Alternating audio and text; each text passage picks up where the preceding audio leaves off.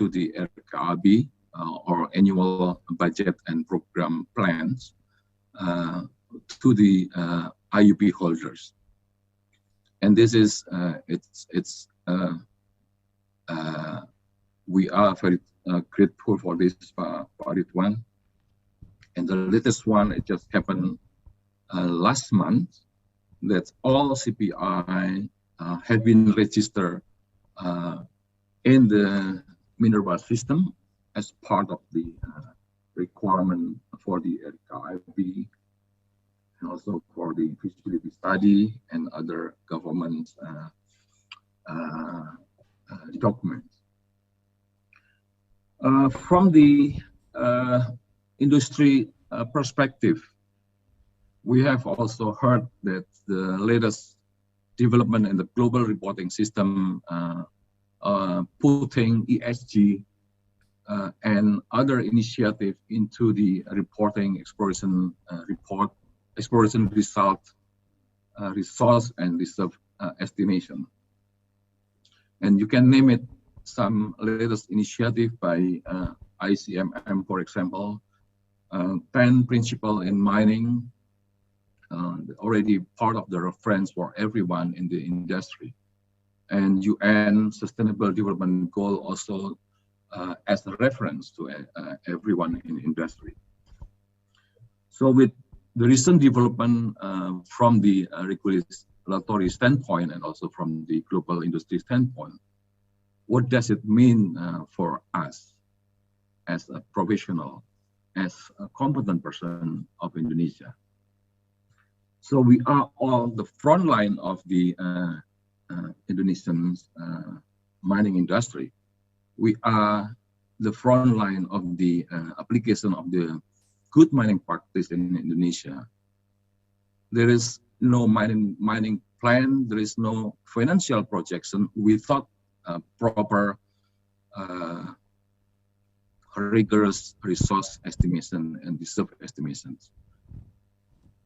How actually the numbers that we all generate means to the financial industry, mean to the governments, mean to the corporations, and how do these numbers can be used to determine the future policy of the governments. It's all related to the KCMA code and CPI as the implementers of the code.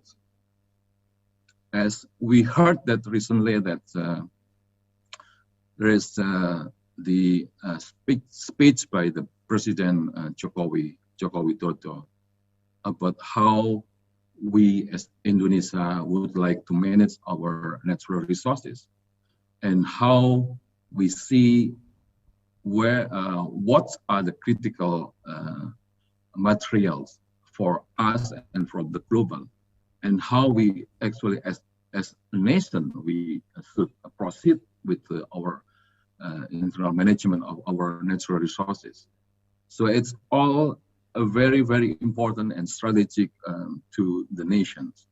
And this is why the code, KCMI code and CPR play a very strategic and important role into the mining industry. And we all aware that the mineral resources is just an engine to transform our country from the primary-based economy, primary industry-based economy to toward the manufacturing services-based economy. And we all are part of this transformation. So to end my speech here, I would like to remind that CPIs and all the mining exploration professionals under MGEI, under IAGI, under Perhapia are very, very important and crucial to the development of sustainable and responsible mining industry in Indonesia. Because CPIs are very important. Please maintain your integrity, be careful, be rigorous, when you do the job, because what you generate will determine the future. And we would like to encourage the competence of the CPIs so that we can compete into the global mining league. And all together with the government, with all the key stakeholders, able to materialize sustainable and responsible mining industry. And would like to wish everyone in the meeting here, hope that you all have a fruitful meeting. Thank you so much for your time, and Assalamualaikum warahmatullahi wabarakatuh. Waalaikumsalam warahmatullahi wabarakatuh. Thank you very much for Bapak Adi Mariono as Ketua Komite bersama KCMI Perhapi.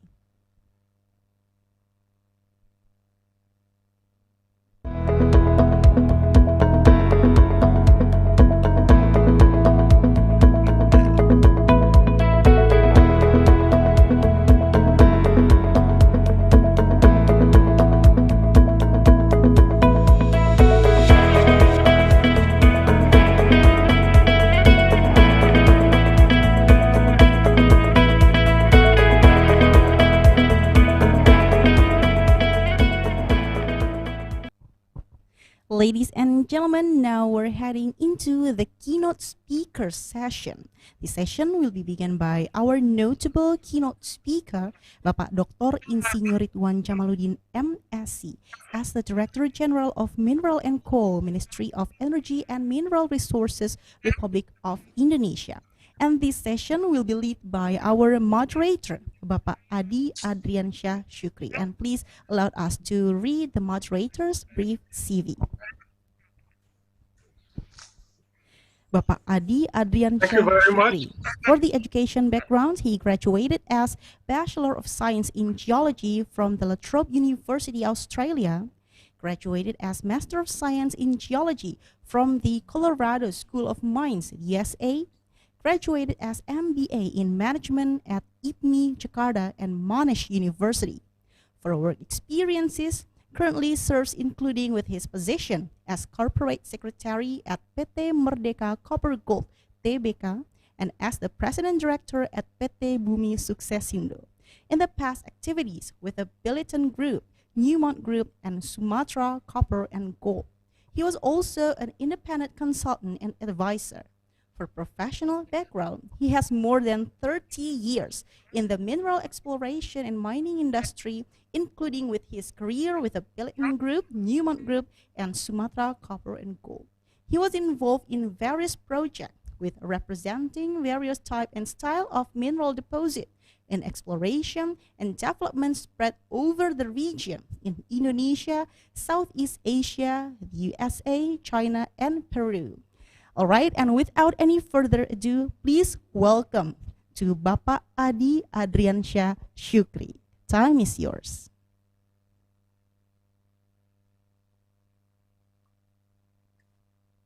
Thank you very much. Assalamualaikum warahmatullahi wabarakatuh. Morning to all of us, with full respects to our attendants, honorable seniors, our mentors, our fellow colleagues, and friends of the MGEIs. I'm very pleased to take this spot as a moderator. As a theme for our first session in this 13th MGEI Annual Convention keynotes, that the topic of an update on exploration and mining within the archipelago.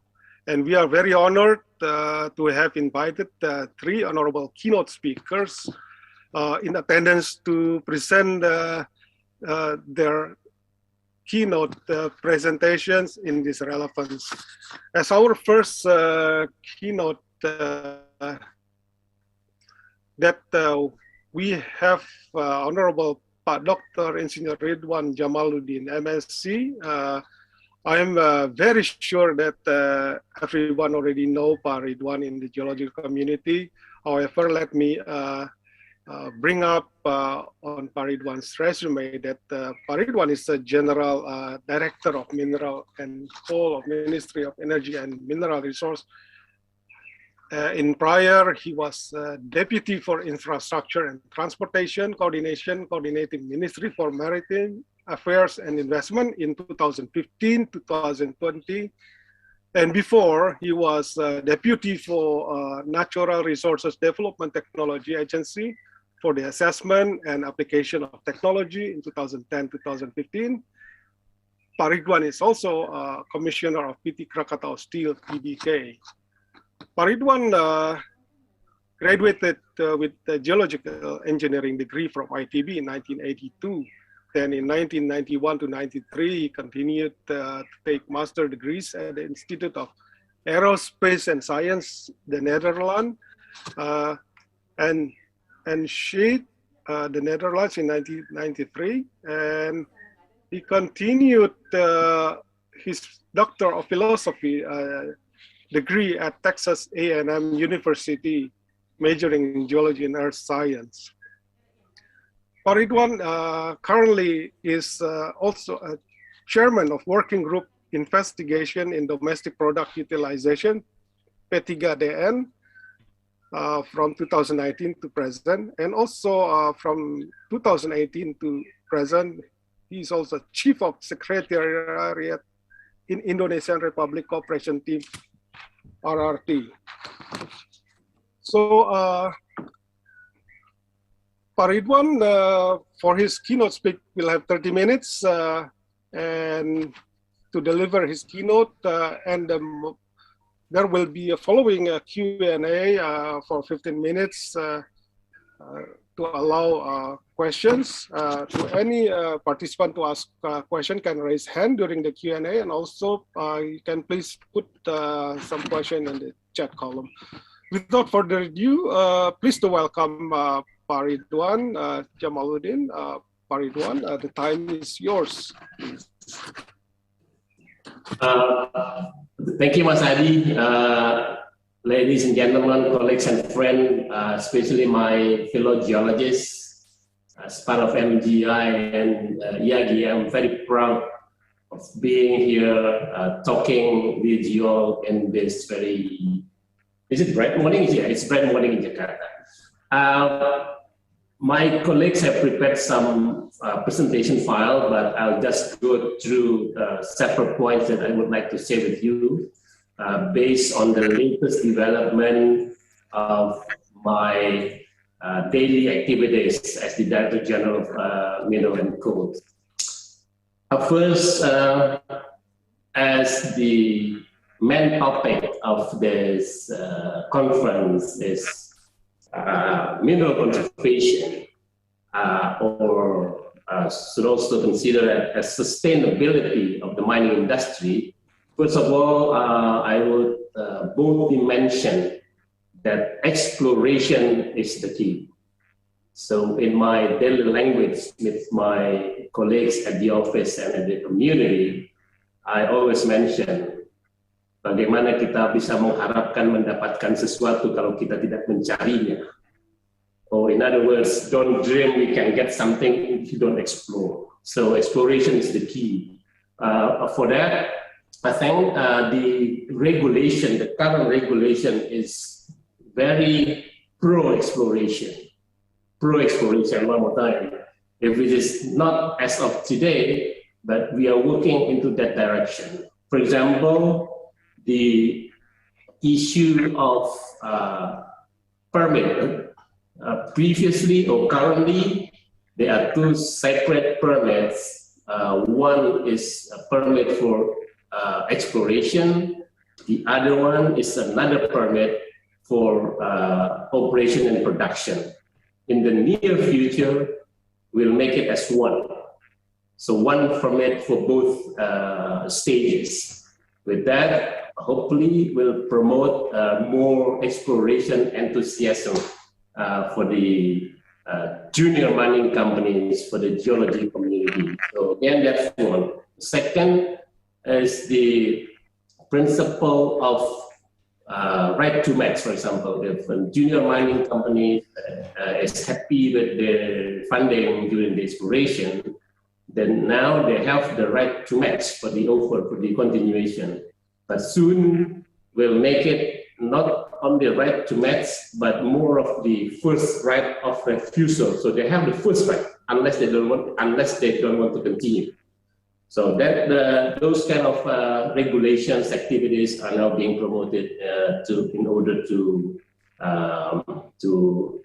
promote more exploration activities.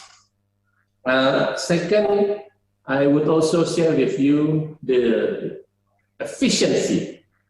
Efficiency is another key issue because in a general term, minerals and coal are not renewable resources. But to me, the renewability is not on the commodities themselves, but more of what we can do to find things, or more the renewability is more dependent on what we have in our mind.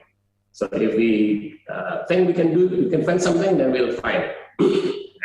And on the other hand, the extraction and the utilization of minerals, including coal, is growing exponentially.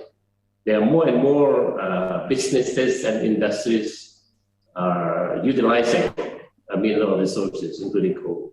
So with that, I would also like to re-emphasize that we have to find more, and we have to use the commodities as efficient as possible. Mas Adi previously mentioned the role of competent person. This is a very important policy, actually. A competent person is a critical component in this industry. With that, we are managing the resources as well as the exploitation of the resources by a competent person. The purpose is to make sure that what we state in our document is correct, is verified by a competent person. On the dark side of this regulation, some people don't like this, the present or the implementation of the competent person, because they prefer to play freely, wildly, which is not good for the sake of the optimal use of the commodities. That's why the use of competent person is a must. We also control the annual planning and budgeting, the RKAB in the bureaucratic process. Again, this is an effort to manage how much a company is allowed to extract, how much they can sell. So again, this is a way the government is managing the exploitation and the utilization of the resources. Similar to the implementation of the competent person, some people also like to tear off this principle. A group of people are trying to put aside this annual planning principle. This is actually not true. This is not good, because if we don't use this planning, then companies, people don't actually follow the principle of efficient use of these commodities. And number 4, I would like to emphasize on controlling the illegal mining. We, all the communities, including the ordinary people, we have to really put a close observation of these illegal mining activities, because it's illegal and it's stealing, basically, and it's not in line with the principle of our Constitution, Article 33. So everybody, all of us, must put a close observation to these illegal activities. I know for ordinary people, they might depend their life on these industries. But I always mention two balancing principles. One is ordinary people as well as business entities are allowed to explore and make use of these commodities. But on the other hand, the government, the state, should also receive its portion, which is in principle, it's not for the government, it's for the sake of the country, it's for the sake of the ordinary people. Second, we have to ensure that the environment is managed properly, so that we have our responsibility to the future generation. Law number 3, 2021, is actually very clear on this. Make sure that the businesses runs properly, the country or government receives its portion as mandated by the regulation, and we have our obligation to sustainably manage the environment.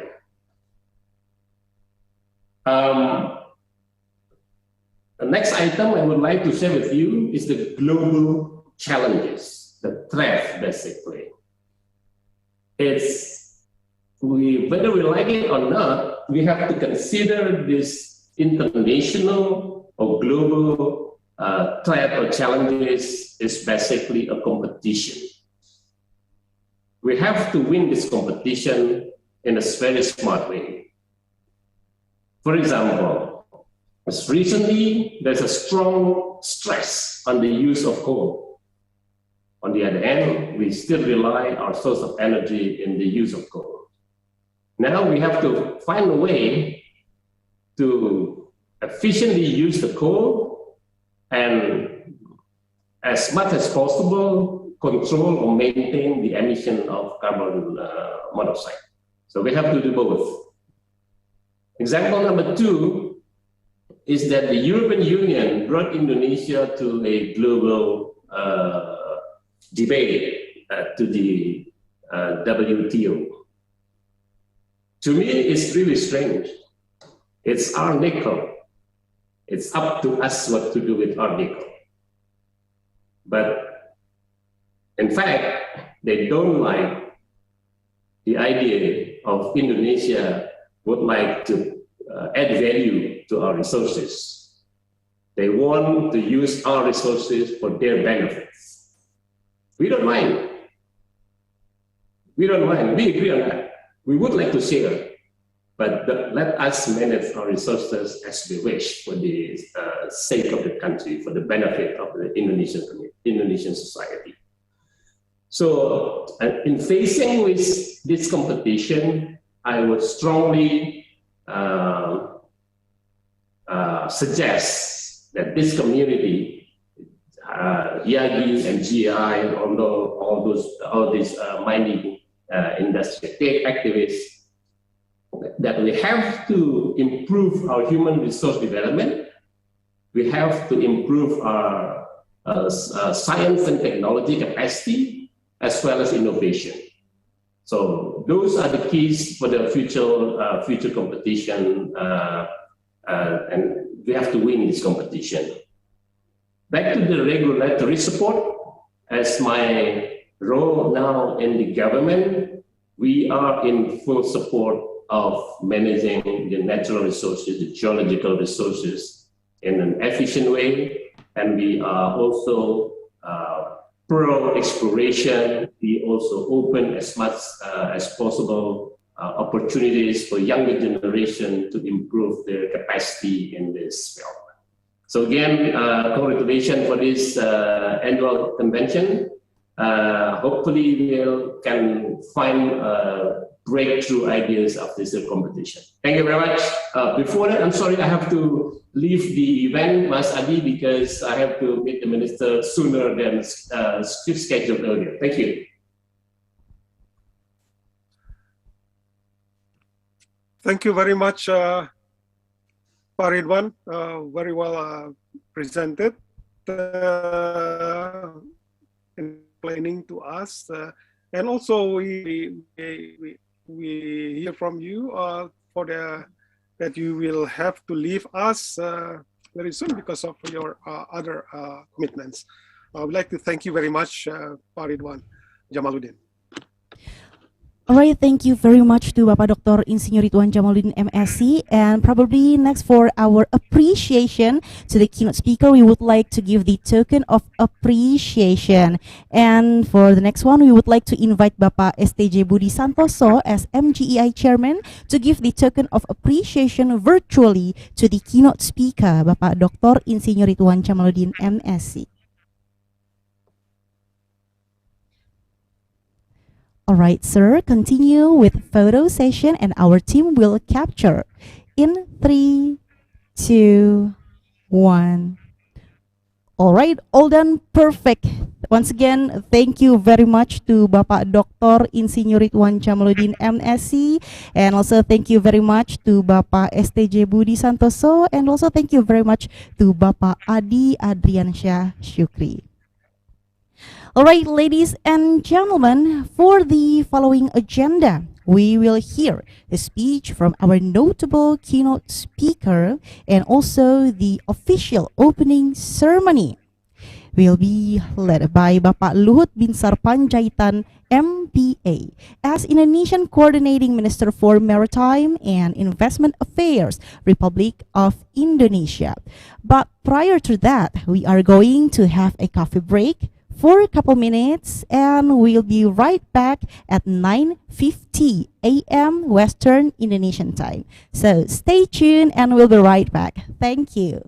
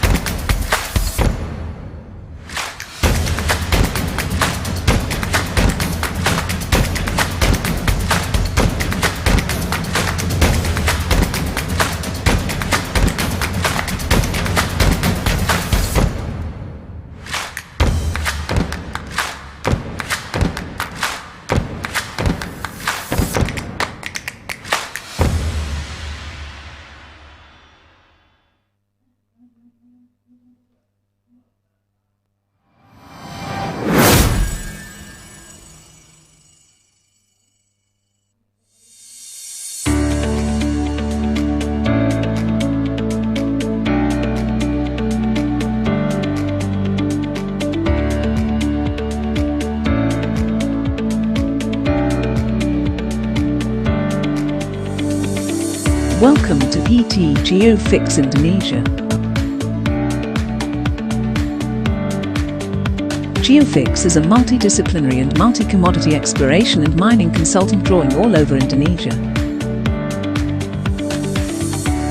With a band of highly skilled professionals as our core, GeoFix committed to maintain the highest standards and best practices, comply with the code and policies, and never compromise on safety, health, and environment in doing our business.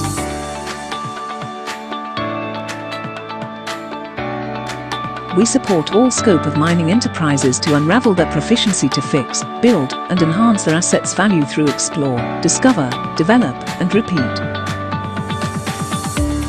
With the provision of innovative, reliable, and high quality of services and solutions, whilst nourishing state-of-the-art platforms and ecosystems in mining industry.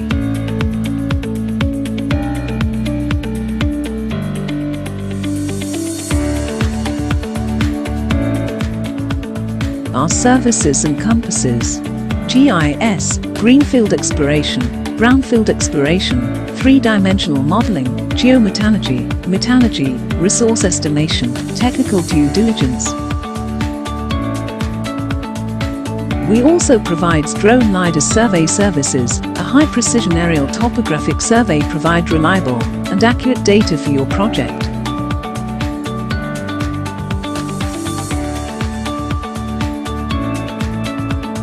GeoFix has diverse professional experiences in assessing across the range of multi-commodities and project stages.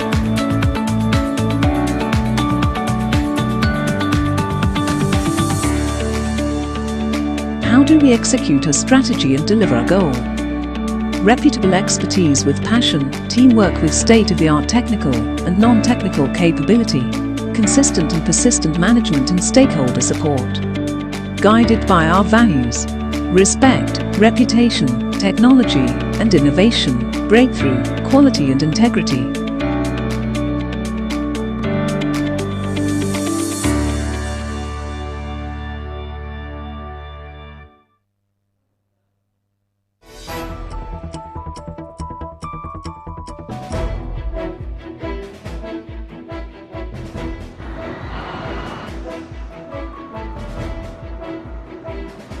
The energy and minerals sectors are experiencing significant times, and the willingness to embrace and ability to harness change will become crucial factors to continuously move forward. Here at Petrosi, embracing this change is exactly what we continue to do. Established in 1972, Petrosi has been listed on the Indonesian Stock Exchange since 1990 and is now recognized as one of Indonesia's leading contractors that serve the mineral resources, infrastructure and oil and gas industries. In carrying out our operations, we are supported by our main shareholder, PT Indica Energy Tbk. Drawing on rich and varied experience throughout the Indonesian archipelago, we are now entering a new stage in our journey, harnessing emerging enablers to drive better performance and pursue new growth opportunities. With over 45 years of experience under our belt, Petrosi continues to be one of the most trusted contract mining service providers in the country, ready to tailor our integrated mining solutions for each of our clients.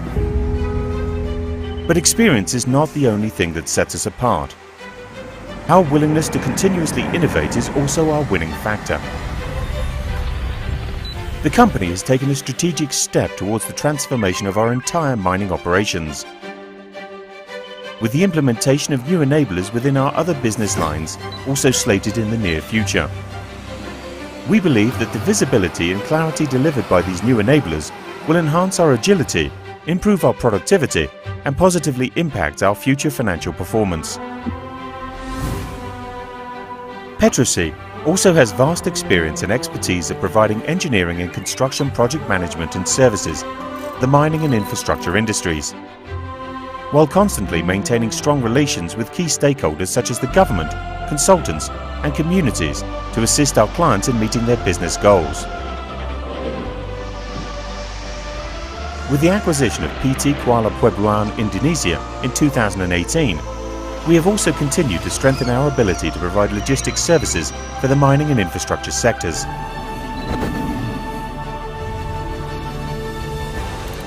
Petrosi provides services for the oil and gas industry in Indonesia through our Petrosi Offshore Supply Base, or POSB. From our deepwater supply base located in Sorong, West Papua, we consistently deliver international standard and cost-effective services to all of our clients. In 2016, Petrosea was officially inaugurated by the Indonesian government as a bonded logistics centre, PLB, for the oil and gas sector. Here at Petrosea, safety is our #1 priority. As one of our core values, safety, health and environment has become part of our culture, which is embedded in every employee. We continuously strive to achieve safe, efficient and productive operations, with an ultimate goal of zero harm to people, the community and the environment. Our talent is our key asset to be successful in the industry. Through our human capital management strategies, we have and will always strive to attract the best talents, develop their full potential and encourage them to become champions of the industry.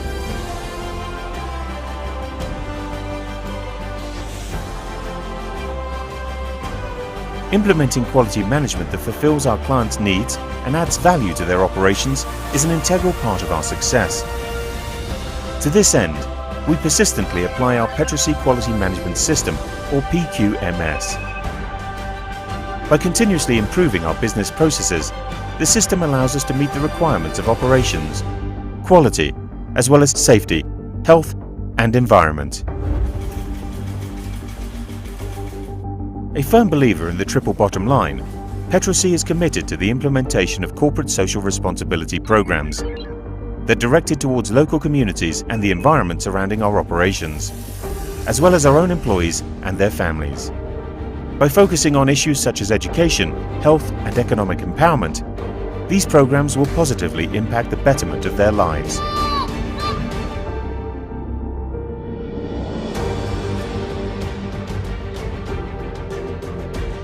Petrosea is no stranger to innovation.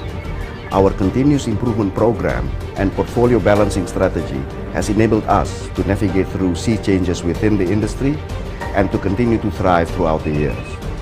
In order to further improve our corporate performance, we are continuously enhancing our operational excellence, while always being very disciplined in implementing good governance across all elements of the company.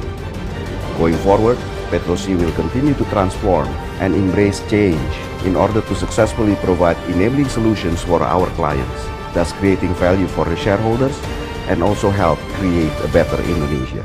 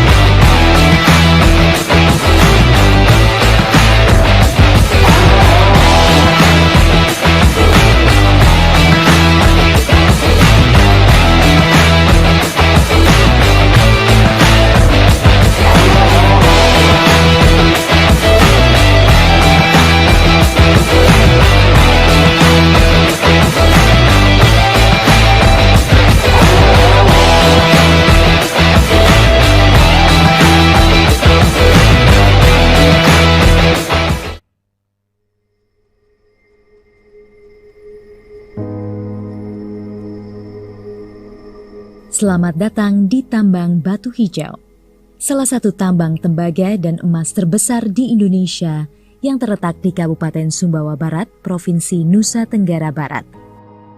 PT Aman Mineral Nusa Tenggara mengoperasikan tambang batu hijau sejak tahun 2016 pasca akuisisi dari PT Newmont Nusa Tenggara. Disinilah kami melakukan rangkaian proses untuk menghasilkan mineral yang sangat penting bagi kehidupan manusia. Aman melakukan transformasi dalam berbagai aspek operasional untuk mencapai visi menciptakan warisan terbaik.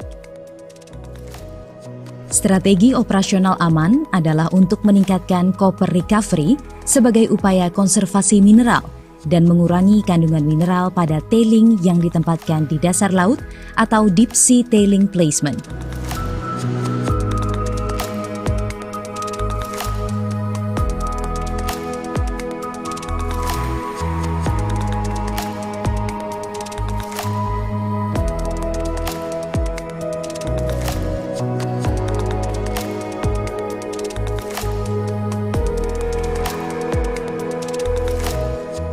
Recovery penambangan juga didukung dengan peningkatan produktivitas peralatan utama, seperti shovel elektrik dan juga haul truck.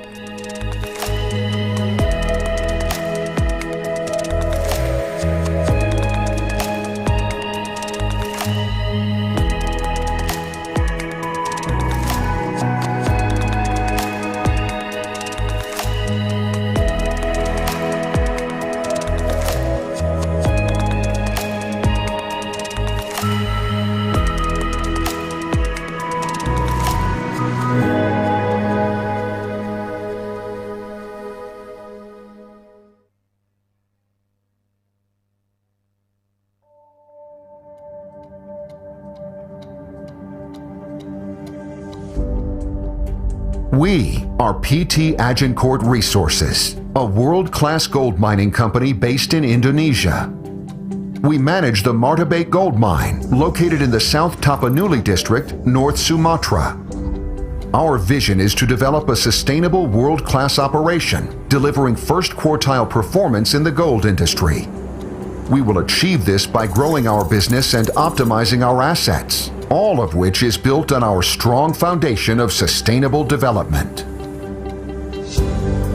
We are pursuing exciting growth opportunities through exploration, the Sulfide Development Project, and plant debottlenecking to 6 million tons per annum.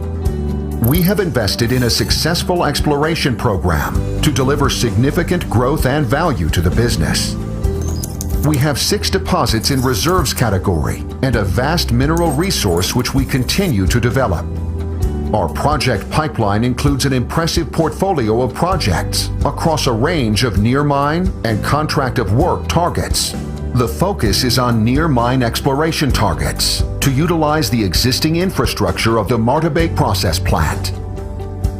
The Sulfide Development Project presents an opportunity to change the game at Martabake, enabling the processing of refractory ore and upgrading the recovery of precious metals from transitional ore. The project upside could potentially double the life of the mine. Our short-term opportunity is to further enhance asset performance by debottlenecking the process plant from its original design to 6 million tons per annum. We can do this with incremental capital investment and drive efficiency and costs even further.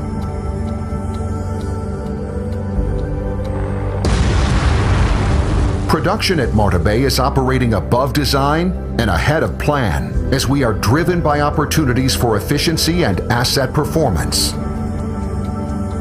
We are delivering in excess of 350,000 ounces of gold and 2.5 to 3 million ounces of silver per annum, all within first quartile cost comparisons worldwide. The foundation of our business is our belief in sustainable development. We believe that mines should be developed, operated, and closed in a socially and environmentally responsible way. In terms of our local community, we deliver practical outcomes, such as employment and capacity building, where more than 70% of our workforce are local people. and our CSR programs, which focus on health, education, infrastructure, agriculture, and economic development.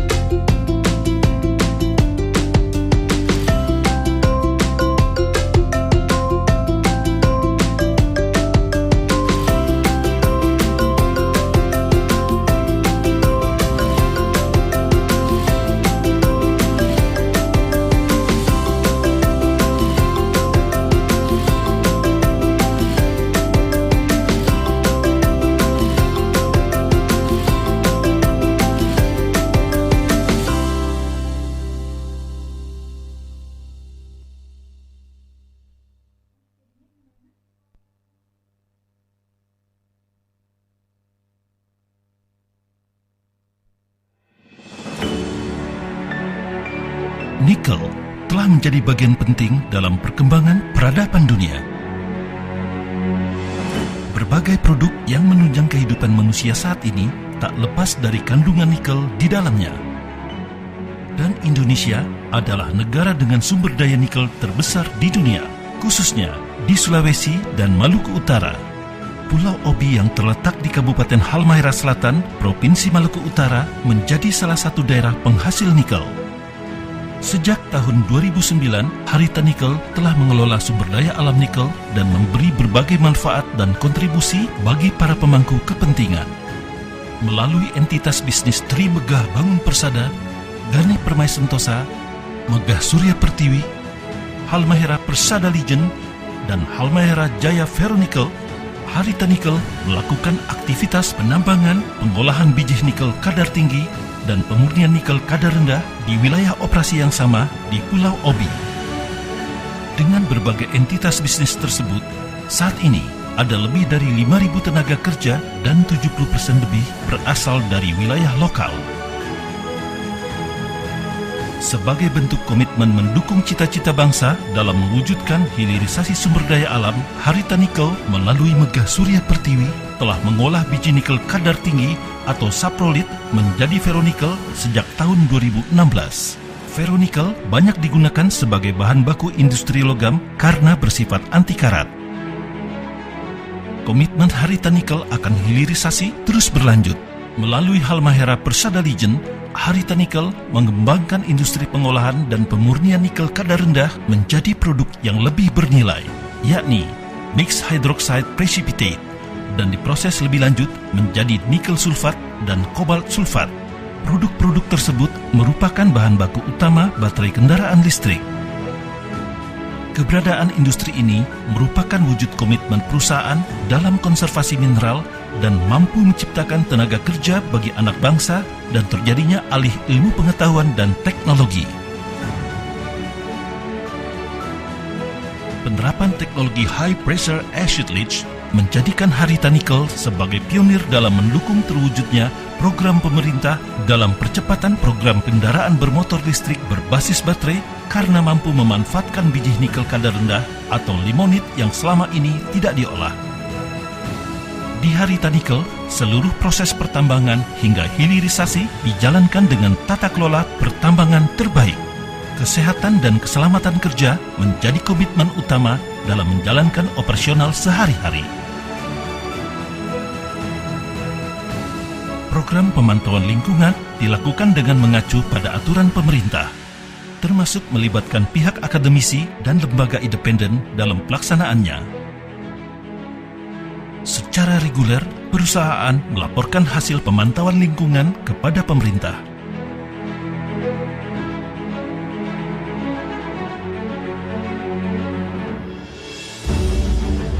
Harita Nikel juga memiliki fasilitas pembibitan tanaman mandiri untuk menunjang aktivitas reklamasi. Kegiatan reklamasi telah dilakukan tanpa menunggu operasional selesai. Perusahaan juga mengelola sisa tanah olahan atau produk samping berupa slag nikel menjadi produk bermanfaat. Dengan izin pemanfaatan dari pemerintah, slag nikel dan abu hasil pembakaran batubara diproses menjadi material bahan bangunan yang kokoh dan berkualitas tinggi, yaitu bata beton. Produk ini telah dimanfaatkan secara optimal dalam pembangunan pondasi berbagai fasilitas perusahaan. Melalui kerjasama dengan pemerintah setempat, Harita Nikel juga berkomitmen dalam pengembangan dan pemberdayaan masyarakat. Berbagai program terus dilakukan untuk mewujudkan cita-cita bersama, yakni menjadikan masyarakat setempat mandiri. Seluruh program mengacu pada 5 pilar, yaitu infrastruktur, pengembangan ekonomi,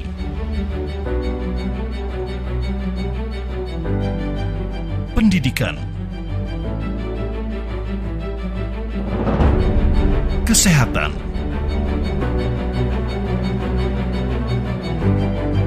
dan sosial budaya. Dengan dukungan dari seluruh pemangku kepentingan, Harita Nikel berkomitmen untuk senantiasa mengoptimalkan sumber daya alam Indonesia bagi kemandirian bangsa, serta kontribusi terhadap pembangunan dan kemajuan ekonomi daerah maupun negara. Dari OBI untuk Indonesia.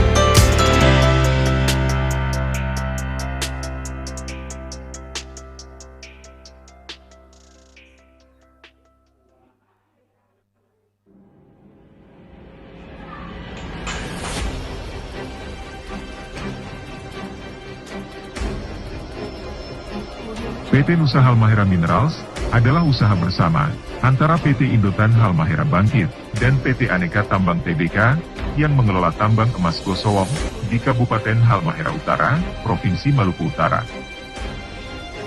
Saat ini, perusahaan mengelola 2 tambang bawah tanah aktif, yaitu Tambang Kencana dan Toguraci, yang memiliki produktivitas dan potensi cadangan yang tinggi.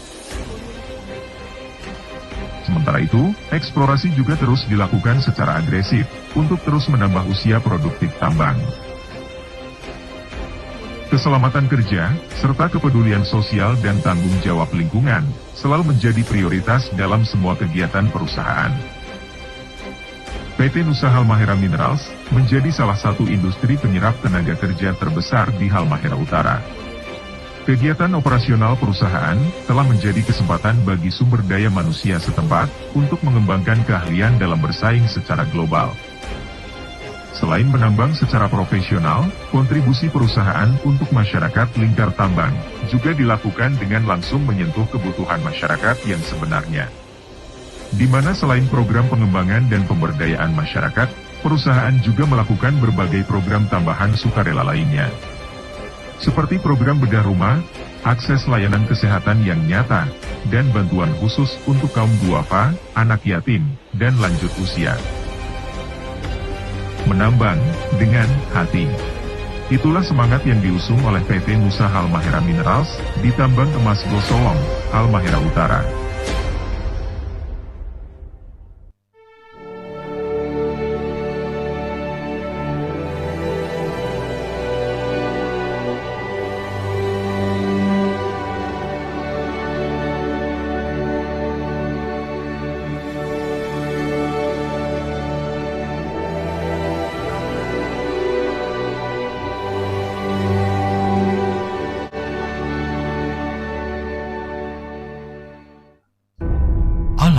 Sebagai ruang kehidupan, kian hari kian menurun kualitasnya akibat polusi udara.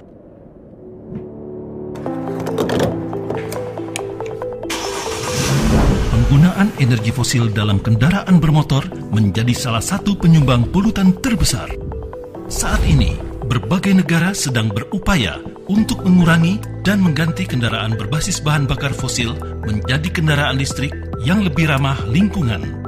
Dan baterai sebagai sumber energi kendaraan listrik membutuhkan bahan baku dari alam berupa nikel dan kobalt. Di timur Indonesia, tepatnya di Pulau Obi, Kabupaten Halmahera Selatan, Provinsi Maluku Utara, PT Halmahera Persada Legend yang dimiliki Harita Nikel dan Ningbo Legend Resources hadir sebagai solusi dengan memproduksi bahan baku baterai kendaraan listrik. Di Indonesia, Halmahera Persada Legend menjadi pionir dalam pengolahan nikel kadar rendah yang selama ini belum pernah diolah. Penerapan teknologi high pressure acid leach menjadi pilihan tepat karena lebih ramah lingkungan dengan konsumsi energi dan tingkat emisi lebih rendah. Dengan proses hidrometalurgi, nikel kadar rendah diolah menjadi mixed hydroxide precipitate. Selanjutnya, produk tersebut akan diolah lebih lanjut dan menghasilkan nikel sulfat dan kobalt sulfat sebagai bahan baku utama baterai kendaraan listrik. Proses pengolahan dan pemurnian nikel dimulai dengan proses penggilingan dan pencucian biji untuk memperoleh aglomerasi biji yang berbentuk lumpur. Kemudian biji diumpan menuju autoclave. Di autoclave dilakukan pelarutan dengan asam melalui tekanan dan suhu tinggi. Setelah itu, slurry dilarikan ke dalam tangki counter current decantation atau CCD. Di sini, material sisa selain nikel dan kobalt dipisahkan dengan mengendapkannya secara bertahap. Campuran nikel dan kobalt yang lebih murni diendapkan dalam bentuk campuran padatan mixed hydroxide precipitate atau MHP. MHP merupakan produk antara dengan kapasitas produksi 365.000 metrik ton per tahun. MHP kemudian dilanjutkan dengan proses pemisahan dan pemurnian yang menghasilkan 2 produk akhir, yaitu nikel sulfat sebanyak 247.000 metrik ton per tahun dan kobalt sulfat 32.000 metrik ton per tahun. Seluruh proses pengolahan dan pemurnian biji nikel kadar rendah dilakukan dengan mengutamakan kesehatan dan keselamatan kerja sebagai landasan utama operasional, serta komitmen tinggi terhadap perlindungan lingkungan berdasarkan peraturan dan undang-undang yang ditetapkan oleh pemerintah. Tak kalah penting, pengolahan nikel kadar rendah merupakan wujud komitmen perusahaan dalam mendukung program pemerintah melalui konservasi mineral serta mampu menciptakan tenaga kerja bagi anak bangsa dan terjadinya alih ilmu pengetahuan dan teknologi. Industri pioner ini ikut mendorong terwujudnya program pemerintah dalam percepatan program kendaraan bermotor listrik berbasis baterai. Dari OBI untuk Langit Biru Indonesia.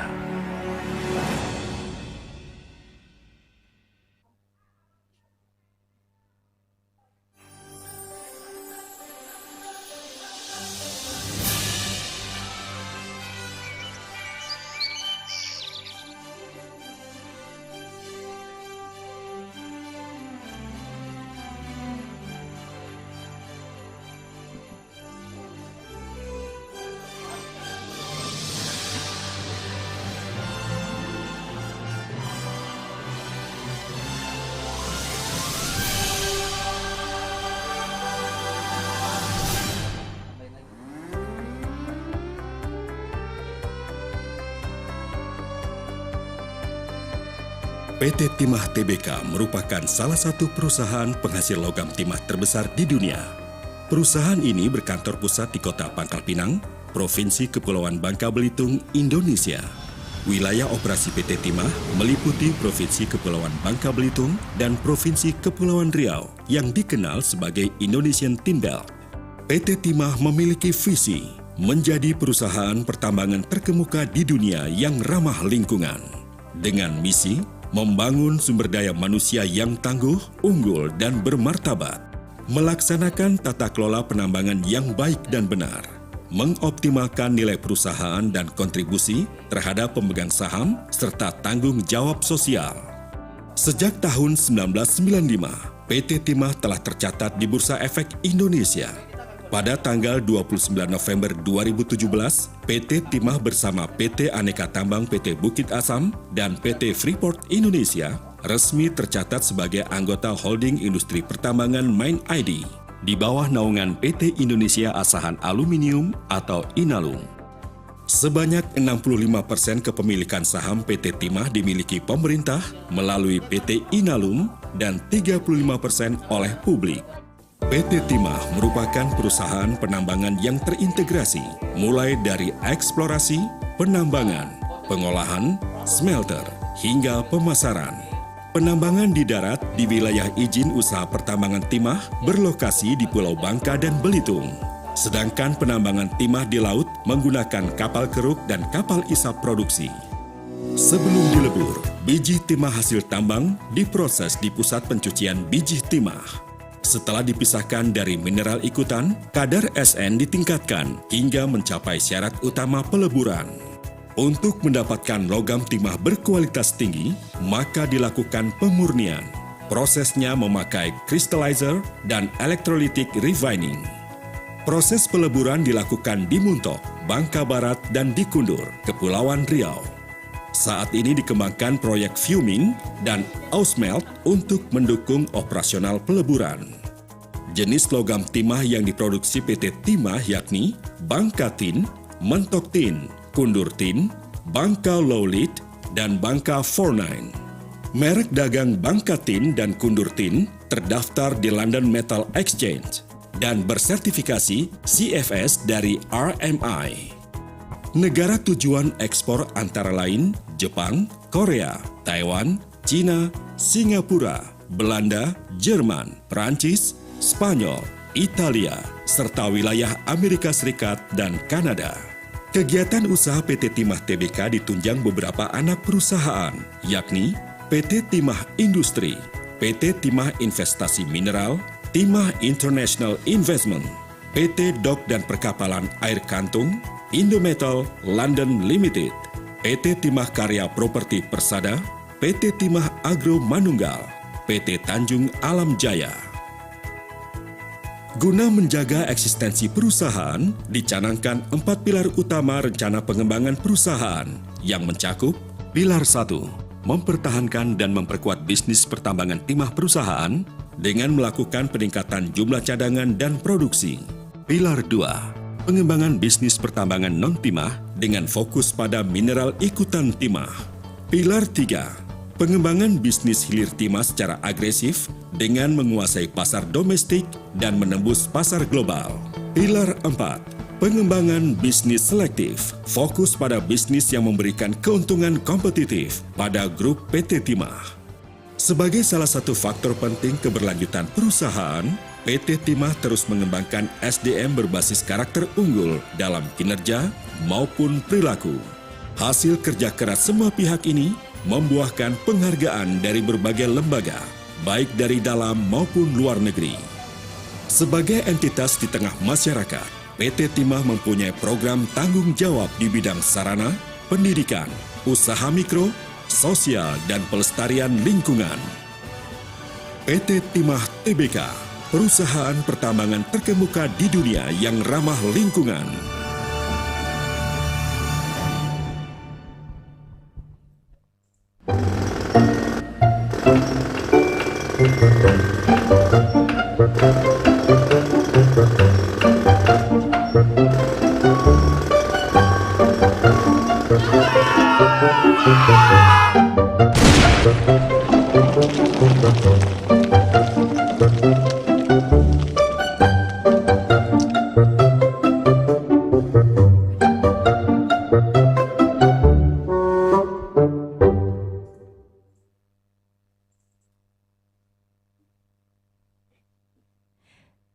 Ladies and gentlemen, welcome back to the 13th MGEI Annual Convention 2021. And before we continue, we would like to inform you that Bapak Luhut Binsar Panjaitan could not attend this event because of urgent matters. We apologize for the inconvenience and thank you very much for your understanding.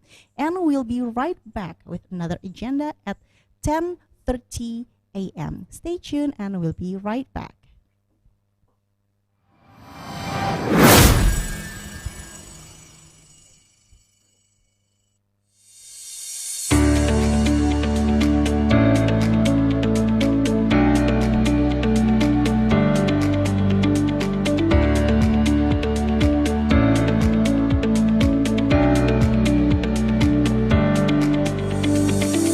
Welcome to PT Geofix Indonesia. Geofix is a multidisciplinary and multi-commodity exploration and mining consultant drawing all over Indonesia. With a band of highly skilled professionals as our core, Geofix committed to maintain the highest standards and best practices, comply with the code and policies, and never compromise on safety, health, and environment in doing our business.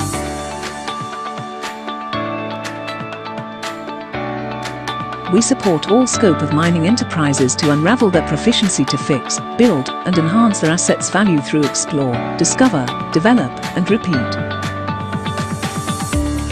With the provision of innovative, reliable, and high quality of services and solutions, whilst nourishing state-of-the-art platforms and ecosystems in mining industry.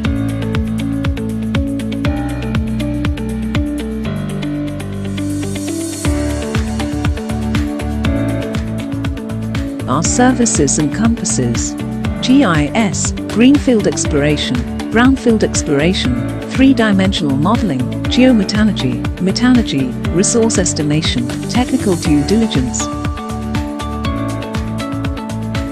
We also provide drone LiDAR survey services, a high-precision aerial topographic survey provide reliable and accurate data for your project.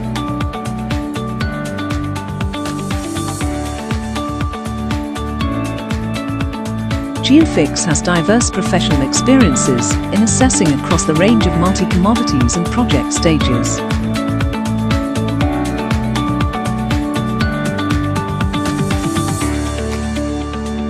How do we execute a strategy and deliver a goal? reputable expertise with passion, teamwork with state-of-the-art technical and non-technical capability, consistent and persistent management and stakeholder support. Guided by our values: respect, reputation, technology and innovation, breakthrough, quality and integrity.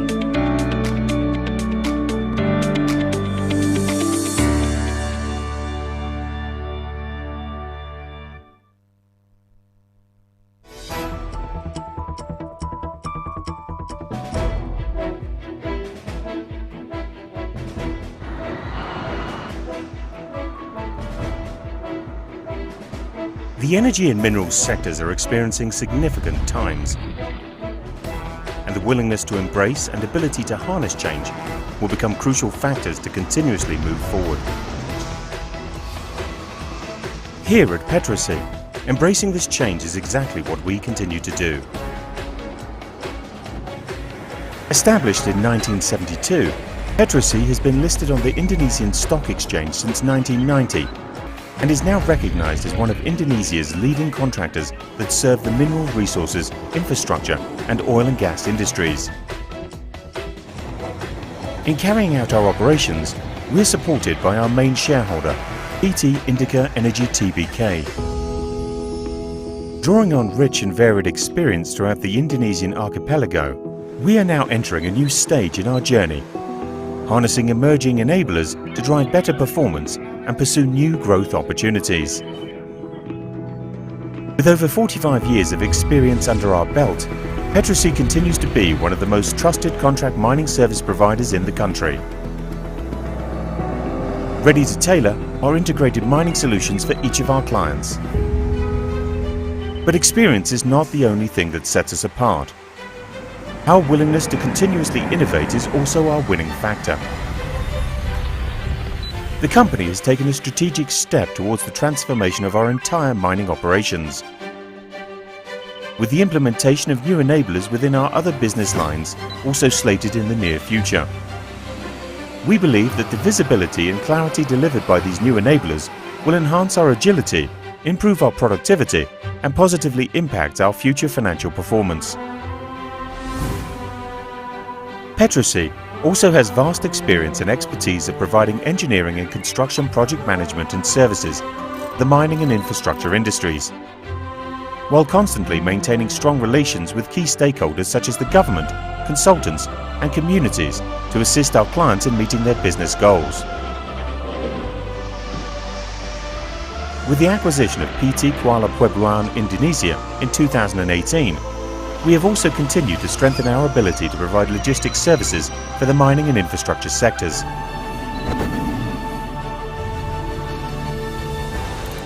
Petrosi provides services for the oil and gas industry in Indonesia through our Petrosi Offshore Supply Base, or POSB. From our deepwater supply base located in Sorong, West Papua, we consistently deliver international standard and cost-effective services to all of our clients. In 2016, Petrosi was officially inaugurated by the Indonesian government as a bonded logistics centre, PLB, for the oil and gas sector. Here at Petrosi, safety is our #1 priority. As one of our core values, safety, health and environment has become part of our culture, which is embedded in every employee. We continuously strive to achieve safe, efficient and productive operations, with an ultimate goal of zero harm to people, the community and the environment. Our talent is our key asset to be successful in the industry. Through our human capital management strategies, we have and will always strive to attract the best talents, develop their full potential and encourage them to become champions of the industry.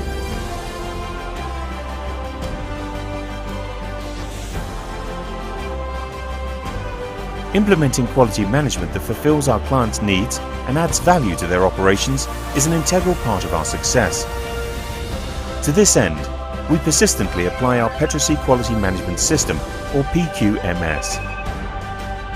By continuously improving our business processes, the system allows us to meet the requirements of operations, quality, as well as safety, health and environment. A firm believer in the triple bottom line, Petrosi is committed to the implementation of corporate social responsibility programs that are directed towards local communities and the environment surrounding our operations, as well as our own employees and their families. By focusing on issues such as education, health and economic empowerment, these programs will positively impact the betterment of their lives.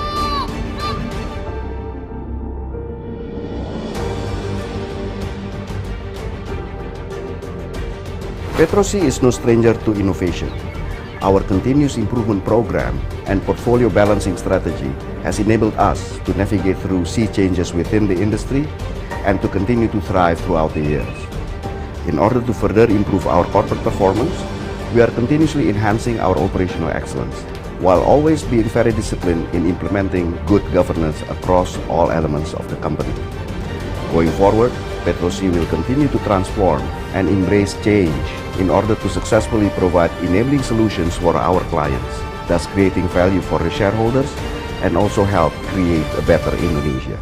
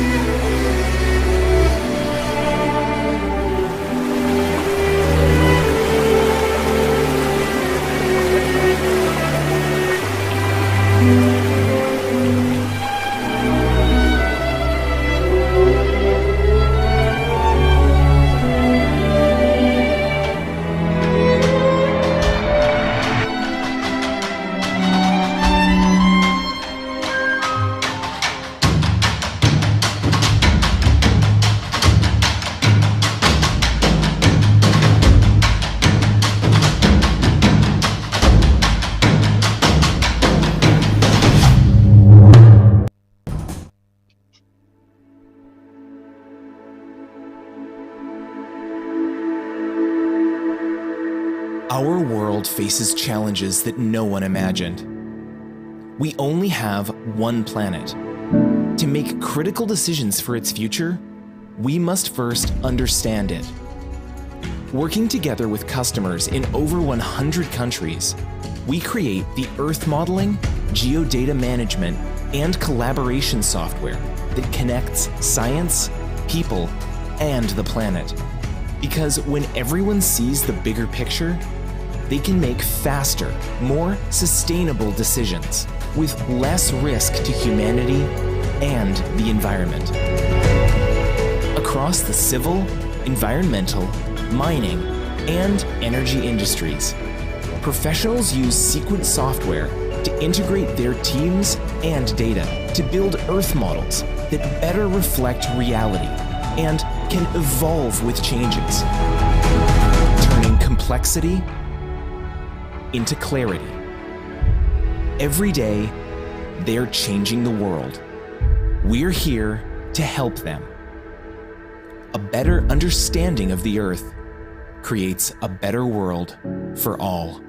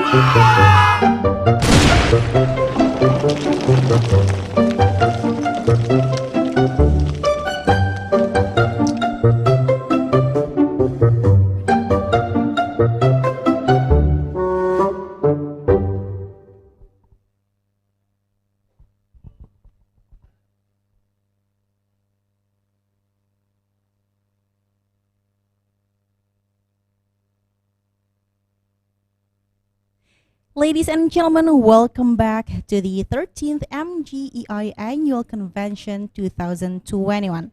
Now we would like to continue with the following agenda: the speech and the official opening ceremony by our notable keynote speaker, Bapak Dr. Insinyur Eko Budi Lelono as the head of Geological Agency, Ministry of Energy and Mineral Resources, Republic of Indonesia.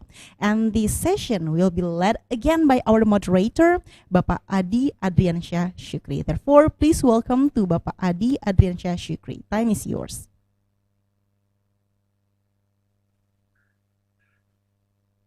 Thank you very much.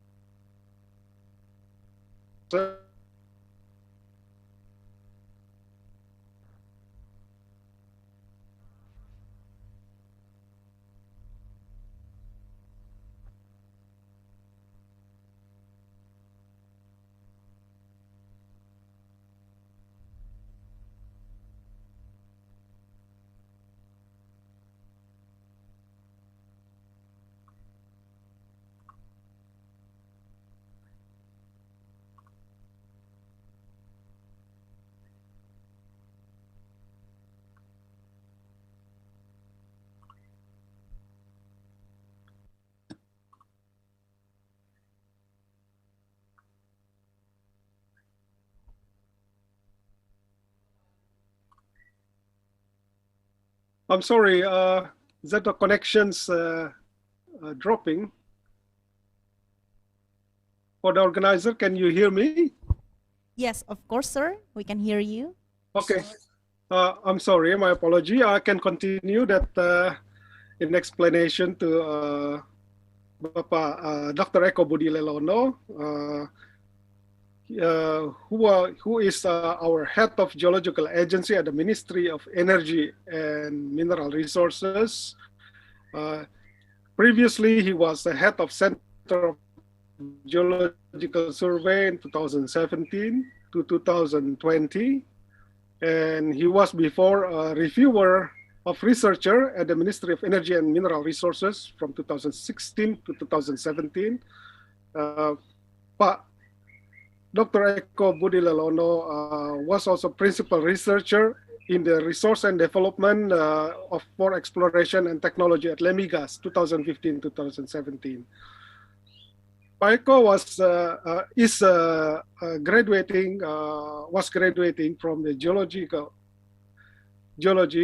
from the University of Gajah Mada, where he continued his PhD for Palynology and Stratigraphy from the Royal Holloway University of London. Pak Eko is a permanent representative of Indonesia to CCOP from 2020 to now, and reviewer of scientific journals, Indonesian Institute of Science since 2016. A reviewer of accredited national and international journal 2011 and now. He was a member of scientific journal. He was a member of National Exploration Committee, CAN, 2015 to 2016. In 1997 to 2000, he was a member of Southeast Asian Research Group, Royal Holloway University of London. He also a member of geologists in East Kalimantan coal mines in 1988 to 1990, a member of Integrated Advanced Research, RUT, in 91 to 1995. Herewith, please to welcome Pak Dr. Engineer Eko Budi Lelono. Pak Eko Budi Lelono will have his time for 30 minutes to present keynote speak. Pak Eko, the time is yours without further ado.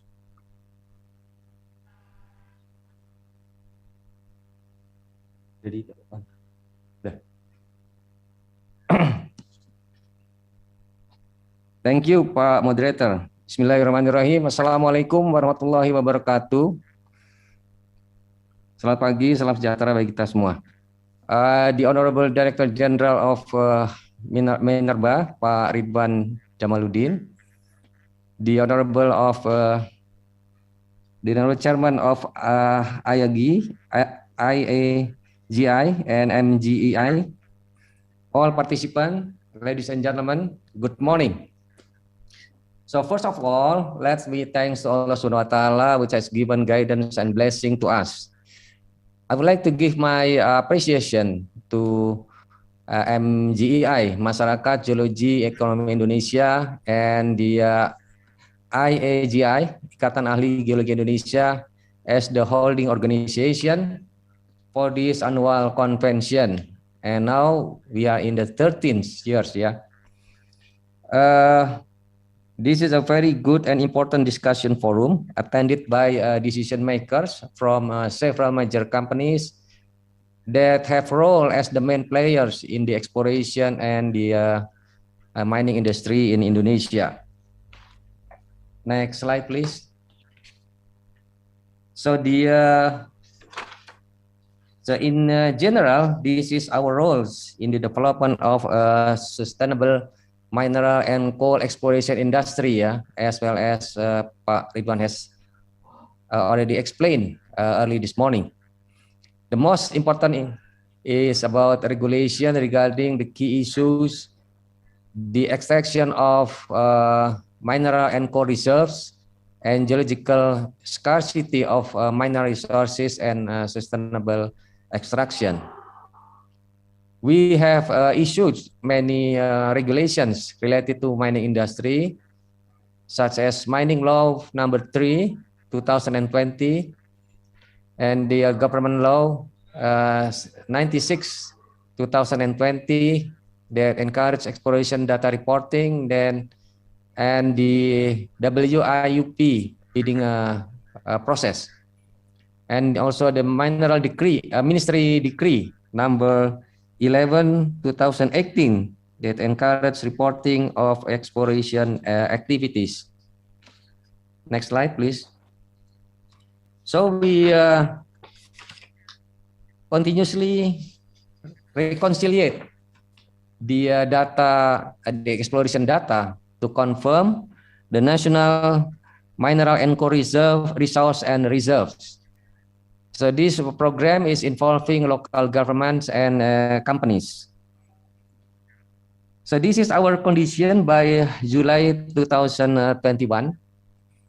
If we look at the chart, of the resources and reserve, the main mining production commodities. So this, for example, gold metals has total resources of about 8,047 tons with 2,040 tons of total reserves. Whereas bauxite metals containing alumina with total resources of about 1.8 billion tons and 913 million tons of total reserve.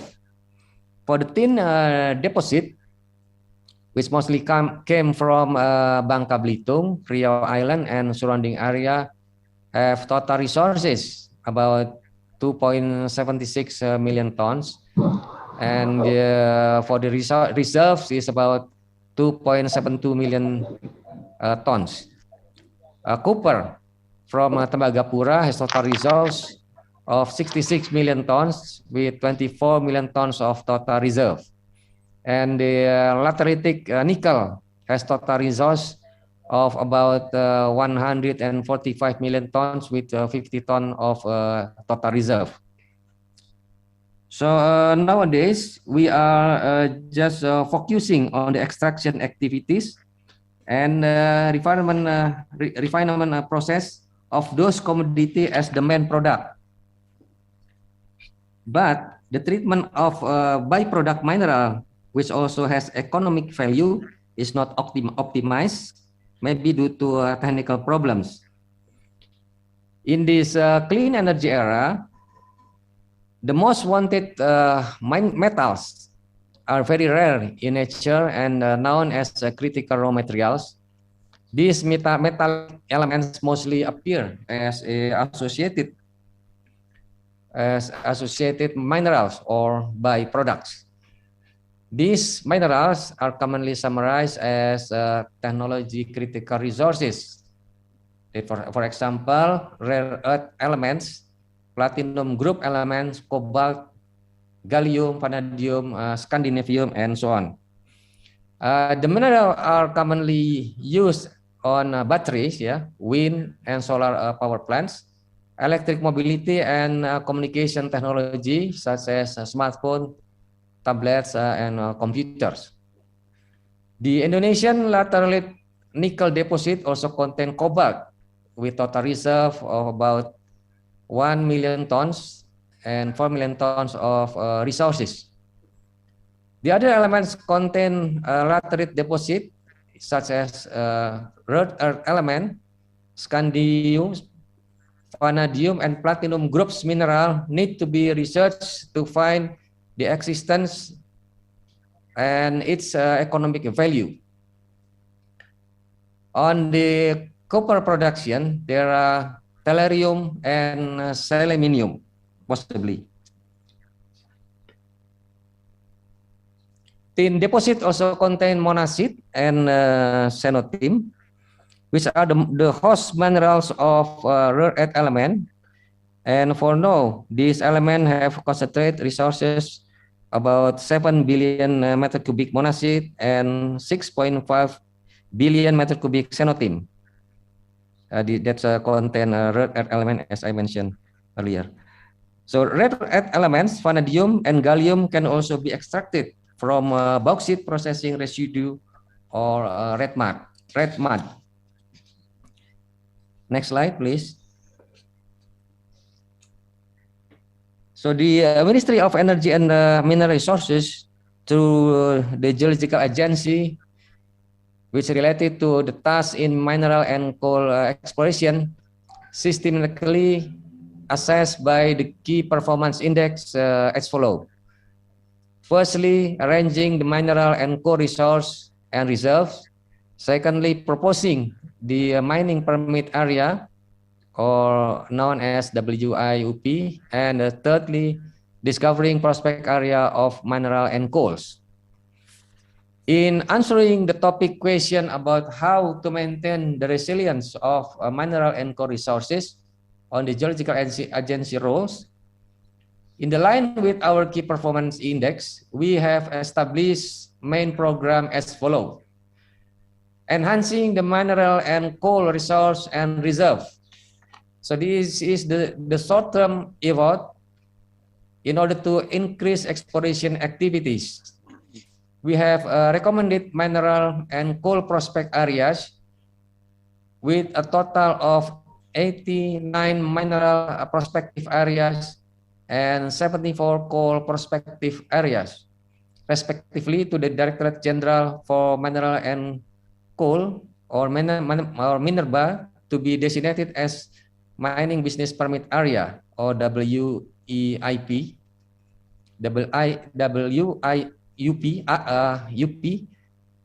that will be offered to the public by the bidding process in accordance with the regulation and procedure. The highest number of mineral prospect area is 49 blocks of gold and copper, followed by 21 blocks of nickel. The other prospect areas are of iron, tin, bauxite, alumina, chromite, and manganese. Next slide.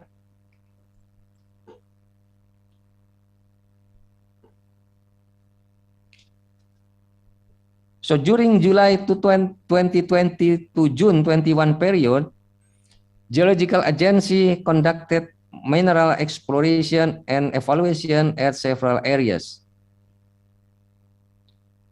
In the second semester of 2020, mineral exploration was conducted at West Sulawesi and East Java province, and the evaluation that have been done are evaluation of nickel cobalt characteristic in low-grade nickel laterite deposit, evaluation of mineral potential associated with laterite bauxite deposit, and evaluation of zircon. In the first semester of 2020, mineral exploration has been done at Aceh, North Sumatra, West Sumatra, West Java, East Java, West Kalimantan, West Nusa Tenggara, East Nusa Tenggara, North Sulawesi, and Maluku provinces. The collaboration between the Mineral and Geoscience Department of Malaysia, or GMG, and the Geological Agency of Indonesia on the scientific and technical cooperation in the field of geology and mineral resources, named the correlation of geology and the potential of minerals and coal in national borders, continues until 2024.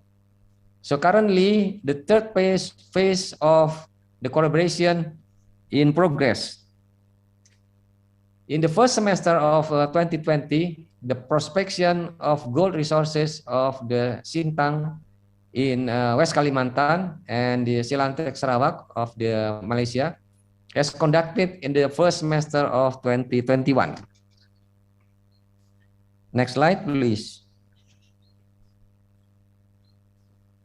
So with the development of investigation and understanding of concept of mineral deposit, we recognize that there were several types of mineral deposit which also been published in the previous metallogenic map. Hydrothermal deposit associated with the magmatism process are the dominant deposit types, such as porphyry, epithermal, skarn, and the dominant secondary deposit are nickel laterite and alumina bauxite.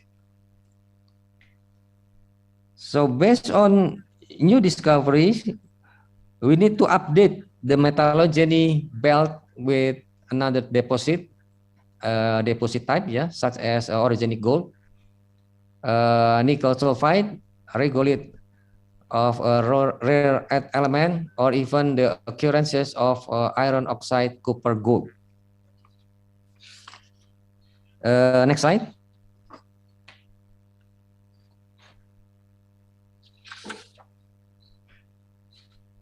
Greenfield is an area that has indication of mineralization and mineral potential outside the WIUP boundary. Regarding the metallogenic belt, we must also upgrade to provide the latest data and information along with the interpretation, analysis, evaluation, and interpretation of available data supported by the latest understanding of mineralization concepts aided by technology. For example, GIS and others will provide a better prediction of where this mineral found by defining exploration targets area in various stages. Based on the evaluation prospective mineral, it is including metallic and non-metallic.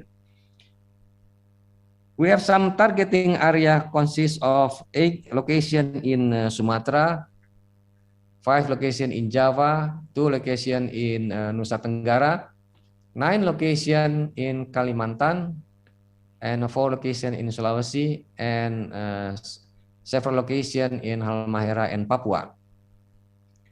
Within several gold, copper, chromite, manganese, nickel, aluminum bauxite, rare earth element, and non-metallic mineral commodities. Next slide, please. So Indonesia has significant coal resources and reserve, which account for about 142.66 billion tons of resources and 37.52 billion ton reserve. This is based on our estimation in July 2021. Most of Indonesia coals are mediums and low-rank coal. The data are obtained from 1,517 locations, which consists of 76 coal contract of work, 69 foreign investment permit, 890 domestic investment permits, 333 unregistered permits, and 190 location of government exploration. So we have divided the data into verified, which has been estimated by the competent person, and unverified data, which is not yet estimated by a competent person. As a note, in 2021, we are still involving the core resource data from unregistered permit, as long as they have adequate resources data and are not overlapping with other registered permit. However, all reserve data are obtained from registered permit. Next slide.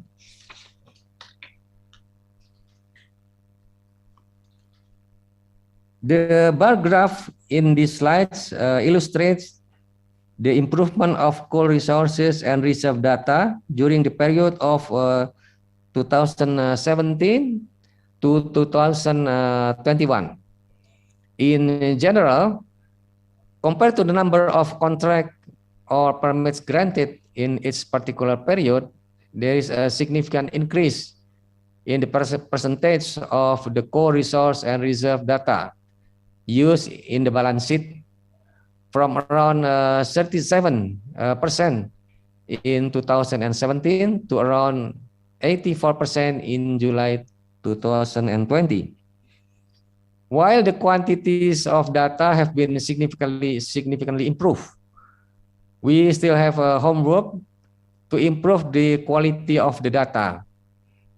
As shown by the pie chart in this slide, up to July 2021, from a total number of domestic permit holders, only 39% companies have used CPI, or Competent Person of Indonesia, or its resources and reserve data estimation, while the rest has not yet been verified by a competent person.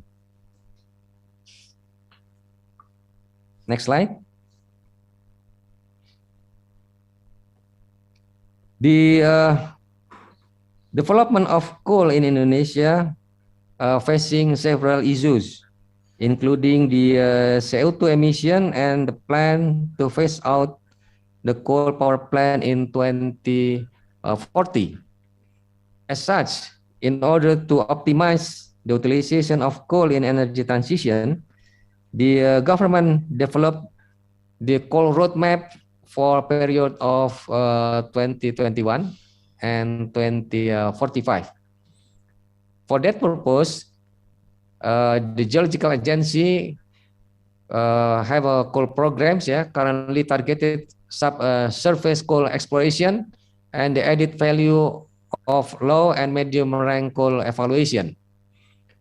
Our project focuses on coal characterization to explore the possibility of Indonesia coals to to be used in various coal added value utilization programs, such as coal as a source for advanced materials, for example, graphene and rare earth elements that support the development of green energy, as well as coal for metallurgical industry and agro industry that support the circular economy and sustainable development.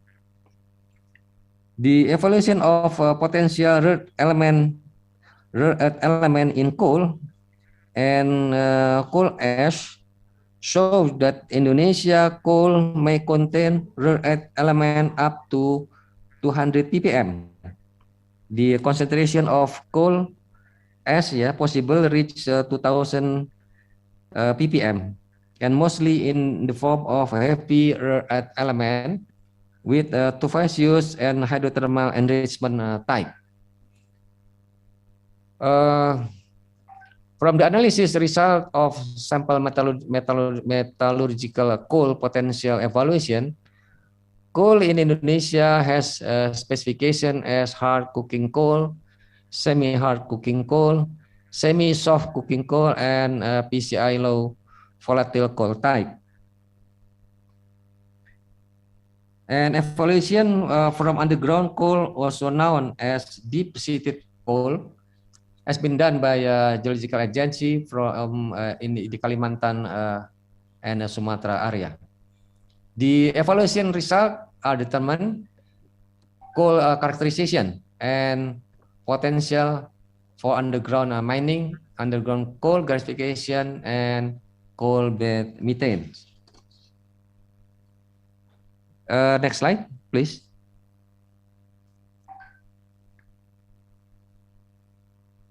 So this showed the evaluation of rare earth element potential in coal and coal ash.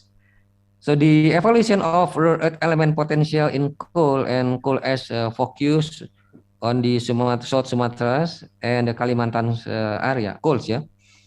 In general, in the long term, through collaboration with other institutions, the project aims to provide information not only on the location and resource of rare earth element in Indonesia, in our coal, but also the rare earth element utilization and the extraction methods. The evaluation of metallurgical method, the evaluation of metallurgical coal,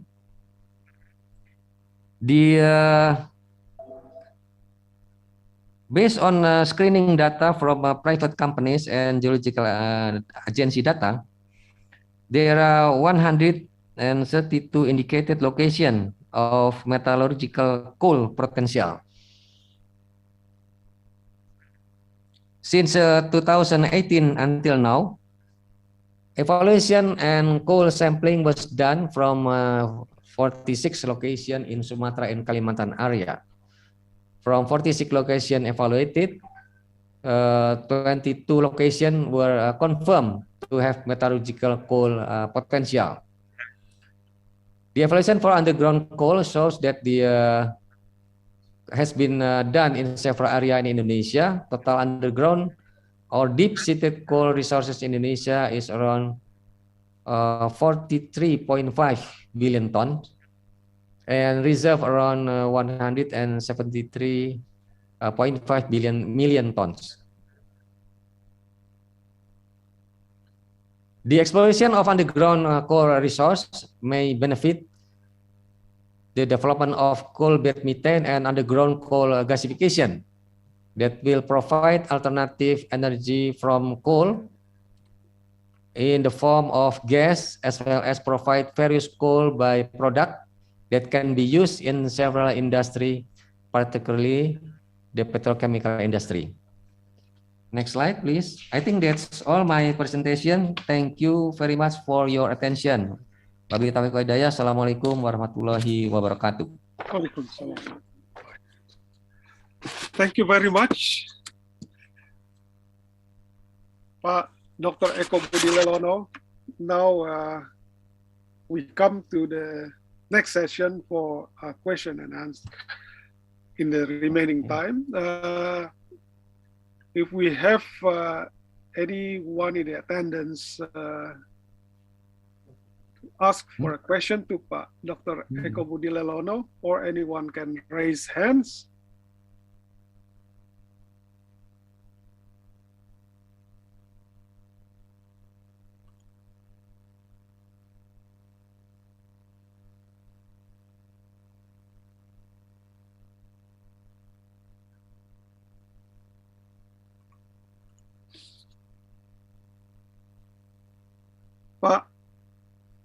Pak Eko, we have a question, a raised hand from Pak also, and also in the chat column to ask to you. Pak Budi, can please? Thank you, Pak Adi. Terima kasih banyak Pak Eko Budi Lelono atas presentasinya. This is also very concise and comprehensive presentations covering the latest status of resource and reserve, and also some potential from the greenfields target in Indonesia. I would like to know what will be the roles of the Badan Geologi embracing the plan of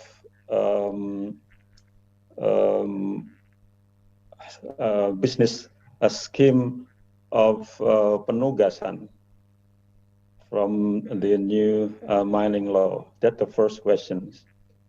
The second one is, will it be possible for the public to access the data in a certain level of data of the prospectivity area or prospective area that Badan Geologi now has in their project pipeline?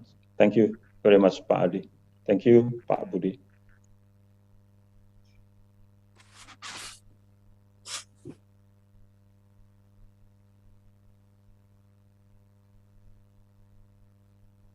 Pak Eko, if you like to make comments on that.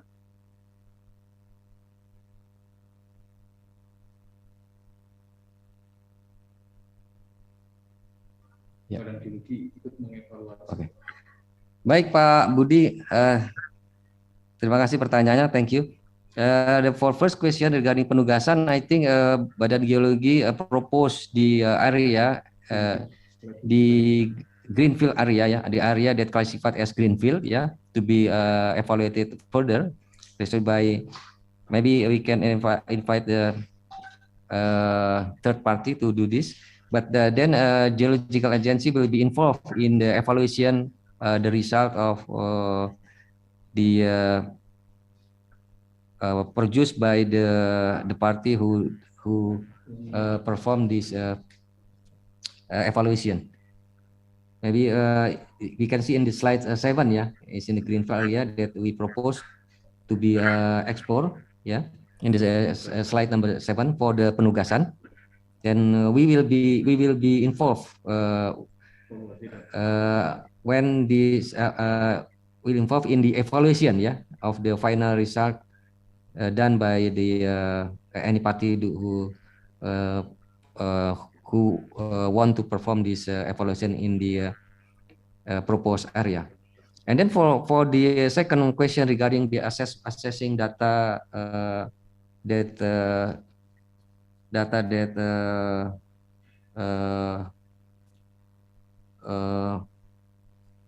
done by Badan Geologi, I think we welcome any party who want to assess or to see our data, because as you understand that this our activities 100% funded by the government through the APBN. So this is data, this public domain, and you can access our data. But of course, for the formality, there is a kind of application ya, surat permintaan lah ya. Dan this is not to make it complicated, but just as a formality that some parties selected our certain data for our documentation only. Thank you. Pak Eko, we have a next question, as also in the chat column.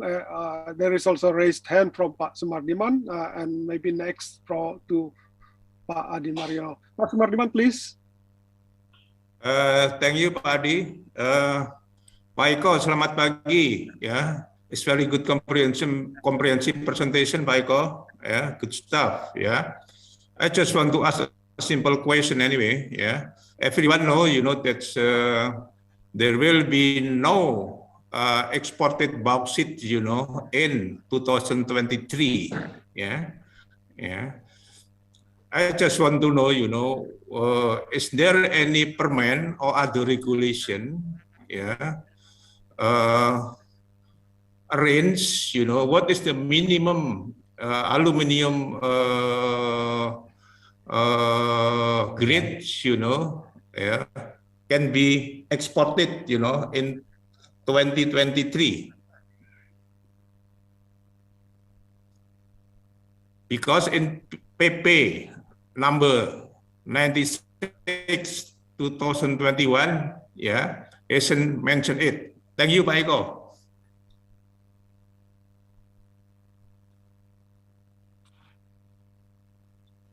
Thank you, Pak Suardiman, for the question. I think, as we understand that the government will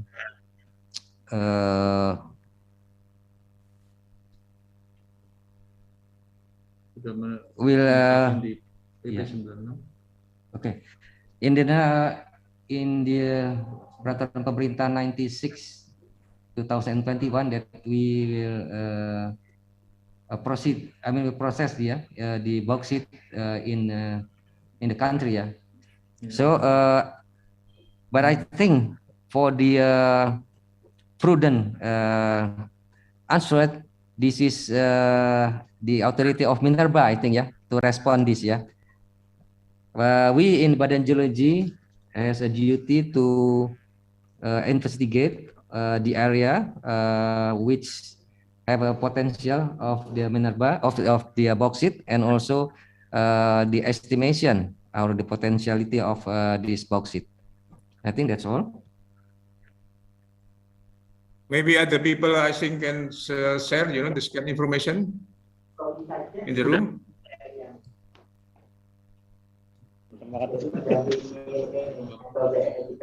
Okay. Thank you very much, Pak Eko, Pak Sumardiman. We can, if that already answered questions to Pak Sumardiman, we can move to Pak Adi Mariono for the question from Pak Adi Mariono. Please, Pak Adi. Thank you, makasih Pak Adi juga. Mas Eko, selamat pagi. Assalamualaikum warahmatullahi wabarakatuh. Just continuing Pak Budi question on the first one about the assignment scheme or penugasan. And the other hand, wealth of knowledge by the Badan Geologi experts, and also wealth of data that our colleagues and Badan Geologi have collected.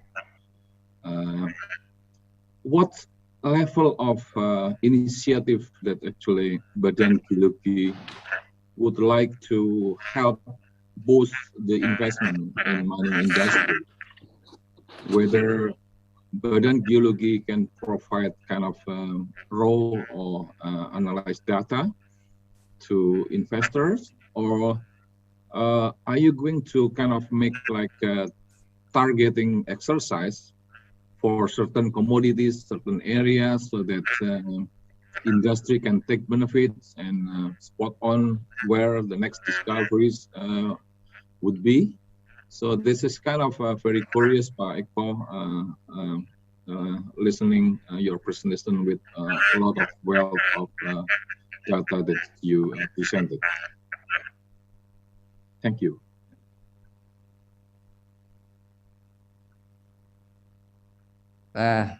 This question, your question, requesting detail reply, yeah. But as I show earlier in slide four, that our role is actually identifying the prospecting area, yeah, as well as the calculating the its potentiality. And this data we as a basis of our proposal to be submitted to the Director General of Mineral and Coal, yeah, or Minerba, as a proposed area, a working area, yeah. So in the slide number 4, I think, so we basically proposing the mining permit area atau or WIUP, yeah, and of course this is submitted to Directorate General of Minerba, and Minerba will issue this as a will offer this as a working area.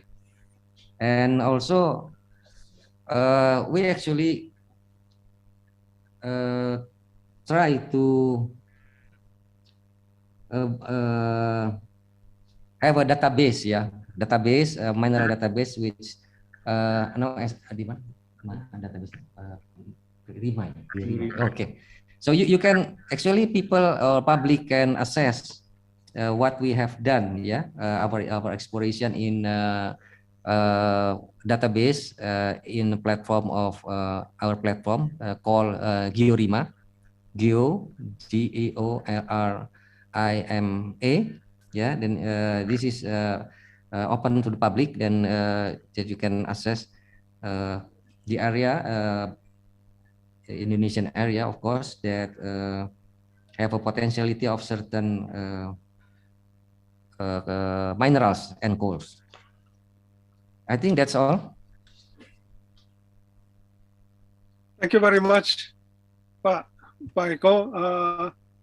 If we have any more from the audience participant to ask question to Pak Eko, or perhaps I can ask you a question, Pak Eko, for the last one. Seeing your presentation slide about CPI, you mentioned about CPI involvement in participation, verification of our coal resources and reserves, commencing only in 2019. What you can tell us or elaborate more about our CPI condition and current needs and the future role as independent consultants or certified CPIs to support both industry and also government as regulators, Pak Eko? Yeah, I think you are right, Pak. But we need a competent person, yeah. Yeah. So in order to estimate, yeah, the resource and reserve, yeah, also the report, yeah, accurately. I think this is very important to have a competent person, and we as the part of the government, a geological agency, 100% support the existence or the program of competent person, yeah, because we are actually assisted, yeah, by the existence of a competent person, yeah, because by the competent person we can have, the geological agency have has accurate data. So anything information we launch to the public is will have a high value because has been assessed by the competent person. I think. Thank you. Thank you very much. If you don't have any more, in questions, chat columns. Perhaps we'd like to give applause to Pak Eko.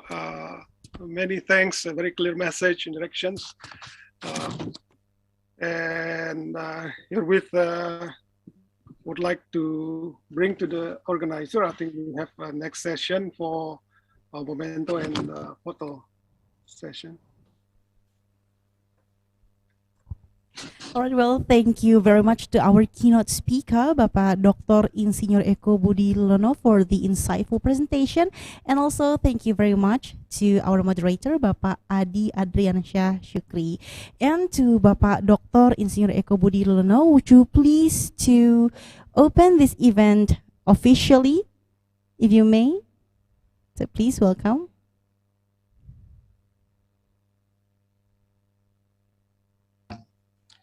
Ladies and gentlemen, by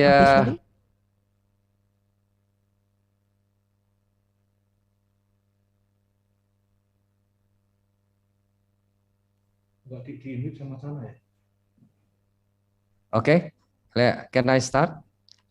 Yes, sure. Okay, sir. By saying Bismillahirrahmanirrahim, this forum officially open. Thank you.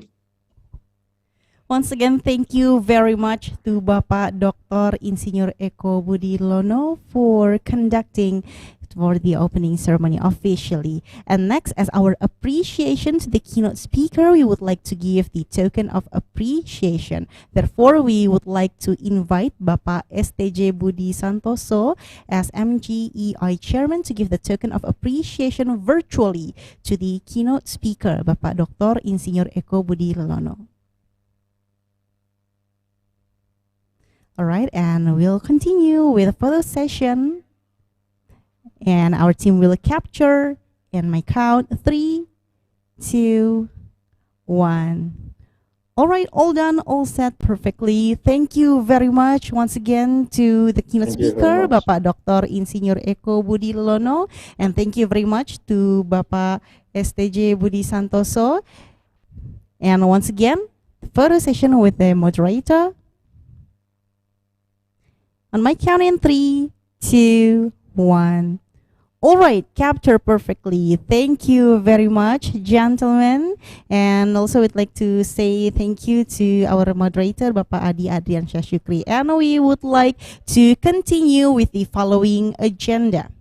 All right, ladies and gentlemen, for the following agenda is the presentation from our notable keynote speaker, Mr. Fraser McCorkadale, as the General Manager Exploration, Newcrest Mining Limited. And this session will be led again by our moderator, Bapak Adi Adriansyah Syukri. Therefore, please welcome and time is yours.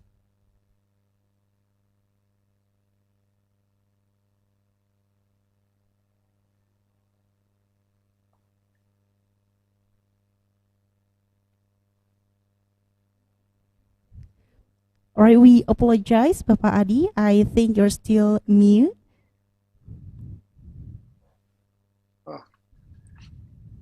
Thank you very much.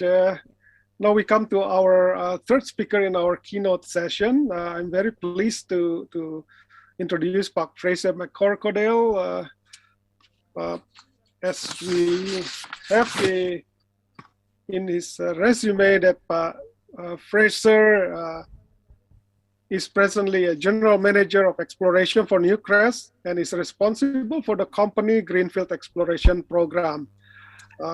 He is responsible also for the present Greenfield strategy that has seen Newcrest recommence exploration within Americas, and this has led to the Red Chris joint venture in Canada, first North American operation, and also equity placement in SolGold and Lundin Gold in Ecuador. Pak Fraser has been part of team that made discoveries within Australia, Indonesia, PNG, and the Americas. Pak Fraser also was awarded in the Colin Spence Award from the Association of Mineral Exploration for the discovery of the Javieron in the Western Australia. Pak Fraser graduated from the university in '86 and now has over 35 years experience in global gold copper exploration, and has been started in Newcrest in 1997. So herewith, I'd like to please to welcome Pak Fraser. Pak Fraser, the time is yours for your presentation and your keynotes. Please, thank you very much. Thank you. The presentation will come up.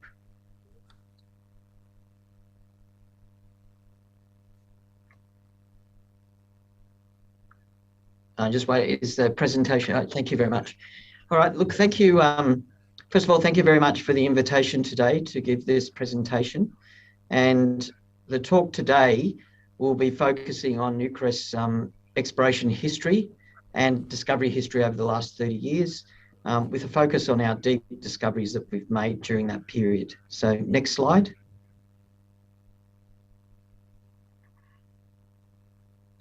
This is just a disclaimer statement, which we won't be going into any great detail, just covers any forward-looking statements. Right, next, resource reserves. All right, that's gone.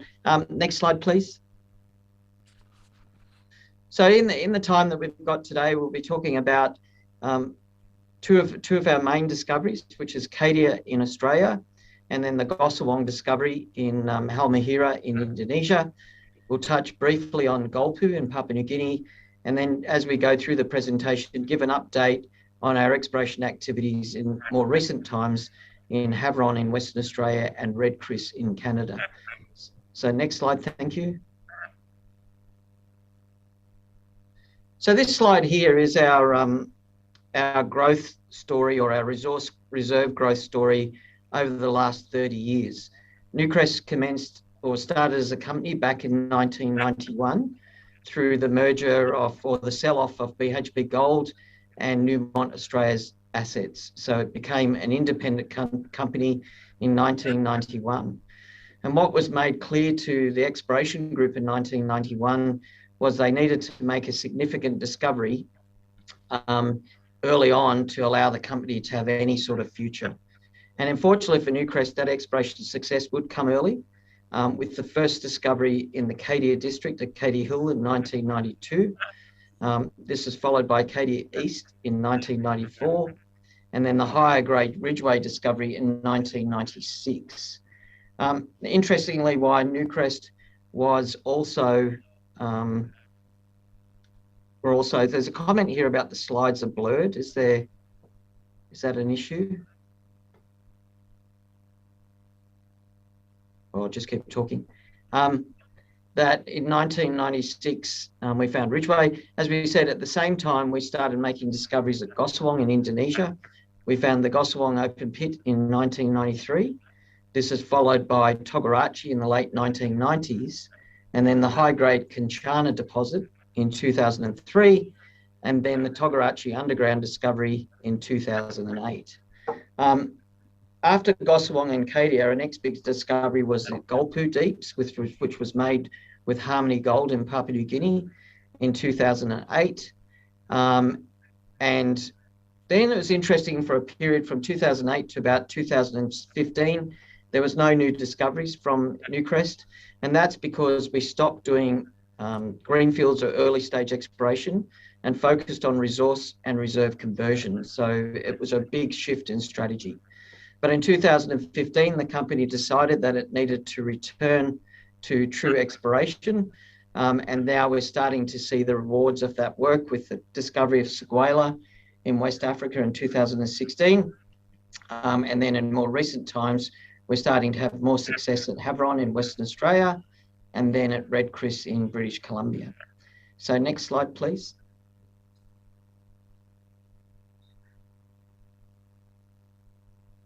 So our Cadia, we'll start with the Cadia system, or the Cadia district. Cadia is located in the Central West Belt, located in Central West New South Wales, to the west of Sydney in Australia. And it's located in a geological province called the Macquarie Arc, which contains 3 Ordovician volcanic intrusive belts, which are shown here in the green. These belts host porphyry gold copper systems, epithermal gold systems, and orogenic gold systems. The biggest deposit the biggest group of deposits in the region is Cadia, which is around about 90 million ounces equivalent. We've got the North Parkes copper and gold system, which is an underground operation. And then we've got the Cowal epithermal and porphyry systems, which are presently being mined by Evolution Gold. So next slide. The Cadia district, or the Cadia mineralisation, is hosted within the Cadia intrusive complex, which is a northwest trending zone of intrusives, about 6 kilometres by 2 kilometres. And the mineralisation, as you can see on that slide, extends from Ridgeway, Cadia Quarry, Cadia Hill, and Cadia East. And they are all spatially associated with dioritic to monzonitic intrusives, which are Ordovician in age. They've intruded into Ordovician age volcanics and sediments, which are overlain by Silurian sediments, tertiary basalts, and in areas quaternary cover. The main thing about the Cadia district is about 70% of the mineralisation has no surface expression, and that is a key feature of the district. So next slide, thank you.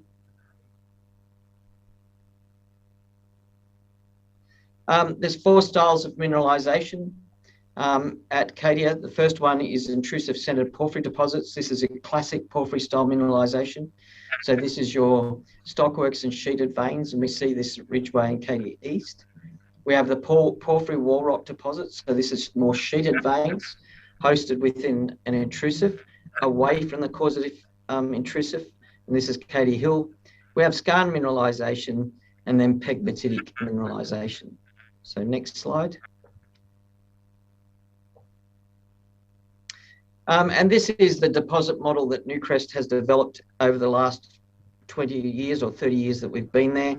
And this model was developed by John Holliday and Dave Cook. And the key feature is that it's an alkalic porphyry system, so very different to what you see in the calc-alkaline systems.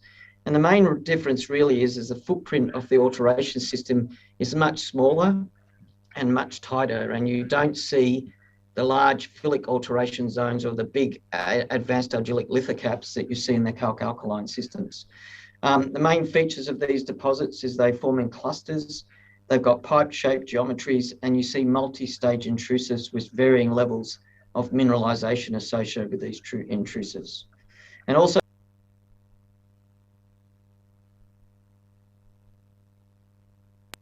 can you hear me now? Is that right? Alteration in that zone. So next slide. So this is going through our Cadia discovery history. We started exploration in Cadia in 1991 was when exploration started. And pre-Newcrest, the parent company of Newcrest was BHP Gold, and they were interested in the Cadia district for mill feed for a small mine nearby. But by the time that the deal was done, Newcrest was in existence, and then the focus shifted from mill feed to the potential for finding a large porphyry copper gold or gold copper system. And this was recognised at the Cadia Hill target, where we saw historic geochemistry and drilling, and that Newcrest would undertake more surface sampling, we identified an anomaly 800 metres by 200 metres. And we started drilling in this area, and we found 240 metres at 1.3 grams. And this would be the Cadia Hill discovery. Cadia Hill would become, as what our geologists thought, a large tonnage porphyry copper or porphyry gold copper deposit, and mining would commence in 1997. And that was the beginning of mining at Cadia, and it is still presently a major operation for the company. The next discovery was Cadia East in 1994, which was located immediately southeast of Cadia Hill. And basically what happened is step out drilling to the southeast started finding large low-grade mineralisation sitting underneath the Silurian, but generally low grade. But what Newcrest was doing at this stage was starting to drill very deep holes, 600 to 800 meters deep. And this mineralization would intersect much higher grade mineralization. And some of the better intercepts were in a range of about 230 meters at over a gram and about 0.5% copper. And what those grades did was it now allowed us to be able to support an underground mine. And Cadia East is presently one of the biggest underground mines in Australia, in fact, one of the biggest gold deposits, and is a major producer for Newcrest to this day. The third discovery in the region was the Ridgeway discovery, which is located to the northwest of Cadia East. And it is located under, how it was found was step-out drilling to the northwest, which identified mineralization in this area. The mineralization was underneath about 450 meters of cover. But what the drilling did in this area was, first of all, we had to do an IP survey to help target the drilling out in this area. And there was an unexplained anomaly in the area at this stage. So we started doing more drilling in this space, and follow-up drilling would identify some really high-grade mineralization, including intercepts like 145 meters at 4.5 grams. Ridgeway would turn out to be one of the highest grade, well, it was the highest grade gold and copper deposit in the area, and it would be a fantastic profitable mine for Newcrest. And the key thing the thing about Ridgeway was it was under 400, or it is at 400 to 500 meter depths, and that we had to develop our bulk underground mining capability to extract the ore.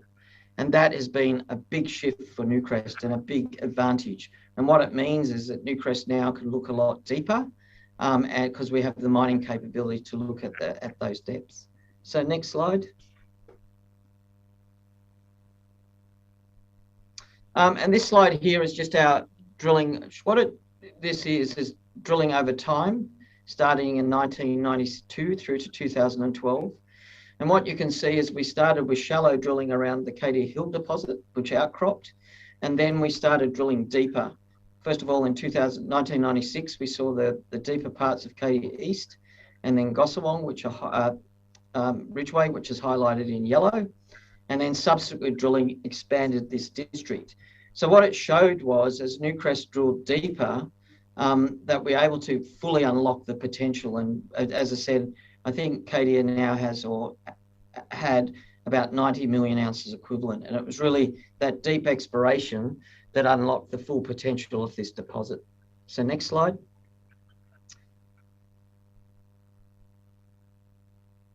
Can I have the next slide, please? And then what we're doing now is that Newcrest has recently joint ventured into a project called Red Chris in northern BC and Canada. And the reason why we've done that is there's a lot of similarities between Cadia and Red Chris. So we've taken our learnings from Cadia to this region. And the key features are the very similar intrusives, alkalic intrusives, and there's also the presence of very high grade at Red Chris, like we see at Cadia. So next slide.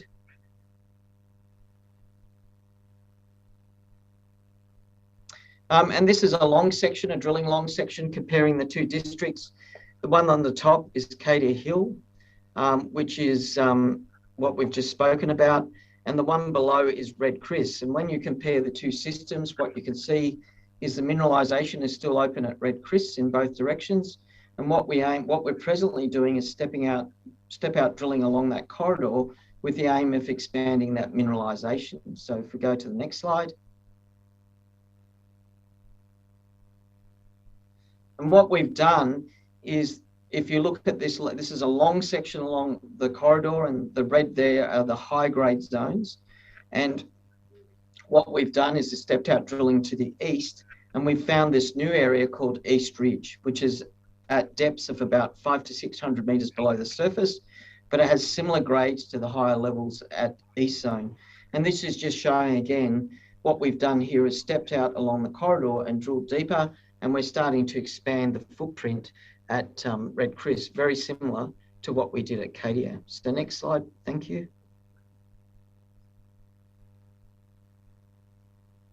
So now moving into Indonesia, And Gossawong is also one of the big discoveries made by Newcrest.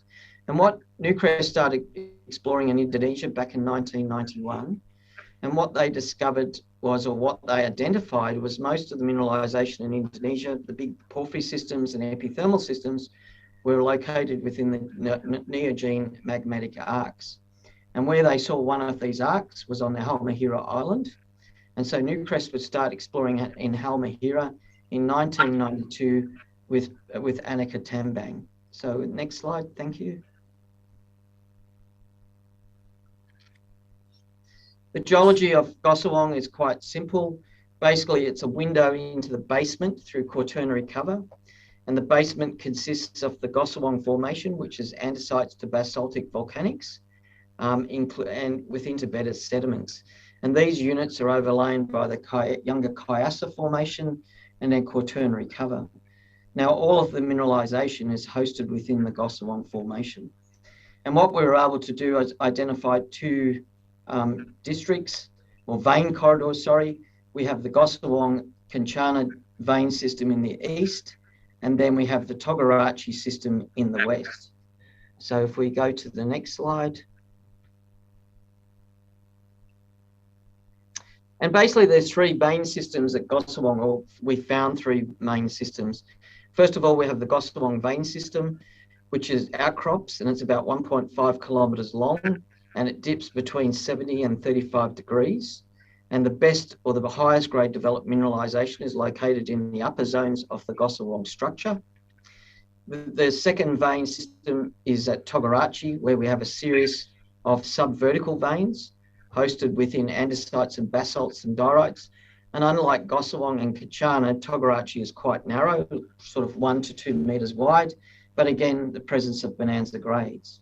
But the largest of them all, and the one that has the greatest grade, is Kencana, which is a blind deposit, has no surface expression. It's located within a series of northwest fault structures and linking structures. And we found over 4 million ounces of gold at about 27 grams. And this would be a highly profitable mine for the company. And it's producing at some parts of its life over 400,000 ounces a year. So if we go to the next slide. So this is the exploration model that we developed on my screen. And basically you have the vein system at, and I've lost the screen. Oh, there you go. Now we can see it, that's better. Right. So can you still hear me? Yes, please. Right, I'll keep going. Now we can see the screen. That's better.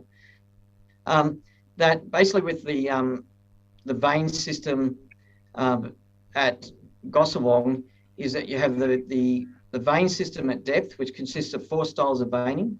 You have crystalline quartz, quartz adularia, quartz chlorite, and quartz sulfide. And that quartz chlorite contains the highest grade mineralization, so in the grades of 10s to 100s to 1,000 grams. That mineralization, or the epithermal system, then upflows into a much larger zone of vuggy quartz pyrite and kaolinite and dickout, so more advanced argillic alteration. So next slide. So just looking at the Gossawong goldfield discovery, as we said, Newcrest started exploring here in 1992, and it was a virgin or very early stage grassroots project. And what, through systematic mapping, soil sampling, subsequent trenching, we were able to identify the Gossawong discovery, and that's that slide on the left-hand side of the screen, which shows the Gossawong anomaly. And in the middle there is the discovery outcrop, and the discovery outcrop at Gossawong was a series of quartz stockworks, which returns up to 4.5 grams gold when it was sampled. And the soil sampling and trenching identified 2 high-grade zones, and our first phase of drilling underneath those trench results would return fabulous results, including 18 metres at 120 grams, so absolutely significant grade. And we would subsequently identify or define about 1 million ounces of gold and mining would commence in Gosowong in 1997 through the beginning of this session, or beginning of the mining in this area, and those mining operations continues to this day. So next slide. Next slide, please.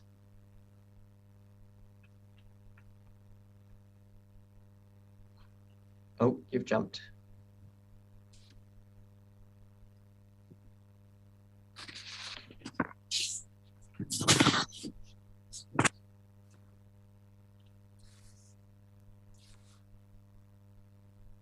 That's it. That's it. Stop there. Beautiful. So the Gosowong deposit is, as we said, it's 1.5 kilometres long, and it's zoned from a quartz vein stockwork, which is actually the original discovery. Then you have the quartz chlorite vein zone, which is the super high grade. Then you have a chalcedonic quartz vein area, and then you have quartz adularia. And shown on the diagram on the right-hand side is the typical epithermal textures, but it is the presence of that chloritic event that carries the significant grade. The other key thing with Gosowong is it's all developed within the upper parts of the structure, where the structure is quite steep. Where the structure starts flattening out at depth, we lose that grade. And what we did at Gosowong is we took our learnings from Gosowong, and this would lead to the Togarachi and Kanchana discoveries. So if we go to the next slide. And basically what we identified in Gosowong was the whole field was tilted to the south, and the interpretation was that the feeder zones or the fluid source to Gosowong was at depth to the south. So Newcrest in 2002 undertook some deep drilling to test this area. Now, as luck would have it, we had to move our drill rigs back because of topography. And on the way to the Gosowong structure, we actually hit the very high grade Kanchana deposit, which is shown on here with that significant intercept at over 20 grams. And what we saw, very similar to Gosowong, is the quartz chlorite event.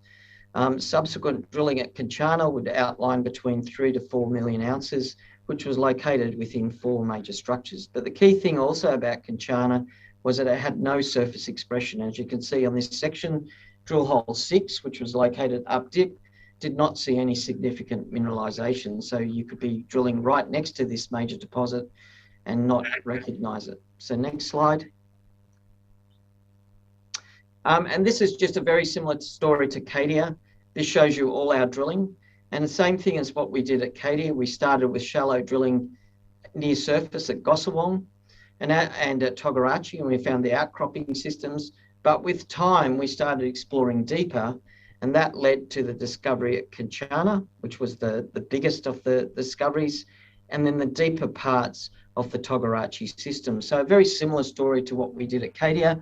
Put our foot on a district, started exploring shallowly, and then let that information allow us to start drilling deeper. So next slide, thank you. The next major discovery by Newcrest, or one of our next ones, was the Golpu porphyry copper gold deposit, which is a co-discovery with Harmony, and it's located within Papua New Guinea. Now, as everyone knows, Papua New Guinea is contains some significant porphyry and epithermal systems, including the Lihir gold mine, which is one of the world's biggest gold deposits, and that is presently being mined by Newcrest. So next slide, thank you. And the story with Golpu is it's quite a long exploration history. CRA started exploring in the district back in the 1980s, and this led to the discovery of the Wafi high sulfidation gold deposit, which is around about 10 million ounces of gold. And then subsequently what they did do was they did very good work on understanding the alteration of Wafi and the zonation. And what that work suggested was that the source of this high sulfidation system actually sat outboard of the main mineralization. So based on this information, they started drilling a target or started stepping along the alteration corridor, and they would find the Golpu porphyry system. Now, back in the 1990s, CRA were only interested in shallow mineralization that could be supported by open pit and weren't interested in underground mining. And what they found was they found about 3 million ounces, but at relatively low grade. but also it had an arsenic overprint from the high sulfidation system, which made it quite a complex ore body. And as a result, CRA decided not to do any more work with it and then withdrew from the project. In the 2000s, Harmony Gold from South Africa would pick up the area, and that would lead to immediate exploration success with the discovery of Nambonga, which is the little circle shown in the middle diagram. And then in 2008, Newcrest would joint venture into the project. And one of the things that we had to do was try and grow the Golpu resource, because obviously if we wanted an underground deposit, it had to be significantly bigger. But we felt that the system was still open based on the fact that it was a carrot shaped and the mineralisation had not been closed off. And there was also the presence of significant high grade. If you look to the first slide, some of the deeper holes drilled by CRA were actually hitting quite high grade gold and copper. So based on that, Newcrest and Harmony drilled 2 holes to start with, WR316 and 321. And what we were able to recognise was the outer halo of the porphyry mineralisation, and we kept drilling into that system, and we would make the discovery of the deeper parts and higher grade parts of Golpu. And if you look at what the joint venture has done since that discovery, is we've extended the Golpu porphyry by almost over 1 kilometre, and we found another porphyry called the Lavana porphyry, which is the much higher grade and gold rich, or should I say a much higher grade copper gold deposit than the other. So very similar to what we did at Kadia and Gosowong, is through deeper exploration, we're able to expand the footprint of the system and, more importantly, find the more higher grade parts of the system. And if you go to the next slide, thank you. And it's a typical calc-alkaline porphyry system. It has all the right zonation, and it was the very good understanding of that zonation that led to the higher grade discovery. And what's shown on this slide here is some of the fantastic intercepts that we've got at Golpu. And I've got to say that this was a pretty exciting time drilling out that, particularly when you intercept holes like 600 metres at 3 grams gold and 2.8% copper. So it is a very high grade system, very different to the upper parts of Golpu, which were much lower grade. So next slide, thank you. So what we'll do is just jump then from Golpu into Western Australia, and this is where Newcrest is exploring right now with Greatland Gold. And this is located in northwest WA, Western Australia, and located next door to Newcrest Telfer Mine. So this is our Havron project, which is located under 450 metres of post-mineralisation cover. And it is associated with a discrete geophysical anomaly. So next slide, thank you. And this is, again, like the previous section, Golpu, again, has a very long exploration history. And what's interesting is that Newcrest first drilled this target in the early 1990s, and we were targeting the discrete magnetic anomaly, and we hit some patchy mineralisation, like 30 metres at 1 gram. But at that stage, Newcrest didn't have any underground capability because we hadn't found the Ridgeway systems or the Cadia systems. And the company made a decision in the early 2000s was actually to withdraw from this project and focus on our mine at Telfer. The ground sat there for quite a while. No one had really gone near it. But in the mid-2000s, about 2015, our joint venture partner, Greatland Gold, picked up the ground, and they reprocessed the magnetics and gravity, and then undertook a phase of drilling. And the difference to what they saw with the first phase of Newcrest drilling is that they intercepted significant higher grade mineralisation, including at about 120 metres at 2 grams, and I think there's over 10 metres at 21 grams. So based on those results, Newcrest approached Greatland about the opportunity to joint venture back in, which we did. And since then, Newcrest has expanded from, I think there was 9 holes to over 200,000 metres of drilling. And we've identified an alteration and mineralisation zone that's about 800 metres by 500 metres and 1,000 metres vertically, sitting under 450 metres of cover. So it is a significant volume of mineralisation sitting under that post-mineralisation cover. So next slide.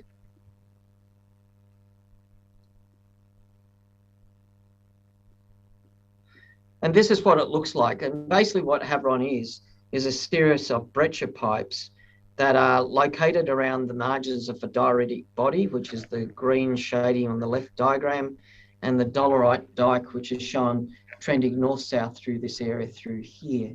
And the breccia pipes are those areas in red, and we see a coalescing of the breccias. So we have a significant volume of that breccia mineralisation around what we call the southeast crescent zone. So this deposit contains greater than 4 million ounces equivalent. We're still drilling it. We're still expanding the mineralisation. And what's shown on the right-hand side is the style of brecciation that we see at Havieron. So this is another example of drilling deeper that has led to the expansion or the discovery of a significant volume of mineralisation, which will be a potential mill feed zone for Newcrest Telfer operation nearby. So next slide.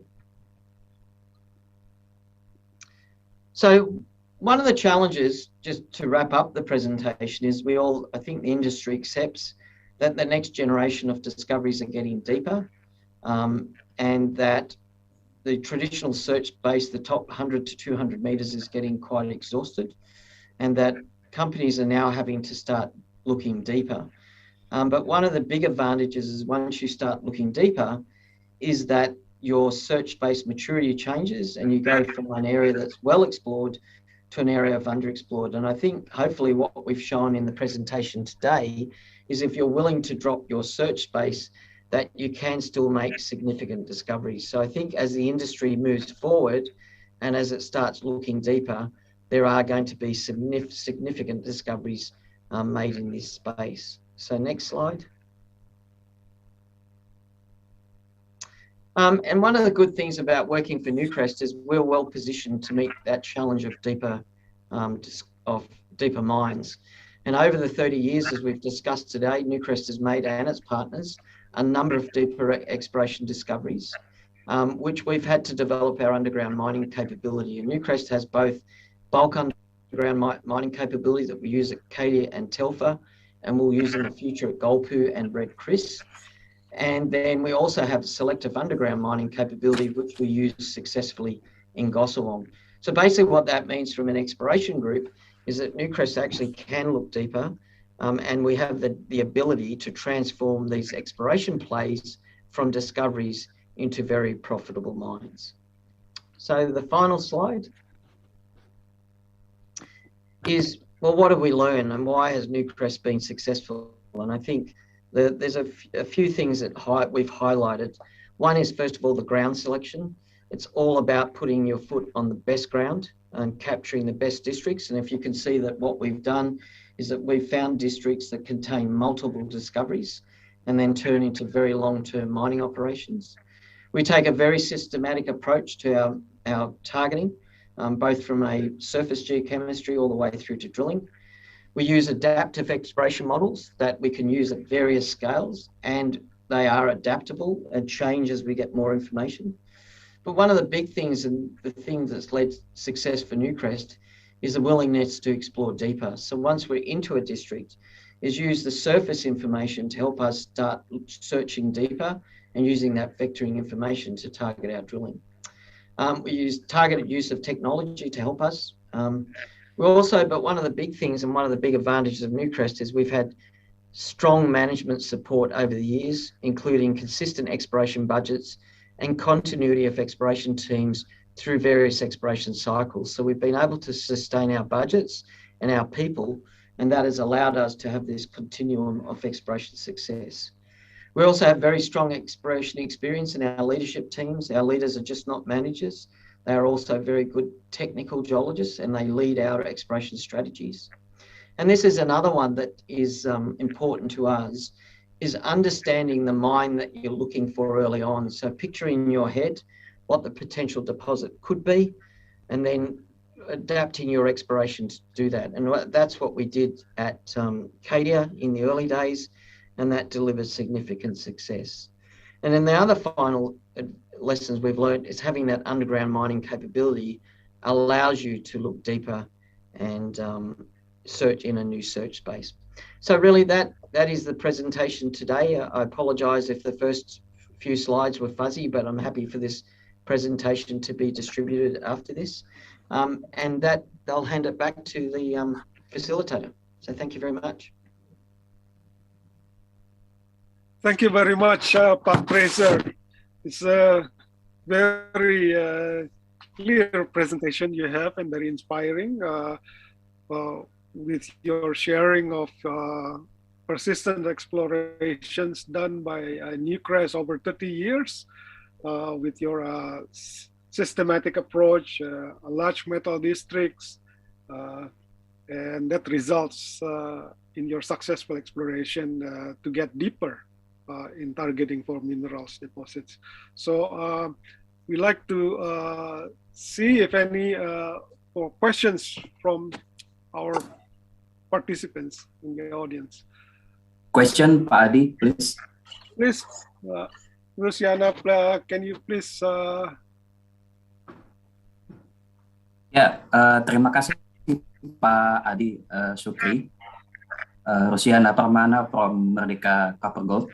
My question for Mr. Fraser, Pak Fraser. We already met Pak back in 3 years ago when Newcrest make an alliance with Antam for regional prospectivity. So my question for Mr. Fraser, first question is, what do you think about the Indonesia potential in the future to be able to get another big mineralization discovery based on Indonesia regional geological conditions? And the second question is, what supporting factors are needed by a major company like Newcrest to be interested and willing to invest in Indonesia? I mean, for example, if we compare with Australia or Canada, where there is already openness to data access that can be accessed easily by public, supportive regulations from the government, etc. So what are the supporting factors needed by a major company like Newcrest to be interested and willing to invest again in Indonesia? Thank you, sir. Okay, thank you for the question. First of all, the prospectivity of Indonesia is very, very high. If you compare it to, we look at porphyry belts right throughout the world. We think Indonesia's prospectivity is fantastic, and their potentials for new discoveries and big discoveries is very, very high. And you just have to look at the success of Vale in Indonesia over the last few years does support that. So, it is very high on our radar, looking for opportunities in Indonesia. You made a very good point in the second one. What companies like Newcrest are looking for, first of all, is access to properties. So it's getting our access onto ground and security of tenure. So if we can see a pathway to get ground and be allowed to explore it in a reasonable time, that's what we're looking for. So that security and access to the ground is a big one for Newcrest. And if we could see that in Indonesia, then we would be looking to invest or look for new opportunities. The second thing is to that question also is the availability of data, whether it's government data or historical exploration company data is also very important for investment, because what we do is we go into places like Australia and Canada and Chile where you have accessibility to that data. And what that allows us to do is to very quickly build big geological frameworks, which allows us with our targeting and prospectivity. And so that is a big thing that we also look for, is the availability of that data. And that is even more important as we now move into the space of machine learning, which Newcrest is just going into.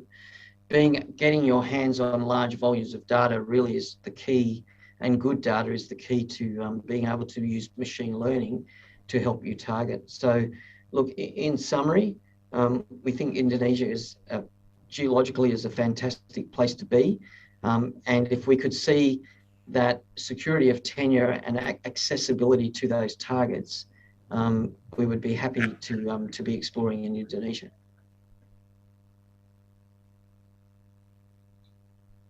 Thank you, Pak Fraser. Yeah, thank you. Anyone, any more questions to Pak Fraser?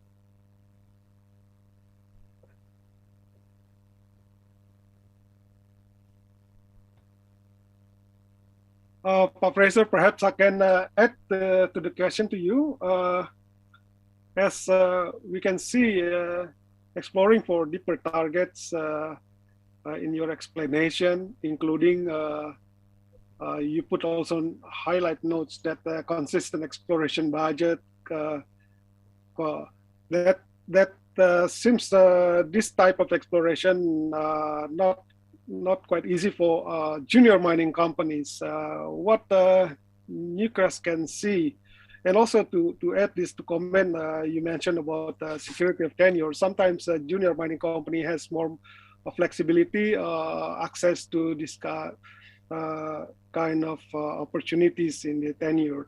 What can you see from Newcrest? Is it looking to like funding junior minings as partners? And I'd like to hear from you. Yeah, sure. Our exploration model is actually built around juniors. What we like to do is work with junior companies.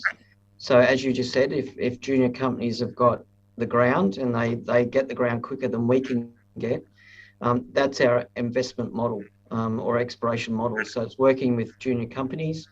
I think globally right now we've got around about 20 partnerships with junior companies, all various types of investment models, from equity placements to traditional joint ventures. We're comfortable to allow the junior companies to explore for us because generally they've got more local experience and dealing with communities, and also from a geological point of view. And what we do then is provide our technical expertise, and we think the combination or collaboration of the junior and Newcrest works really, really well. And you know, the best example I could give is Greatland Gold in Western Australia, the Havieron deposit, is how the two companies have worked really closely. Havieron needed Newcrest to come in here because the deposit was deep, but then the two companies have worked very closely to be successful, and that Greatland have benefited greatly from it. So, you know, our preferred model is actually to work with junior companies, and as we always, whenever I present, we always say if there's people in the audience listening and they've got projects that they think would interest Newcrest, please feel free to reach out, because we're always interested and we're always searching for the next big discovery.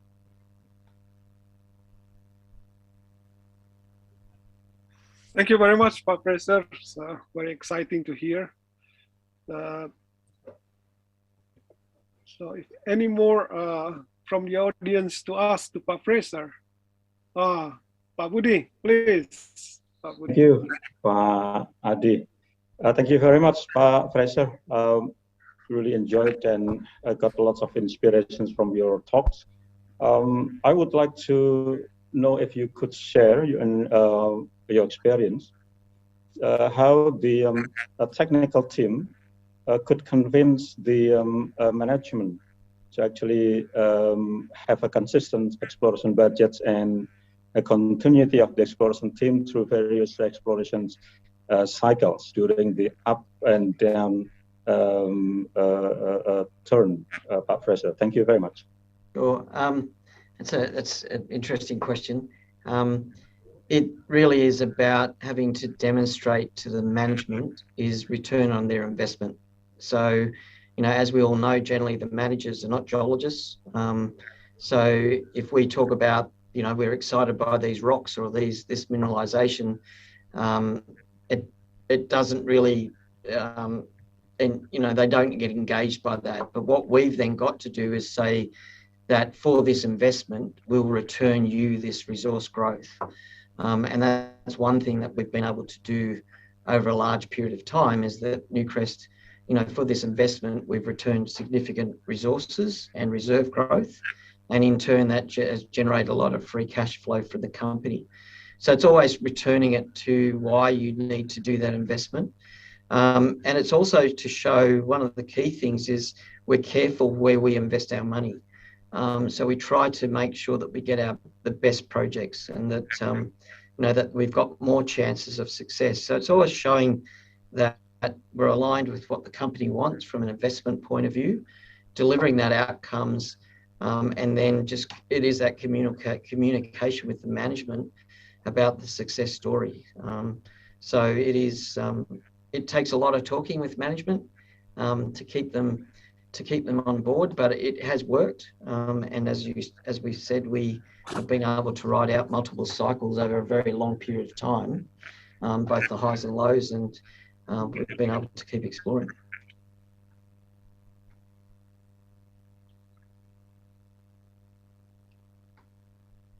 Thank you very much, Pak Fraser. Any more, Pak Budi? Yes, I would like to ask a very technical questions about the prospectivity of the porphyry at the Gosowong district or area. If you could probably share with us what actually Newcrest thought about that in that particular moment when Newcrest was still in Gosowong, that will be very good for us, Pak Fraser. Thank you. Yeah, well, as for people that know the Gosowong story, Newcrest actually went into Gosowong looking for porphyries. That was the original target. And we did find the Tabobo porphyry before we found the Gosowong epithermal system. So, and we found the Matat and Nagola porphyry systems at Gosowong. The challenge for the Gosowong porphyries is we didn't see at that stage the higher grade that we see at Cadia.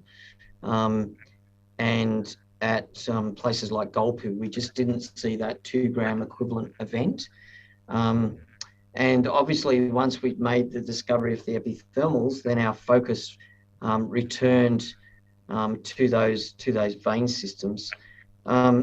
That's not to say that there's still exploration upside with the porphyries at Gosowong, particularly up in the northern area of the contracted work, where you start moving under large lithocaps or advanced argillic alteration zones. There's still exploration potential up in there, and with drilling, and maybe they will be able to find the higher grade porphyries. But that was a reason that Newcrest really didn't advance with the porphyries, was that we saw more value at that stage in the higher grade epithermal vein systems.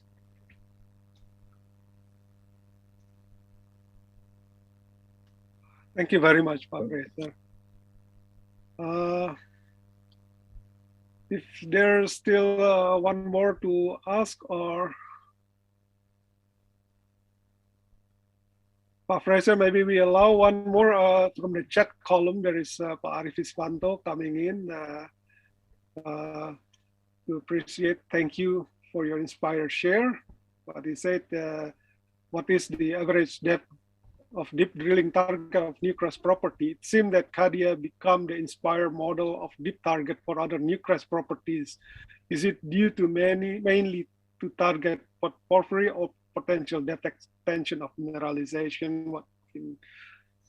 Yeah, we at Cadia, the first phase of drilling, or deeper drilling, was down to about 600 to 800 meters depth of hole, so probably 600 meters below the surface. And that's, what we demonstrated with them, as we talked about, is that we started seeing higher grade mineralization, and within that, then Newcrest started drilling deeper. And then what allowed us to drill deeper, though, was the mining capability, because the challenge is, as you get deeper, can you actually mine what you find? So that once we found to demonstrate that we could mine the mineralization we were finding, our drilling then started going deeper, and we've got holes greater than 2 kilometres within that district. Up in Golpu in Papua New Guinea, our drilling also is down around about the 2 kilometre depth. And most of the mineralisation is that, I think it's about 600-800 metres to maybe 2 kilometres. Havieron in Western Australia, presently we're starting to get down to 2 kilometres, deep holes. And then the Red Chris property in Canada, I think we're down around 1.5 kilometres. So it's sort of that, it depends where you are in the cycle of the project, but early on it was about 600 to 800 metres. But as we've gone with time, we're now starting to push down to 1.5 kilometres. But having said that, we generally see the mineralisation, though. We're following mineralisation as we go. So we're not just drilling 1.5 kilometre holes and then finding the mineralisation. We're also seeing the mineralisation as we get there deeper. Thank you very much, Fraser. I think that allowing for the questions, I'd like to move to the next part of the session. Can you please stay, Fraser? We'd like to give you a thank you. But before, maybe let me allow to resume our keynote session this morning.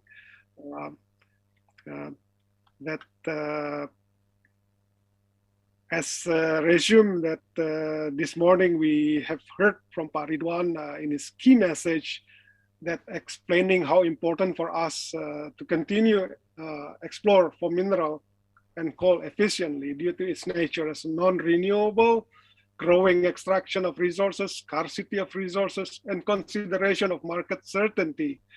Pak Ridwan brief about regulation in place to support exploration, including opportunity open to young explorers.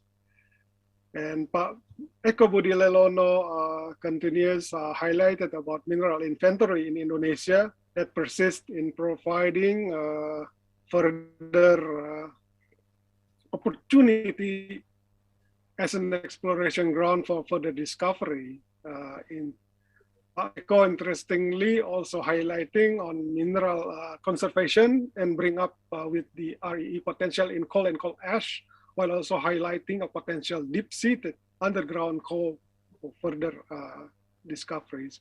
Pak Fraser, very inspiring to us, highlighting his shares with us on Newcrest over 30 years of successfully exploration and discovered multiple gold and gold copper deposits, including successful discovering deeper mineralization target. This is very inspiring, motivating guidance to all of us.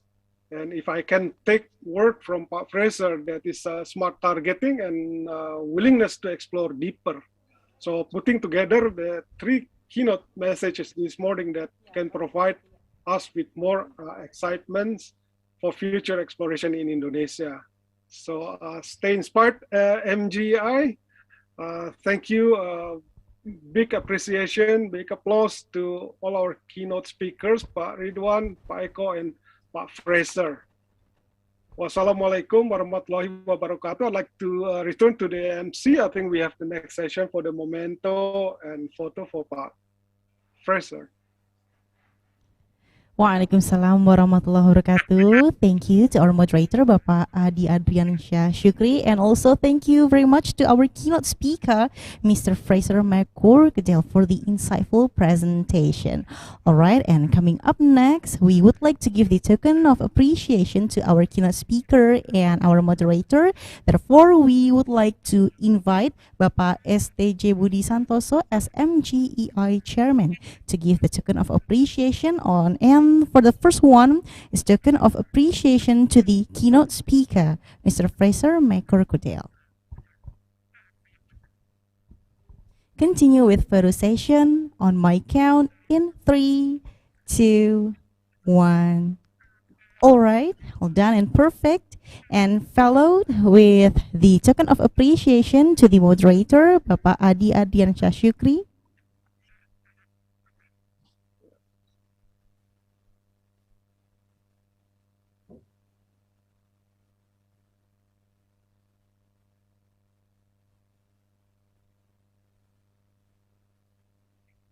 All right, we'll continue with the photo session on my count in 3, 2, 1. All right, all done, perfect. Thank you so much. And up next is photo group. So we'd like to invite Mr. Fraser, Bapak STJ, and also Bapak Adi in one frame for having a photo group together. All right, we will capture on my count in 3, 2, 1. All right, well done. Thank you very much, gentlemen. And last but not least, this is one more photo session with all participants. So you may turn on the camera to all the participants and we will monitor. And there are, how many slides do we have? 10 slides. All right, 10 slides. Okay, brace yourself in first slide. In 3, 2, 1. All right, for the next slide, second slide, on my count in 3, 2, 1. Okay, perfect. For the third slide. Okay, so you may turn on the camera, please, to all participants who still turn off the camera. Would you please to turn on the camera?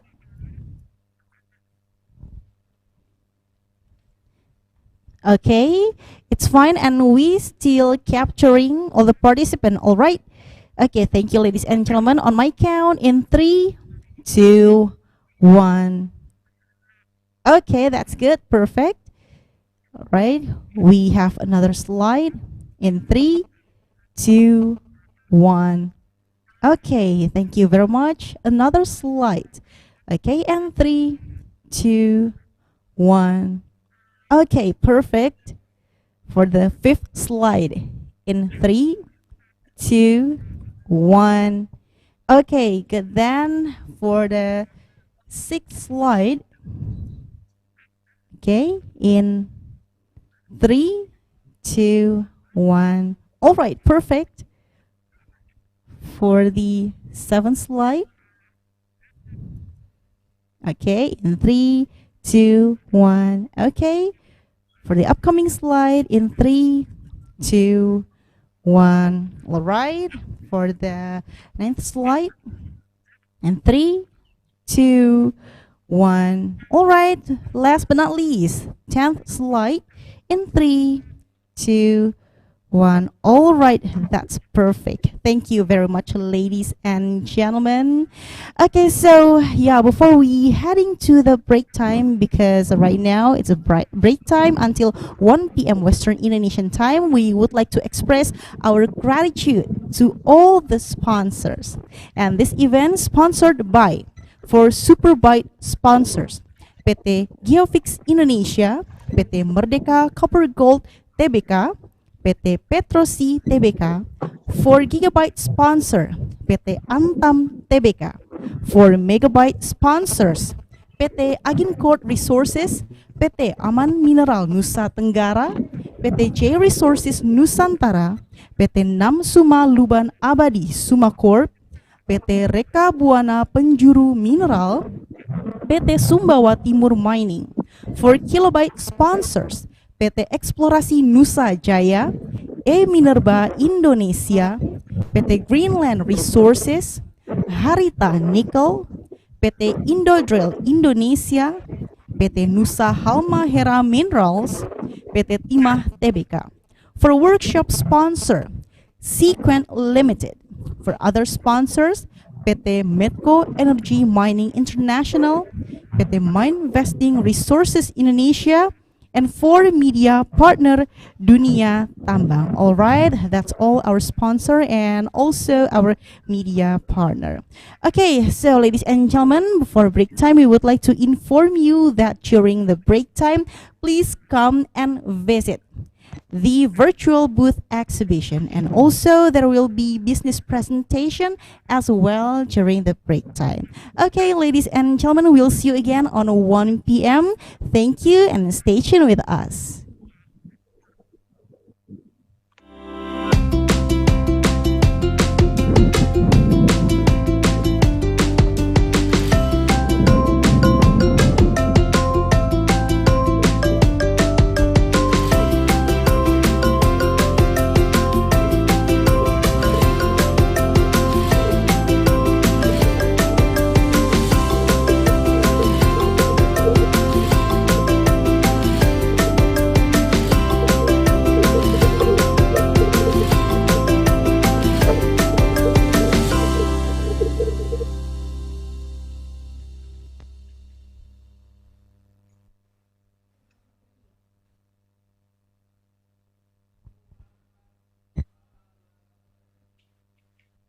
All right, good afternoon, ladies and gentlemen, back with us. And in this break time, we would like to present you the business presentation. All right, for the first one, we would like to invite the representative of PT Petrosi Tbk. Please welcome to Bapak Ariel Bramantio.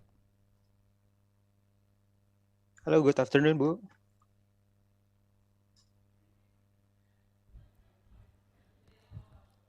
All right, Hello, good Bapak afternoon. Can Ariel. you hear me? We would like to monitor. Good afternoon, Bapak Ariel. Yeah, good afternoon. All right, that's good. You may continue. Thank you. Yeah, thank you, Bu, for the time. So I would like to share to the participant, the audience, for update at a glance what Petrosi doing this day. So let me share my screen.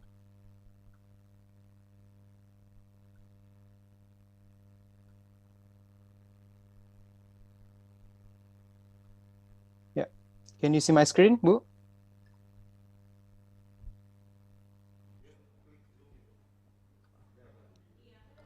All right, we can see your slideshow. Thank you. Mas, maaf ini Yeah, terlalu thank you, Bu. zoom in, Mas. Bisa agak terlalu besar ini slide-nya. Ini memang kayak gini sih, Pak. Let me share later ya. Oke, silakan, Mas. Okay, yeah. Let me start short presentation, a brief about what Petrosi doing this day. So we have a new tagline. We have mining and more. So what is more? Because we are not doing only mining operation, we are doing more than mining. So we involve the technology in our operation this day. And then I would like to sharing about our value proposition. So we have capability to doing cross commodities. It's not only coal, but we are doing the operation about gold, nickel in the future, and we have the bauxite and all minerals. And currently we enable Industry 4.0. We do the digitalization in our operation, and in the future we are doing the planning to do the automation in our operation side. And then we of course doing the end-to-end mining service provider. And we do, of course, partnership with various scale of mining. We are not only partnership with the large scale mining company, but we're doing also with the medium and small scale mining operation. And we have the extensive experience with 49 years. And this is what we call the 3D strategy. We have the first D is diversification. We are doing the diversified in our commodity, not only coal, but we do minerals, gold, nickel, bauxite. And not only commodity, but we're doing the diversified in our business model. We're not doing only for the mining operator, but we provide and offer various business model. And then our second D is digitalization. And yes, we're involved digitalization in our operation to maximize the opportunity. And then our last D is decarbonization, which we commit to reduce our carbon footprint. We'll aim to have a zero emission later in the future. And then talking about digitalization, we have the apps that we call the Minerva, Petrosi Minerva, and it's combination between digital transformation combined with the operation excellence. We believe that digital transformation itself alone will not impact much about the operation, but combined with the operation excellence, we believe we can maximize and optimize the operation itself. And then this is overview for our remote of operation in our headquarters. We call it ROC room. So we can see and track our operational across Indonesia, and we can monitor live in this room. And it's of course speed up the communication and speed up decision making if we have a problem, technical problem, let's say in the inside. So this is at a glance of the snapshot of our our apps, Minerva apps. We can see direct to the numbers. We can solve the problem later. And then yes, with the our MinerFi is internationally recognized with World Economic Forum back then 2 years ago, which we are one of the only two companies from Indonesia that gave the word to from World Economic Forum, and which means that our digitalization proven with our operation excellence. And now we're talking about our business model. What Petrosi doing is mining and more. What's more? This is more about the business model. And we can see we're, of course, we do the end-to-end mining operator. And we can overview the digitalization to your operation in mining. And then we do partnership with various scale, maybe doing the joint operation, joint venture, and so on and so forth. And then we can do also the project developer. And we do the project management. This is what we currently one of our focus in the future. Project management, let's say if you have operation in your site, and then you need someone to manage the operation to the high level of excellence, we can provide the project management. And also we are doing the acquisition. We can acquire the concession project or company for the project. We're focusing on mineral right now, and we are doing the financing for the project. I think that's all what Petrosi doing, mining and more. Yeah, I think that's all from glance brief from what Petrosi doing this day. Thank you.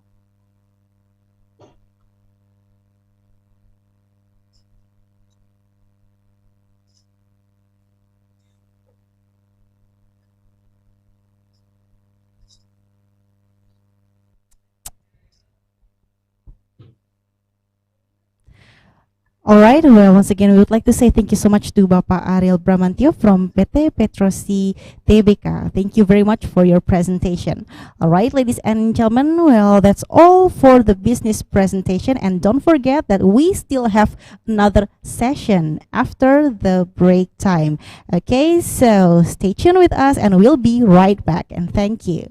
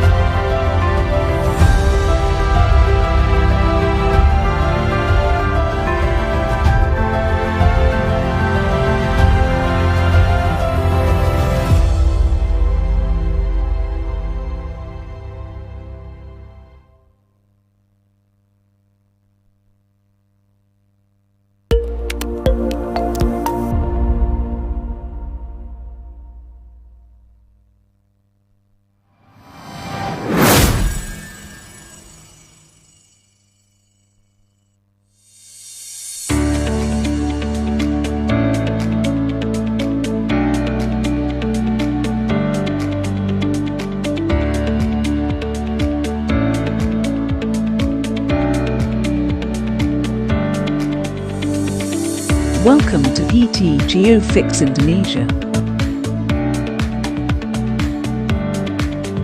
GeoFix is a multidisciplinary and multi-commodity exploration and mining consultant drawing all over Indonesia.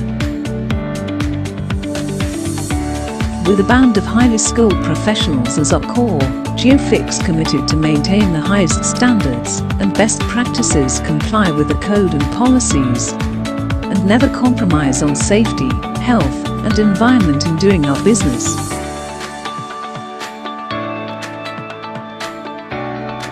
We support all scope of mining enterprises to unravel their proficiency to fix, build, and enhance their assets' value through explore, discover, develop, and repeat. With the provision of innovative, reliable, and high quality of services and solutions, whilst nourishing state-of-the-art platforms and ecosystems in mining industry.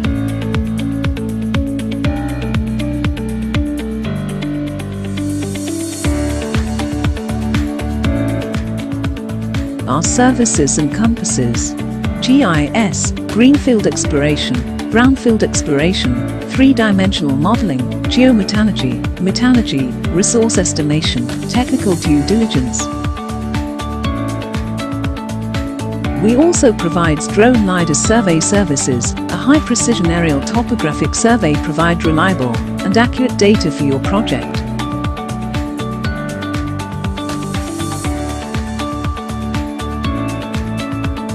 GeoFix has diverse professional experiences in assessing across the range of multi-commodities and project stages.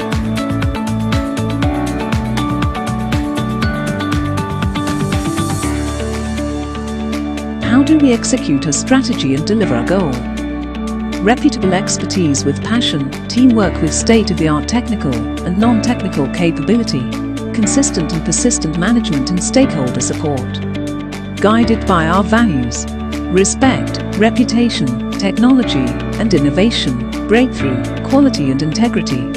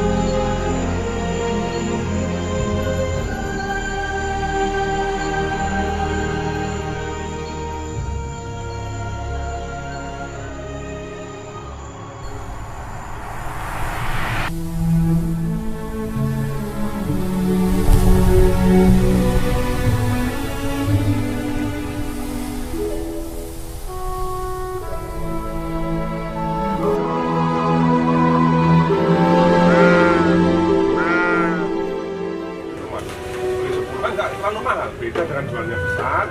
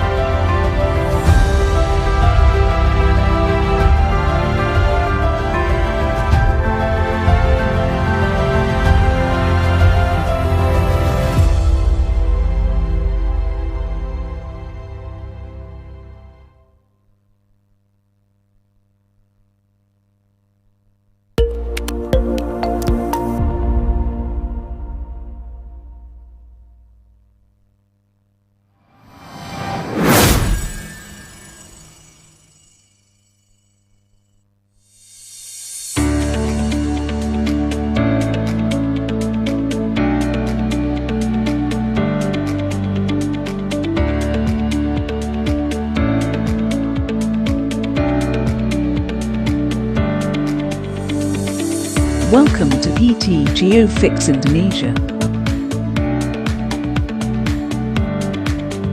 GeoFix is a multidisciplinary and multi-commodity exploration and mining consultant drawing all over Indonesia. With a band of highly skilled professionals as our core, GeoFix committed to maintain the highest standards and best practices, comply with the code and policies, and never compromise on safety, health, and environment in doing our business.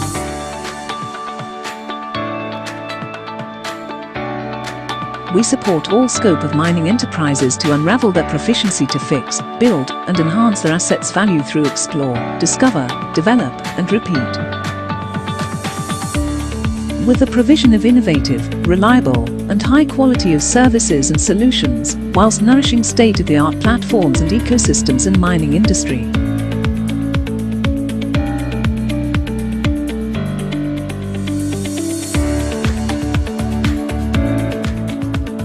Our services encompasses GIS, Greenfield Exploration, Brownfield Exploration, 3-dimensional modeling, geometallurgy, metallurgy, resource estimation, technical due diligence. We also provide drone LiDAR survey services, a high-precision aerial topographic survey provide reliable and accurate data for your project.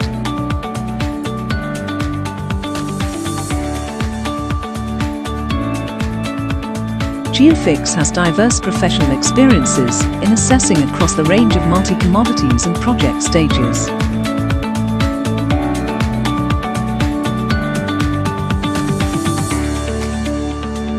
How do we execute a strategy and deliver a goal?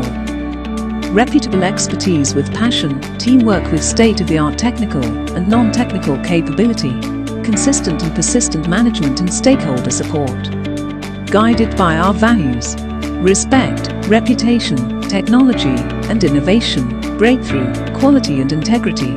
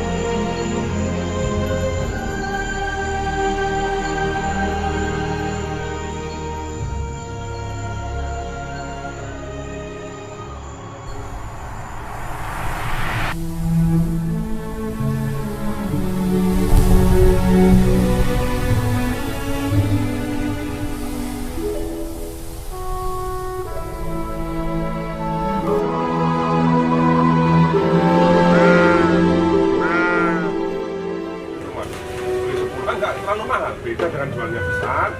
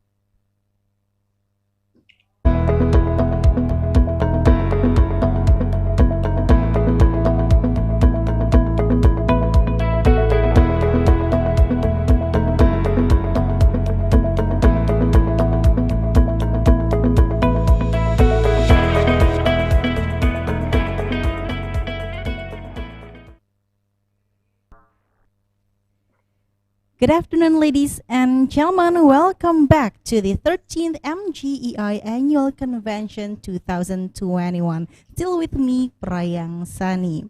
All right, ladies and gentlemen, after the break time, we hope you have all refreshed your body and mind. Therefore, we are so much ready to learn from our invited speakers. And for this session, we'll be led by our moderator, Bapak Dr. Adi Sulaksono. And please allow us to read his brief CV.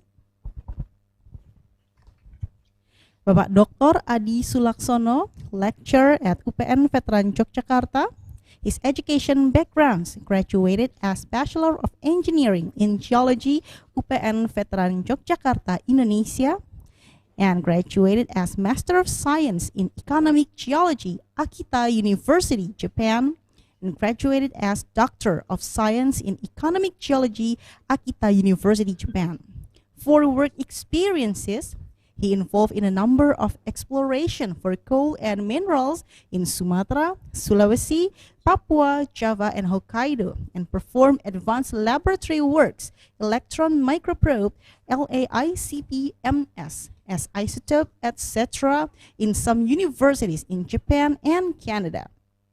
His recent publication in 2021 as the first author with the title Reduction of Oxidized Sulfur in Formation of the Grasberg Porphyry Copper Gold Deposit, Papua, Indonesia, published on Mineralium Deposita Journal, Q1 Simago Journal Rank.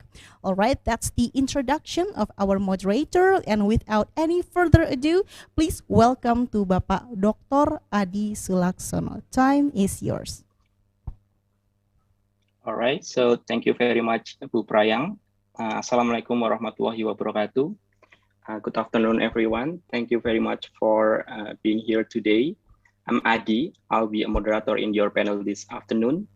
And this 3 days conference is very special because we have a number of great speakers, not only from industry or academia, but also from the government.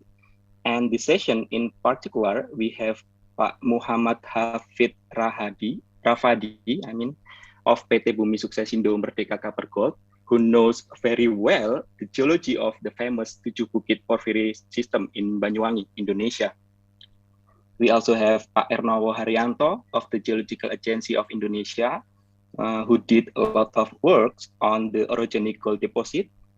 We may not be so familiar with this type of deposit, but we have it in Indonesia. So I believe that this talk will provide important information for the future exploration of such kind of economic deposit.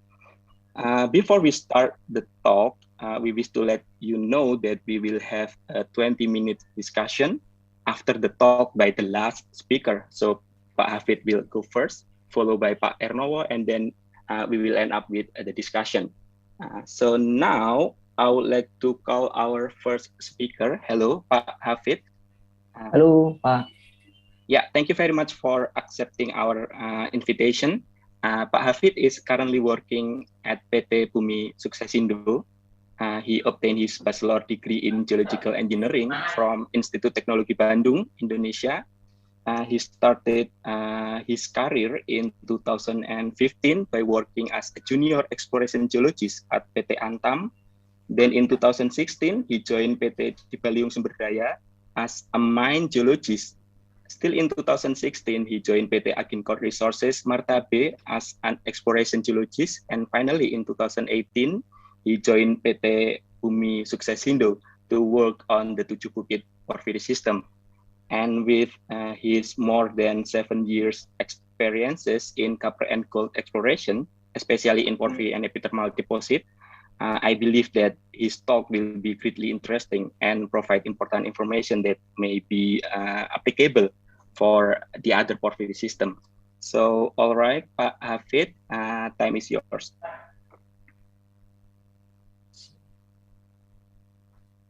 Boleh share screen, Pak? Yeah, please.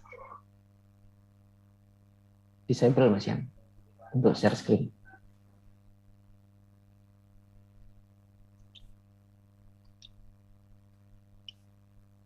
Oke.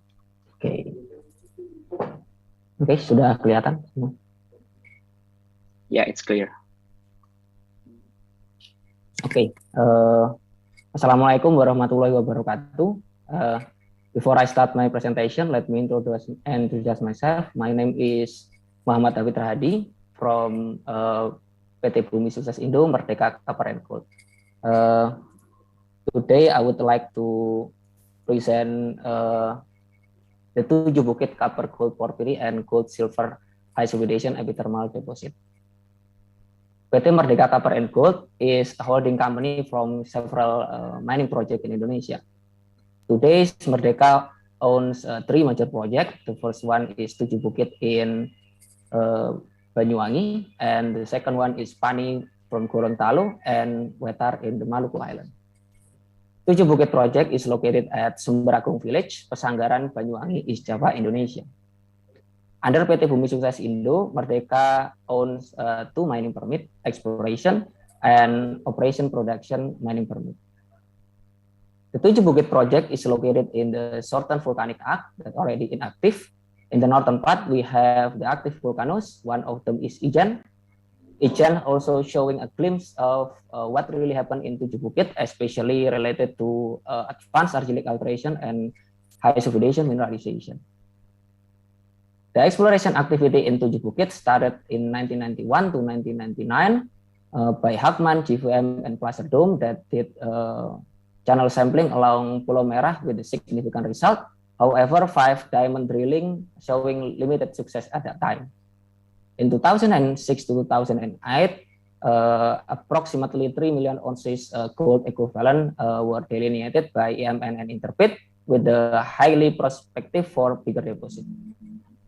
In 2008 to 2012, with soil geochemistry and RTP magnetic dataset, the first porphyry discovery hole intersects 268 at 0.47 ppm gold and 0.32% copper, including 100 meter at 1 ppm gold and 0.5% copper. In 2012 until now, the PT Bumi Sukses Indo taking over the project and start the infrastructure development in 2015 to 2016. The first gold and silver extraction started in 2017 with the underground development in 2018. Regionally, Tujuh Bukit project is located in the eastern Sunda Banda Arc, the proven metallogenic belt for porphyry copper deposit shared with the Batu Hijau, Elang, and Huu deposit. In the district scale, in Tujuh Bukit, we have several magnetic bullseyes. However, the Tujuh Bukit is located in the medium magnetic anomalies due to the advanced argillic overprinting process. In the northern part, we have the Salatan prospect that's showing geophysical characteristics similar with the Tujuh Bukit.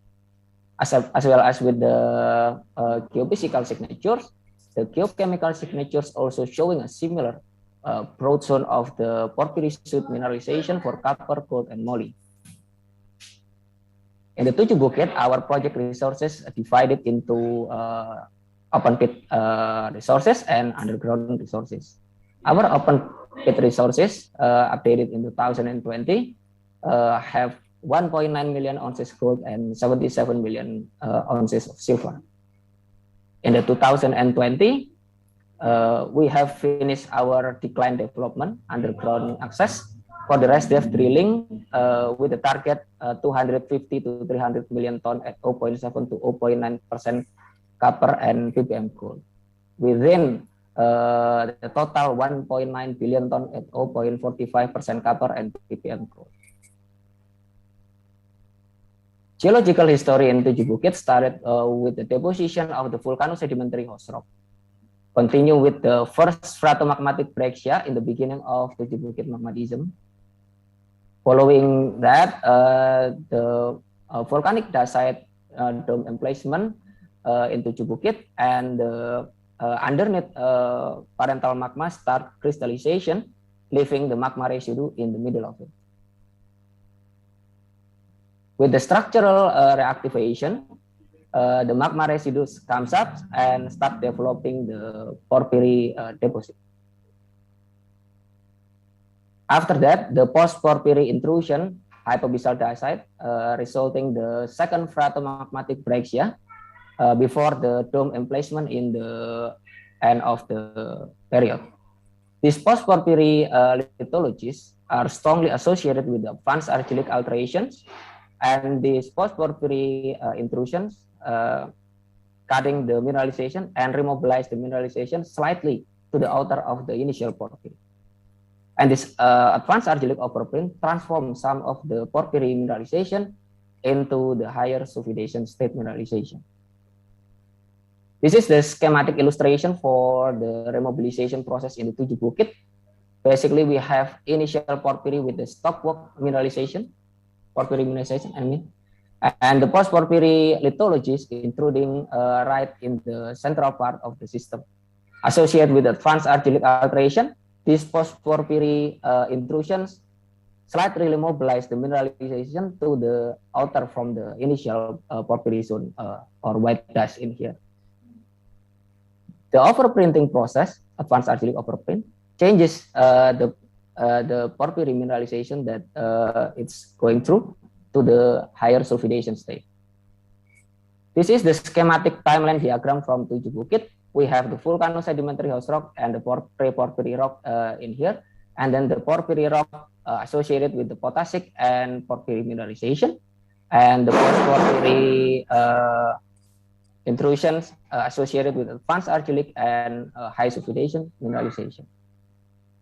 Our lithology modeling in Tujuh Bukit are supported by 71 uranium lead dating, and those dating are supporting us to separate the volcano-sedimentary host rock, stratomagmatic breccia 1. However, in the volcanic dacite up to the stratomagmatic breccias and domes doesn't showing a clear contact.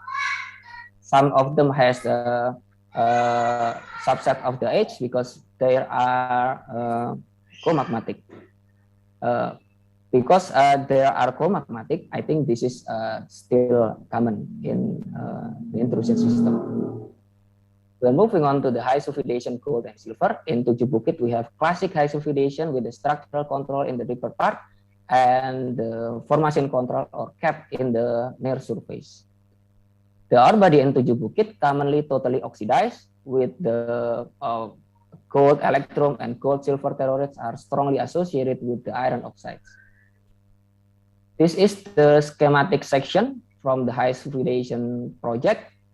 We can see that the high mineralization are strongly associated with the strong silica grades. For example, in here we have argillic in the right one, argillic or maybe slightly advanced argillic that doesn't have any significant mineralization, while the fuggy silica, dense silica, or especially the hydrothermal breccia with the iron oxide cement host the highest mineralization. This is the aerial photography from our open pit mining. We're using conventional open pit and hauling method, and we're using heap leach process for metallurgy. Basically, our ore will be crushed into maximum 75 millimeters, and then the ore will be stuck into the heap leach pad, then irrigated with the cyanide solution. Then the pregnant solution will be accumulated in the dam and then pumped to the ADR plant. Then the ADR plant will be separating the cyanide and the gold and silver then the pure cyanide will be coming back to the heap leach pad and the cycle keeps going on. When moving on to the main part, in the plan view, we can see that the 7 bukit porphyry are situated in the divergent strike-slip structural corridor, northwest-southeast structural corridor. And the post-porphyry intrusions are cutting right in the middle of the system. That's why it makes our ore body shape just like a donut. And this changes our drilling strategy from a grid drilling program to radial drilling program from the central barren core. This is the rock variability in the 7 bukit. We have volcano-sedimentary host rock, volcanic andesite, and then some lenses limestone. And the first phreatomagmatic breccia before the volcanic dacite dome emplacement in the surface. The underneath intrusion is precursor diorite as the parental magma. Then we have the highly stockwork old tonalite as the porphyries, and the central low intensity stockwork, we call it young tonalite. And the post-porphyry hypoabyssal dacite cuts everything. And this hypoabyssal dacite is the root source of the second phreatomagmatic breccia before the dome emplacement in the end of the period. Logging into 7 bukit is pretty complicated. We have a lot of overprinting process that destroy our textural lithologies. That's why we're using technology support. We're using textural recognition that can provide us several texture domain, but this is not directly linked to lithology yet. However, in the future, we plan to upgrade and using another data set such as multi-element assay data and etc. to support the lithology prediction using textural recognition. This is the multi-element data plot using the immobile element. We call it TSNI. It's unsupervised machine learning to clustering every lithology to check our interpretative logging. And in this plot, we can check our logging, whether it's mislog or there is some bias. We can check it. And also the one that cannot be seen in the rock observations, for example. In here, we can see that in the volcanic dacite, we can separate it into 2 clusters. And we have to check it in the 3-dimensional data or maybe software like a LiveRock or Microman. And we can see the spatial relationship. If it's continued, then we have to separate it into single lithologies. The alteration in 7 bukit is actually a classic advanced argillic envelope with the remnant potassic and scarnification, a little bit scarnification in the outer or bottom part. In 7 bukit, we have 2 structural corridors. The first one is the pre-porphyry structural corridor with northwest-southeast directions, and the post-porphyry with east-northeast direction post-porphyry structural corridor. The pre-porphyry structural corridor are strongly associated with the advanced argillic alteration, while the post-porphyry east-northeast structural corridor doesn't have any significant association with the alteration. However, these post-porphyry structures showing the water pocket characteristic, and this gonna help us in the further hydrogeology modeling or studies. Our alteration modeling or alteration observation are always supported by the hyperspectral core scan dataset. Although not everything can be captured in the spectra. For example, in this one, the right bottom corner, we have the remnant potassic alteration with a strong intensity of specular hematite after magnetite, but in the core scan, it only showing argillic alteration, assemblage such as Montmorillonite or Eli. With a multi-element, multi-dataset from the core scan, we also can plot it in the unsupervised machine learning. And rather than only providing classic alterations phases, we still can separate it. For example, this one, the blue color, advanced argillic alteration, still can be divided into 4 families, and etc. and etc. The main thing is clean up our data and start listen to them, listen to the data itself. And the final part will be the metal zoning. In the plan view, we can see that the copper, gold, and moly are always localized in the outer of the post-Porphyry event or hypobasal dasher of radiomagnetic breakdown. In the box plot, we can see that the high mineralization will be on the Porphyry or the volcano-sedimentary host rock. In the cross section, it's clearly showing us that there is a rheological boundary in the post-Porphyry intrusions. Contrastly different, the alteration model doesn't show any significant relationship with the copper, gold, and moly. It's pretty makes sense because this alteration is just an overprint rather than the initial Porphyry alteration. For the stockwork modeling, we can see that the high mineralization copper, gold, and moly are always localized in the outer of the intense stockwork. This is pretty strange, combined to the classic Porphyry like Batu Hijau or Grassberg. That's the grade always linked with the intensity of the stockwork. This possibly answer our interpretation for the remobilization process, because in the intense stockwork we don't have any mineralization. Even in the medium stockwork doesn't have mineralization, but slightly in the outer part, without any stockwork, we have significant mineralization. The advanced argillic alteration in the Tujuh Bukit doesn't bring any significant mineralization. We have the evidence from the MLA analysis in the argillic domain, or maybe weak overprinted. The mineralization still preserved, still chalcopyrite, bornite, or chalcocite assemblage. While in the advanced argillic overprinted or advanced argillic domain, the copper minerals has already changes to energite or even copperite, or even most of them already changed totally to copperite. These studies are helping us to provide a geometallurgical model that can be used for our processing plan. And finally, this is our current work program. We still continue our both underground and surface drilling. And in 2020, we have planned to complete our drilling at 92-kilometer drilling. And this program are to support the pre-FS program and will be released in the first quarter of 2022.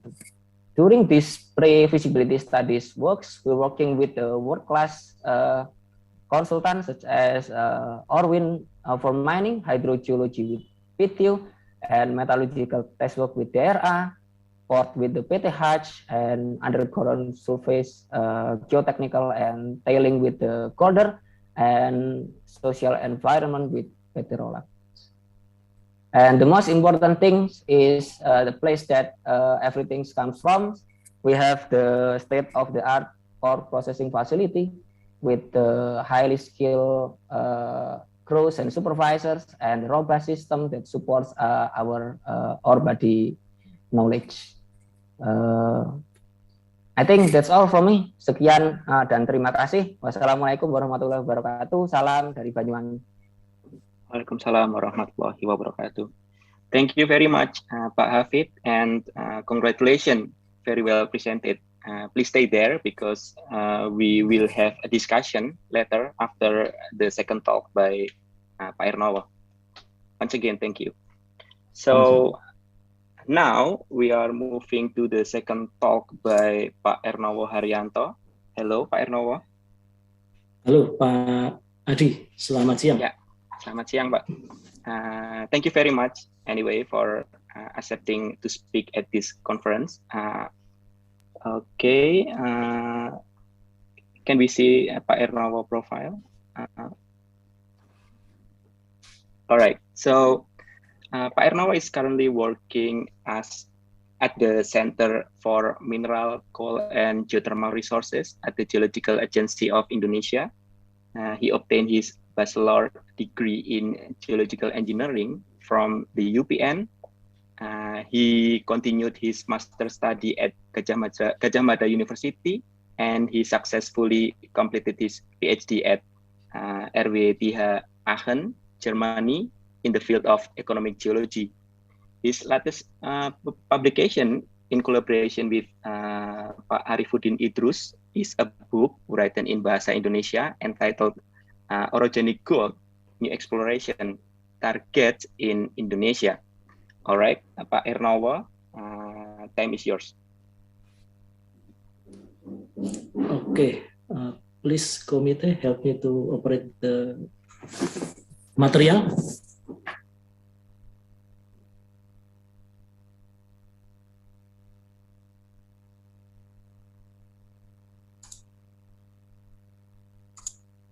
Okay, Assalamualaikum warahmatullahi wabarakatuh. Terima kasih Pak Adi. Good afternoon everyone. I'd like first of all to thank the organizers of this meeting for inviting me. It's an honor to have the opportunity to address such a distinguished audience, to share and to discuss. Before we start the presentation, I apologize because there is a slight correction to the title. As you can see on the screen, Northern Banda Acts, Mineral System and Exploration Challenges. I just add the word challenges to emphasize the activities that we have to do and we can do in exploration to discover the mineral deposits. Next, the outline. Please, next slide. Okay, this is the outline. In general, my talk will be in 3 parts. The first part is an introduction. The second part is about regional geology and mineralization in Northern Banda Acts. Finally, I'll go on to talk about the main subject of the mineral system and exploration challenges before the closing remarks. Next, please. Okay, let's turn to the first part of my talk. The Northern Banda Act is located in the northern part of the outermost New Guinea Banda Act. The study area is represented by the 2 biggest islands in that region of Buru Island and Seram Island. Tectonically, the Banda Acts can separate it from the Sunda Act to form the long tectonic system from Sumatra, Java, and Maluku, known as the Sunda Banda Arc. The tectonic and geological processes in these regions are favorable for the formation of ore deposits in various types and various styles. The magmatic hydrothermal ore deposits are formed along the eastern Sunda Arc continuously to the southern part of the Banda Arc. There are many copper gold deposits in this arc. Some of them are the world-class porphyry copper gold deposit at Batu Hijau, Elang, and the recent discovery at Hu'u and Sumbawa Island. To the Banda Arc, starting from Flores Island, there are several base metal and precious metal deposits, and continues to Wetar and Romang Island with polymetallic deposits. Another type of mineral deposits is sedimentary manganese deposits, which are found in western part of Timor Island. In the Northern Banda Arc, several ore deposits have been identified, such as orogenic gold deposits in Gunung Botak and Gogoria and Buru Island, laterite nickel deposit in the western part of Seram Island, and polymetallic volcanogenic massive sulfide in Haruku Island near Ambon. So this region is not intensively explored, or it was considered uninteresting due to the almost absence of magmatic and volcanic rocks.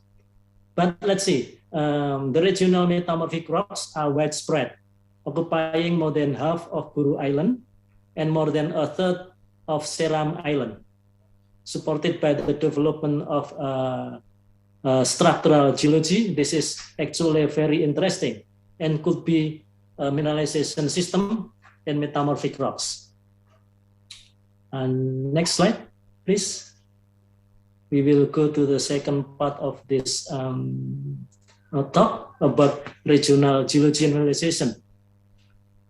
So this map shown where is the Northern Banda Arc located in the eastern part of Indonesia.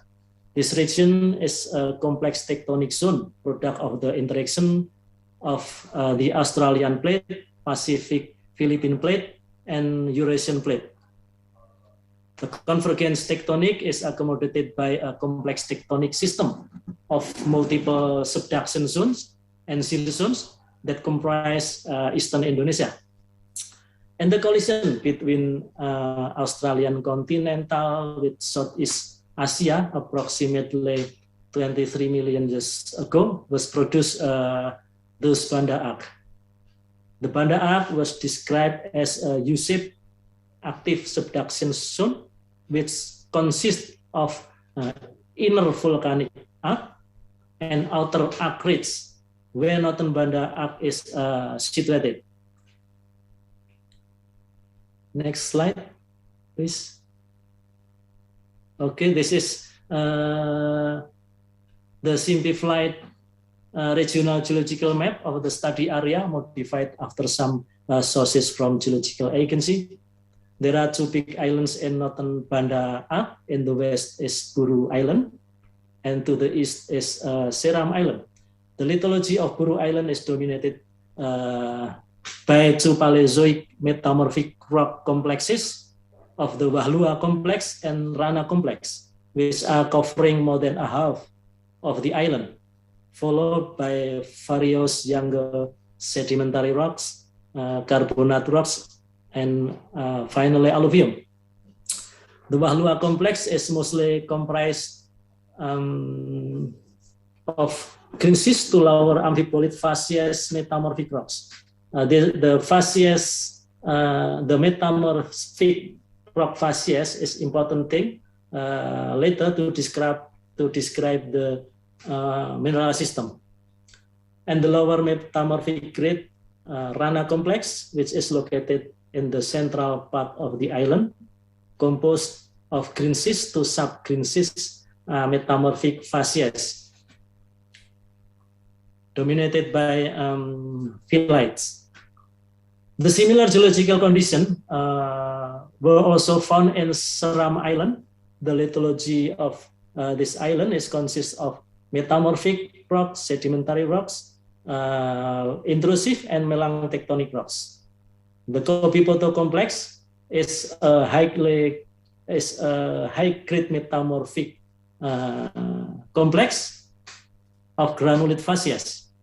And the Tawanusa complex is a high-temperature metamorphic rock, dominantly composed of schist and gneiss. And the Tehuru complex is typified by monotonous greenschist to lower amphibolite facies metaphilites, commonly interbedded with metabasic amphibolites. The greenschist facies are dominantly by phyllitic rocks. Next slide.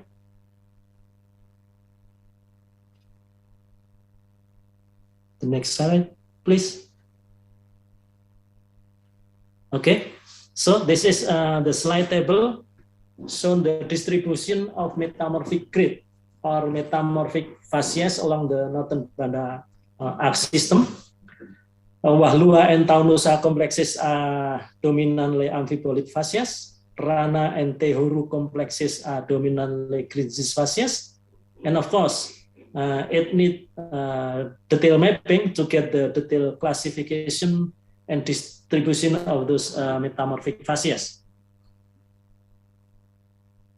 Next slide, please. Okay, so this is the structural geology features of that region. The geological structure of this study area can be separated from the Seram Fault Thrust Belt to the north of the northern Banda Aceh. The main structure in Buru Island is known as Rana Fault, a broad northeast southwest trending left lateral fault zone with about 65 kilometers long, which almost bisects the island. So it's divide the island into two parts, followed by the development of next order fault observed in Namlea. And the dominant structure in Seram Island is major streak slide fault, northwest to southeast trending Kawasir zone. We will not discuss about the genetics of these structures, but to understand as one of the parameters of a mineralization system as a fluid pathways. Next slide, please. Now we check the mineralization data in this area. A previous investigation on Buru Island by Idrus et al. At 2019, in which I was also involved, defined gold mineralization in Gunung Putak and Guguria as an orogenical deposit. This deposit characterized by mineralized quartz vein, banded texture, and the associated sulfide minerals are pyrite, cinnabar, stibnite, and arsenopyrite, which represent the epizone to mesozonal environment of an orogenical system. This is the characteristic of mineralizing hydrothermal fluid in this ore deposit, characterized by carbonic and low salinity fluid with homogenization temperature between 200 to 400 centigrade, resulting from the fluid inclusion petrographic and microthermometry analysis. The carbonic fluids are one of the characteristics of metamorphic devolatilization fluids. And the alternative halogen content in fluid inclusion is also similar to other orogenical deposits. This confirms that the hydrothermal fluids resulted from those metamorphic devolatilization process. Okay, and let's see what we will find in Seram Island. A few months ago, we read about the prevalence of artisanal miners along the southern coast of the island, especially in Tamilau area of Central Maluku Regency. So people using simple tools, they dig the pit sands and pan it, and they found gold grains. We did a brief investigation there. We followed the upstream of the rivers. Several other miners also they dug up the outcrop, crushed it, then flow the crushed material through the sluice box. Maybe the slide before. Yep. Okay. So they flew the crushed material through the sluice box and found gold grains left in the screener carpet. So the primary source was not far from the coast. And the outcrop is greenschist facies metamorphic rocks, graphitic village actually, which cross-cut by quartz vein and veinlets. The sulfide minerals, especially pyrite, are disseminated in the altered wall rock adjacent to veins and those veinlets. This location is part of Tehuru metamorphic complex. Next slide. Okay, this photograph shown an outcrop where the graphitic fillet is cross-cut by quartz vein, and the petrographic analysis identify that the wall rock composition is dominated by muscovite, which altered into cerussite and chlorite. The sample shows the presence of disseminated pyrite in the altered wall rock. And the ore microscopy analysis also capture the presence of very small size free gold. Next slide. Okay, maybe this is the most interesting photograph. From the left, pan concentrat from river sediments, which the river stream originated from metamorphic northern metamorphic terrain area. The middle part is photomicrograph of binocular observation showing the pan concentrat composition of quartz, muscovite, anatas, garnet, and gold. And on the right, there are gold grains that have been separated from other concentrate materials, showing up to 1 millimeter in size with irregular dendritic shaped grains. These textures tell us that the primary source was not far from the sampling area. Next slide, please.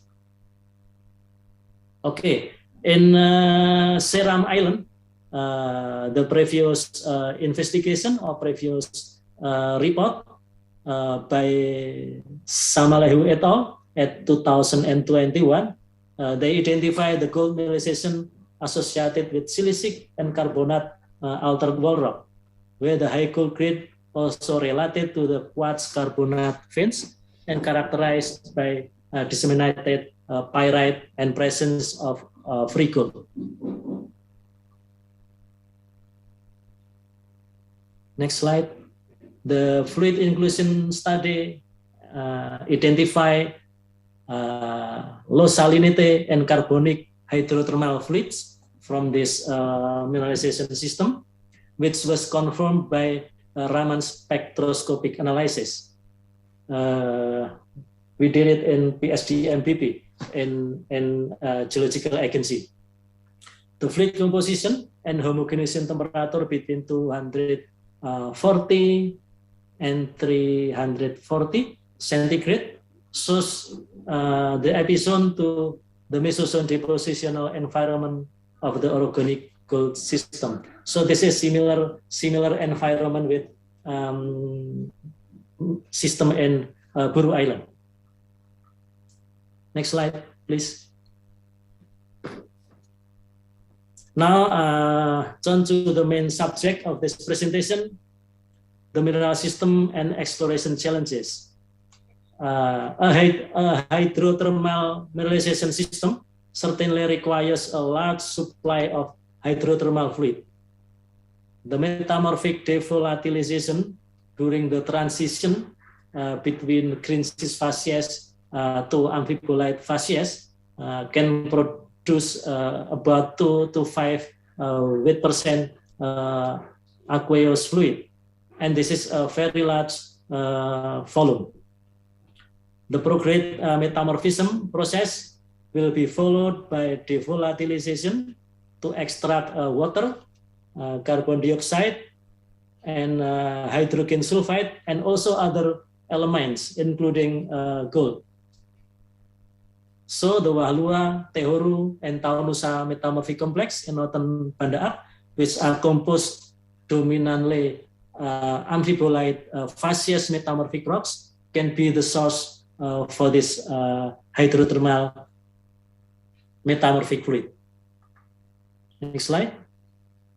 And we have cirrus zone or major fault zone system on Buru Island and in Seram Island, Rana and Kawa respectively, which are potential to be channelways for transporting hydrothermal fluids.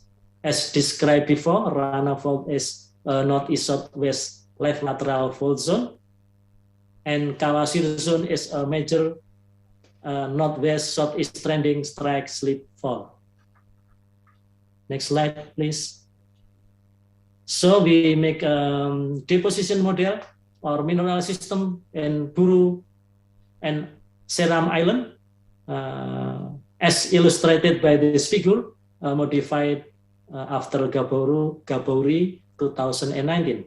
Basically, the mineral system, in the system, orogenical deposit consists of some key components, including rock source or fluid source, channelway, fluid pathways, and fluid trap system as host rocks of gold deposition.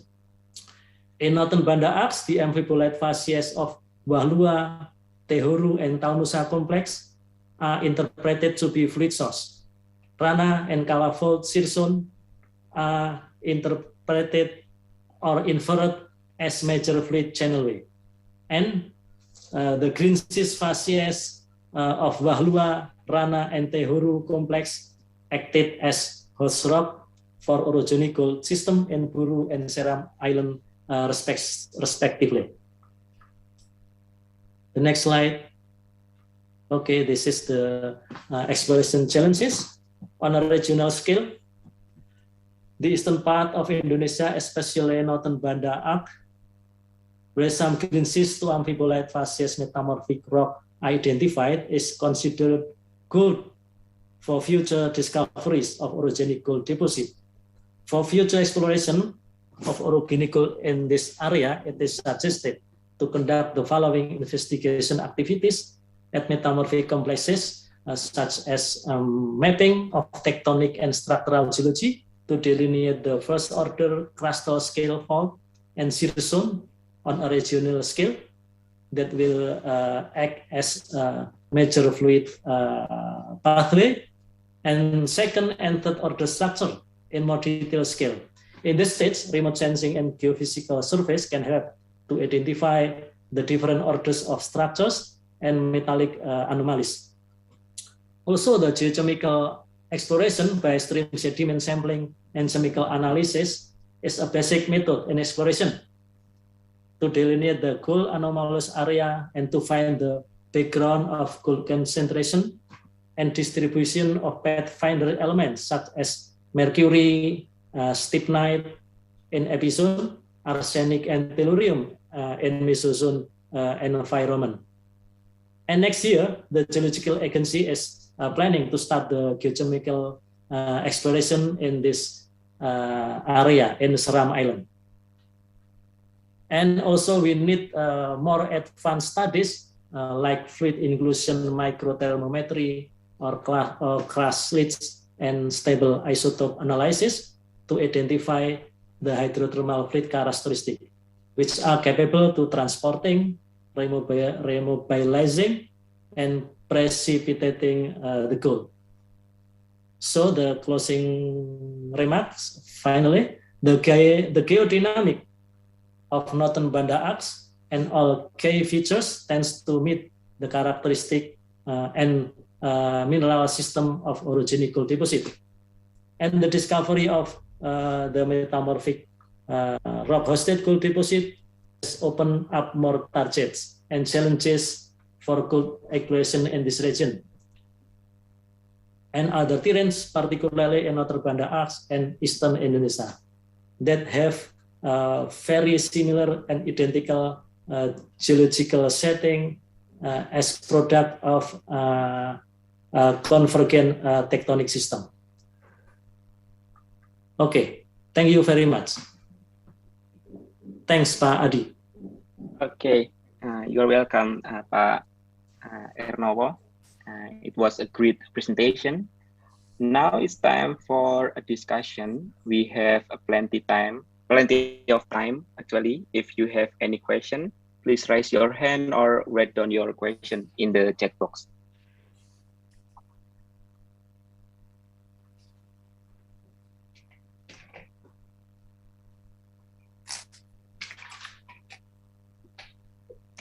Is there any question?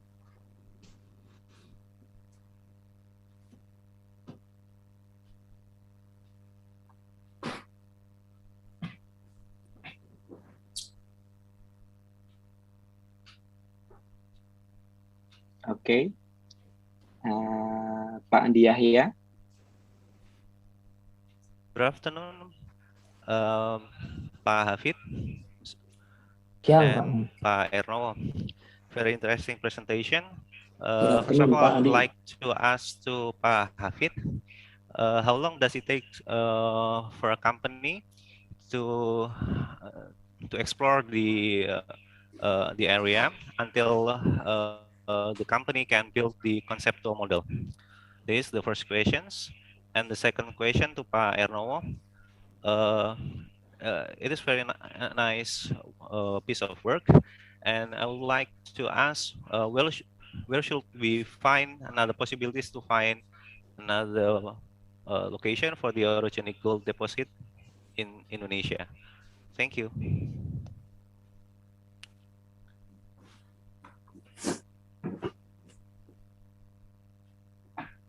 All right, please, Pak Hafid.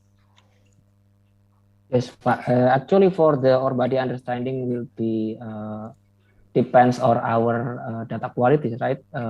The first one is the spacing drilling, or maybe if we have channel sampling, that will be support our ore body understanding. For example, in the beginning of project, if we only have one drill holes, our data will be very limited, but our interpretation will be so many possibilities. In this stage, in my stage, the preview study, we have to cut the uncertainty. That's why we have to add our data, and based on the data, we don't have any changes to use interpretation anymore. We have to prove everything. We have to prove. As long as we have the budget for the data collection, we have to prove everything. The remobilization should be tested by fluid inclusion in the future. I mean, the main thing is the data collection to reveal what really happened in this deposit. And for further question, it will be impact on the another engineering purposes such as metallurgical, geotechnical, and also hydrogeology and everything. That's why geology is primary to the base data collection, and please not too much interpretation, just prove it. Thank you. All right, thank you very much, Pak Hafid. And then the second question for Pak Erno, please. Thanks, Pak Adi. Firstly, I would like to thank to Pak Andi Yahya. He is my partner in our research. Okay, Pak Andi, the question is about the possible location for orogenic gold mineralization. Yeah. Okay, in eastern part of Indonesia, there are similar tectonic systems, so we have to go back to check the tectonic system first.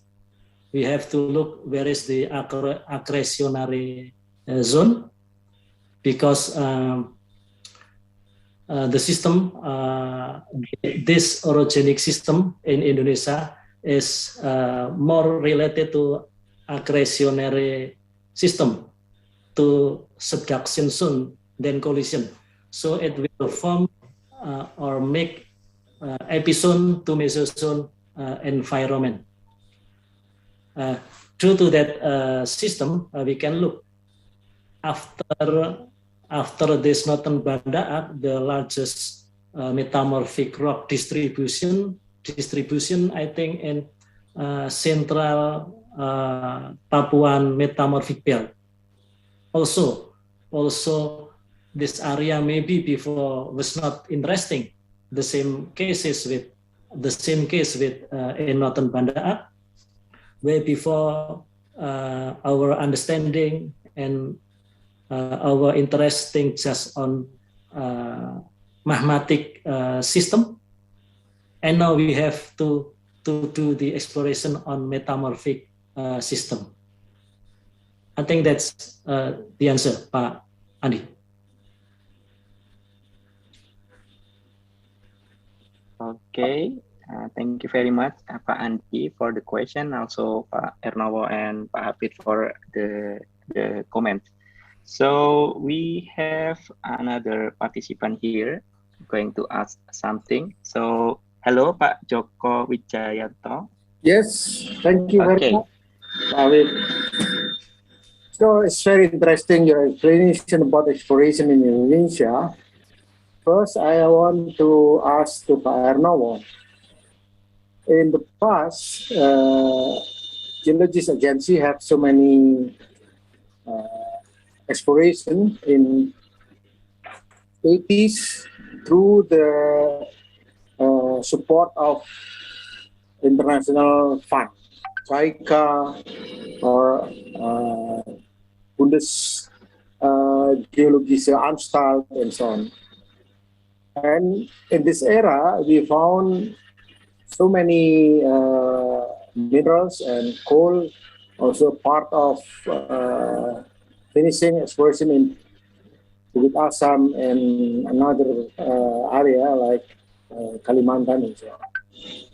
So I want to ask you, how big the support of international fund for exploration in Indonesia? Because if we look around in the investment in mineral and coal is since 2018 decreased, especially in exploration near to zero.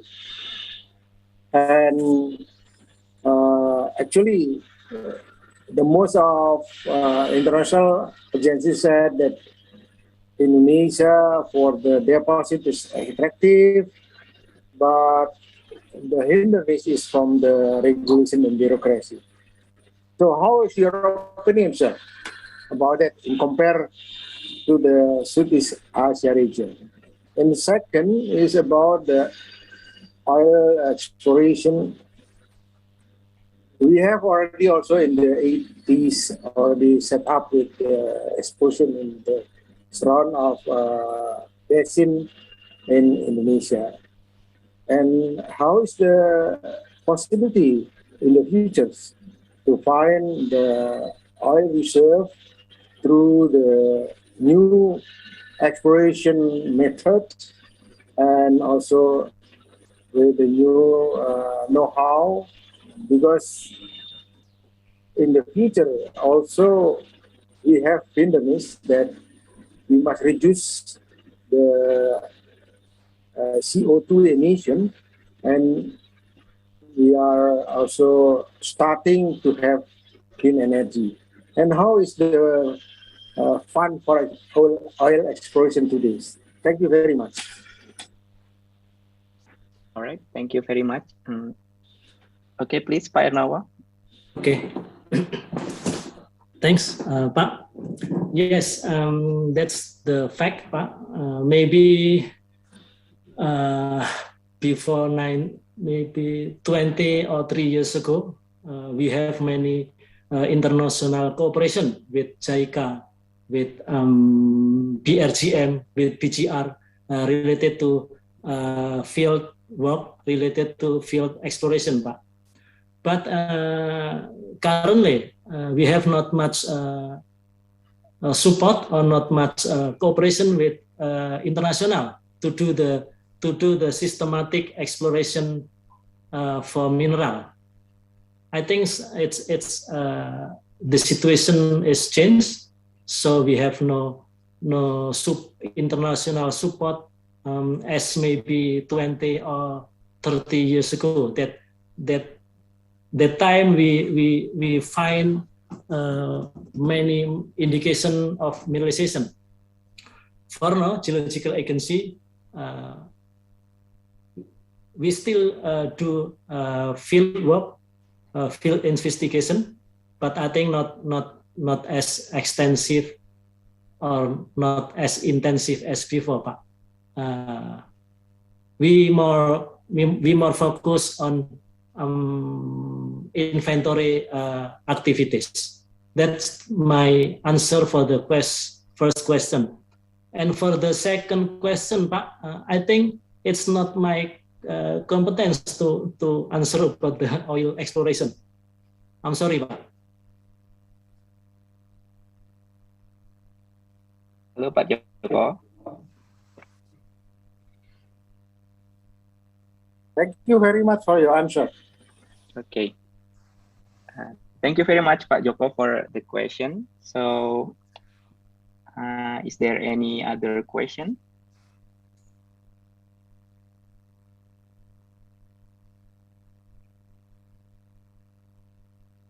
Okay.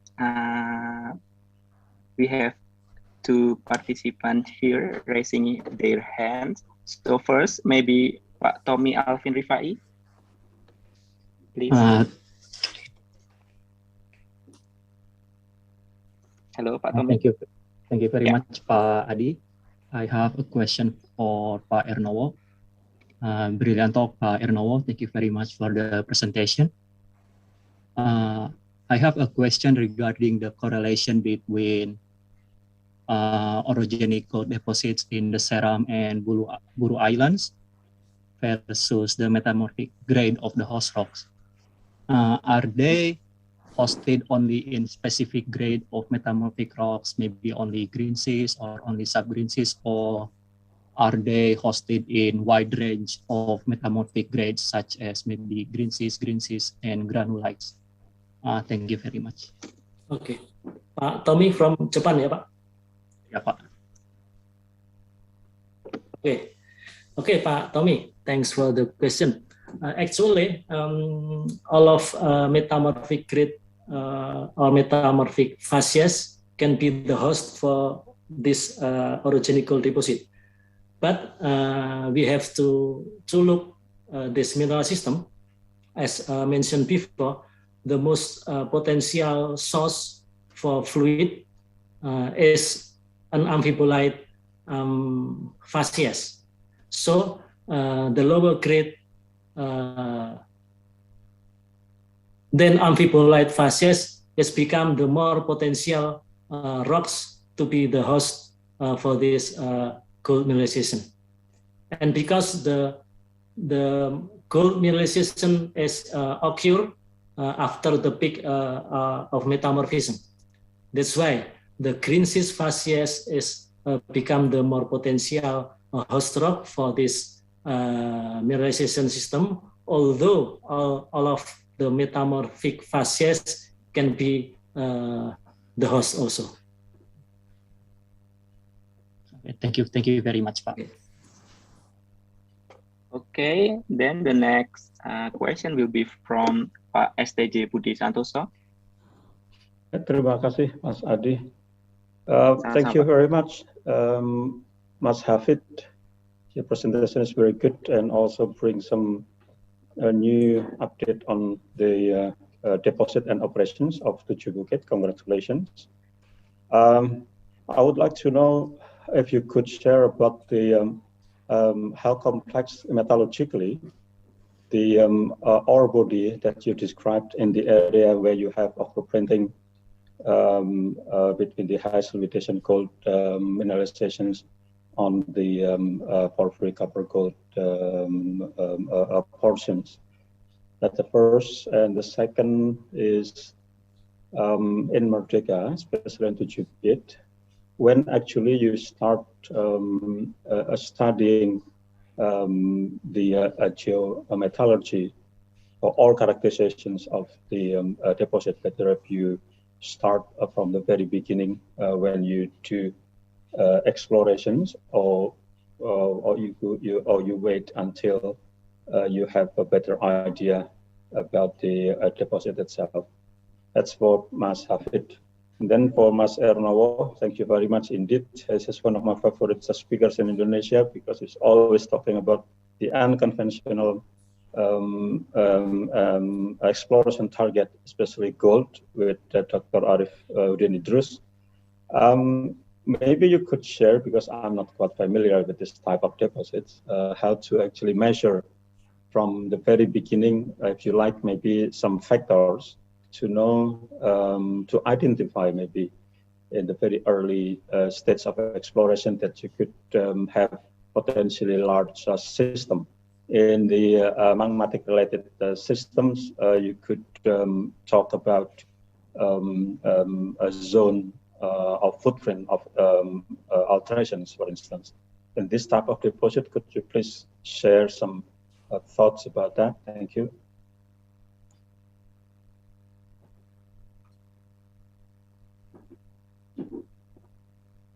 Yeah, please, Mr. Hafid first. Pak Adi, boleh saya menjawab pertanyaannya Pak STJ pakai share screen? Okay, please. Yes, terima kasih Pak STJ atas pertanyaannya. The first question will be answered in this screen. Keluar. Yeah.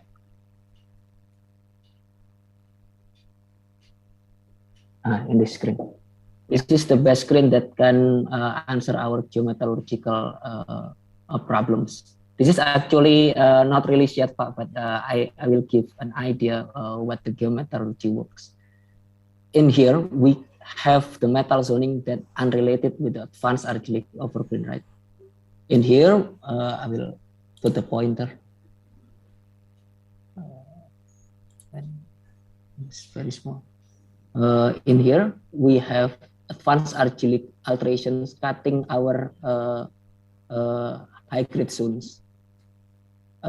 In here, we have yellow one is argillic and started from orange to red, and the pink colors is advanced argillic. When the high grades only have an argillic alteration, it will be different when the high grades in the advanced argillic alteration. For example, the recovery will be different. The upgrading will be different. We have lots of clays in the advanced argillic, and also additional for arsenic in the advanced argillic overprint. We have arsenic additional in our concentrate, and it will have implication in our sellable product. That's the answer. Actually, we have the porphyry deposit and then cut it by the advanced argillic overprint. The advanced argillic overprint doesn't bring any mineralization, but affecting our mineralization. That's also affecting our metallurgical plan. And also, this overprinting also brings lots of pyrites. That's why perhaps we will also build the pyrite concentrates, not only copper concentrates. That's the first question. And the second question is the data collections. We should commit to the data collection in the beginning or after our body understanding. I will suggesting to every company to start data collection or invest more on the data collection since the beginning, because compared to the mining budget or metallurgical budget, it will be not equal. It's still much slower. But if we have complete data collections, we can support and answer lots of million-dollar question in the end. That's why if we have a solid company, then the best way is do the best data collection since the beginning in the performance. For example, when we start decline, we don't have any much data, and when it hits around 1 kilometer, we found water and chaos in there. That's why currently we will focus on the data collection before we doing any technical or engineering programs. We will do a deep study on every part. I guess that's all from me, Pak Adi. Terima kasih. Right, thank you very much for very interesting answer. And then the next question or the next answer, Mr. Irnomo, please. Okay. Thanks, Pak Budi, for the question. Yes, Pak, this mineralization system is a little bit different with magmatic hydrothermal system, especially in the features of alteration zone. If in magmatic hydrothermal system we can identify wide and intensive alteration zone in the system, sometimes the alteration zone is very, very narrow. But for the factoring, of course, firstly, we have to check about the distribution, regional distribution of regional metamorphic rocks. And the second one, this deposit is totally controlled by structure. So, as I mentioned before, the first step we have to investigate, map the structural geology. We have to know about the first order that will become the main or the major fluid pathways, and we need the second and the third order of structure that will become the mineralization thread. About the alteration, Pak Budi, it's very specific. Some deposit of orogenic, they have potassic alteration, but what we have did with Pak Andi in Awak Mas, the mineralization is related to sodic alteration. This condition, I think, is influenced by the rock which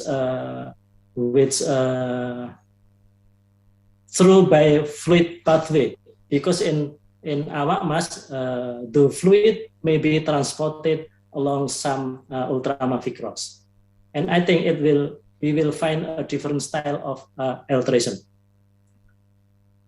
I think the structure is very, very important in the system. Okay, Pak Budi.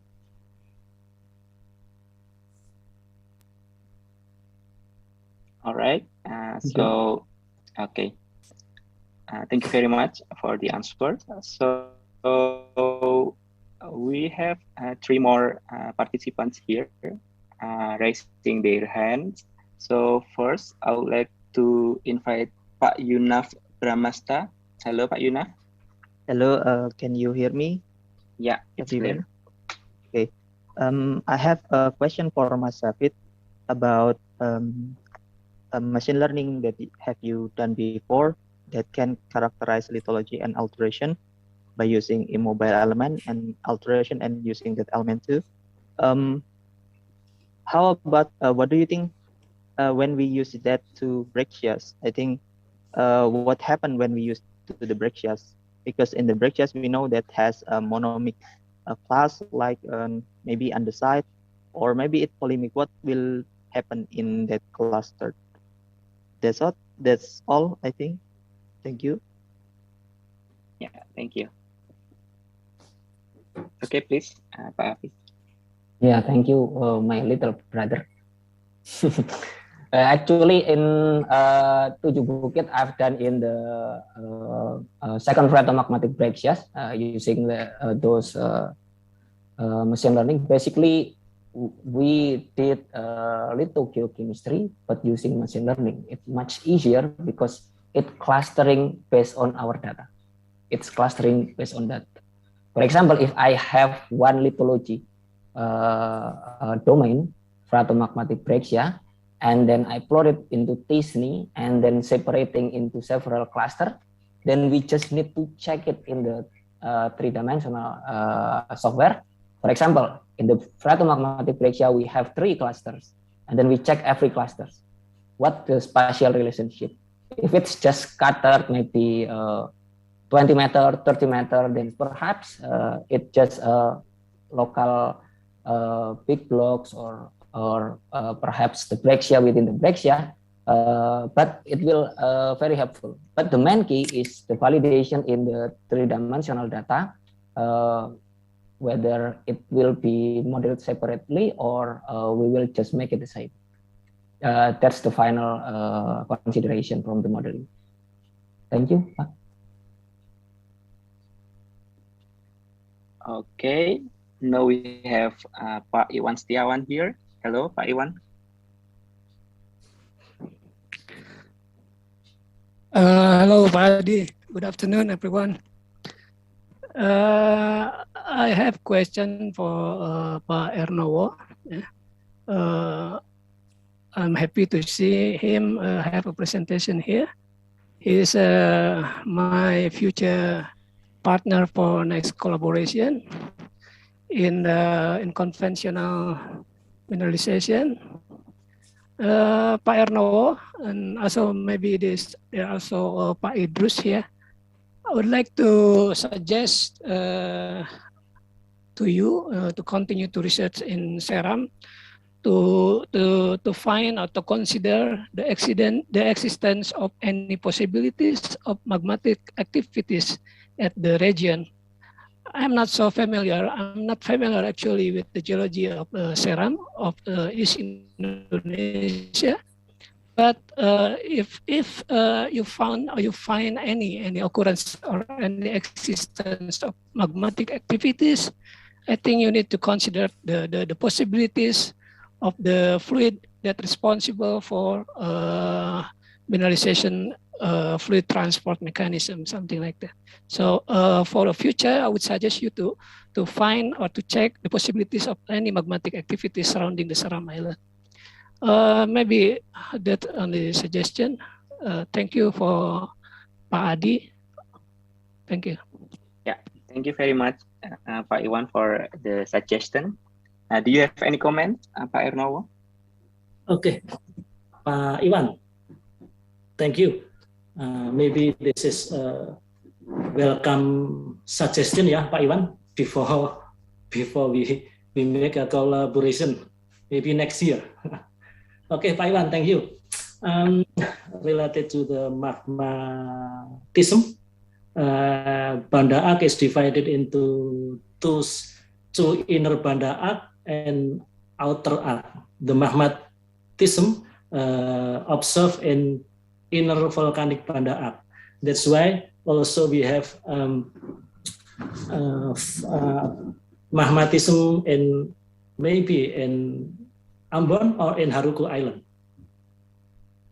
And there is a magmatic hydrothermal deposit in Haruku found there. That's the answer. But anyway, thank you for the suggestion, Pak Iwan. See you next year, Pak Iwan. Okay, thank you very much, Pak Iwan and Pak Ernowo. And then we have Pak David Iswanto here. Hello, Pak David. Hello, Hello. Pak David. Yeah.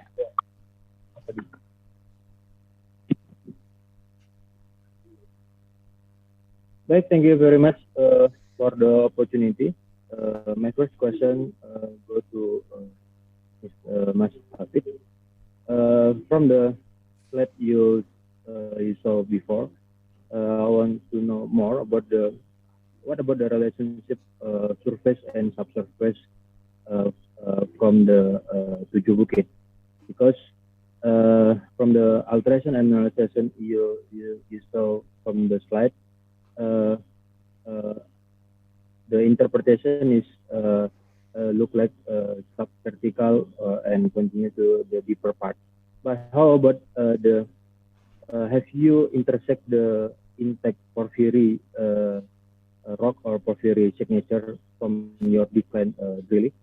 And if it is yes, how about the relationship with the alteration and mineralization you saw before from the slide?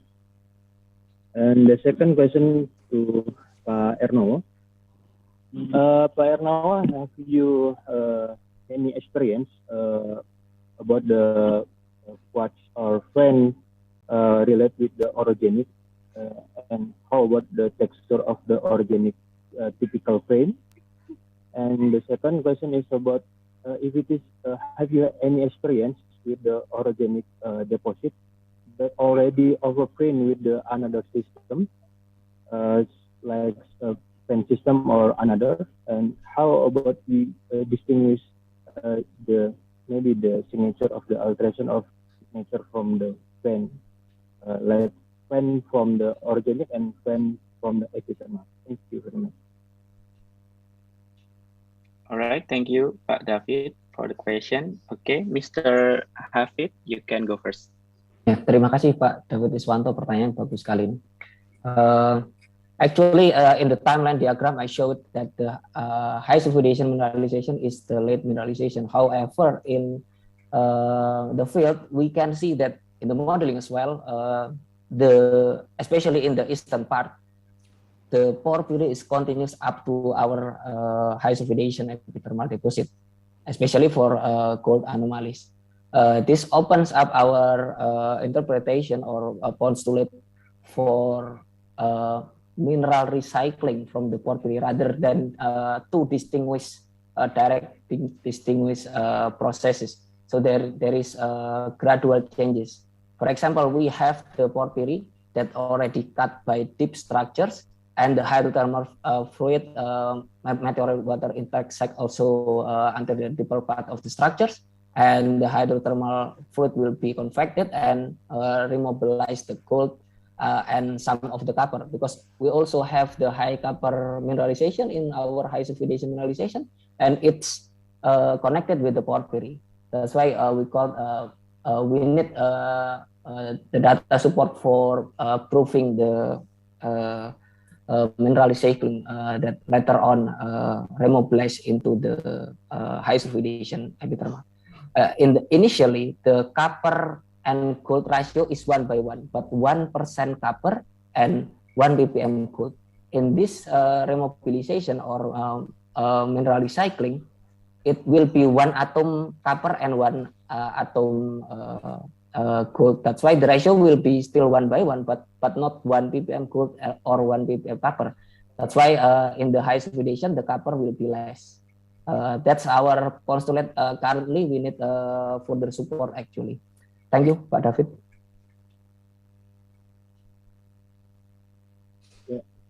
Okay, for the next question, Pak Ernawa, please.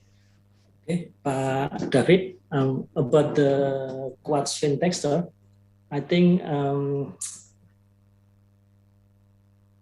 in this system, because the hydrothermal fluid always flow through the weak zone, so they will infill parallel to the foliation, because the foliation also sometimes it will become a weak zone, and also it will cross cut or the foliation. It depends on the structure, because as I mentioned before, this mineral system is dominantly controlled by structure. And my experience with the overprint of maybe vein generation in Awakmas, I did the advanced analysis on the vein types. The first mineralized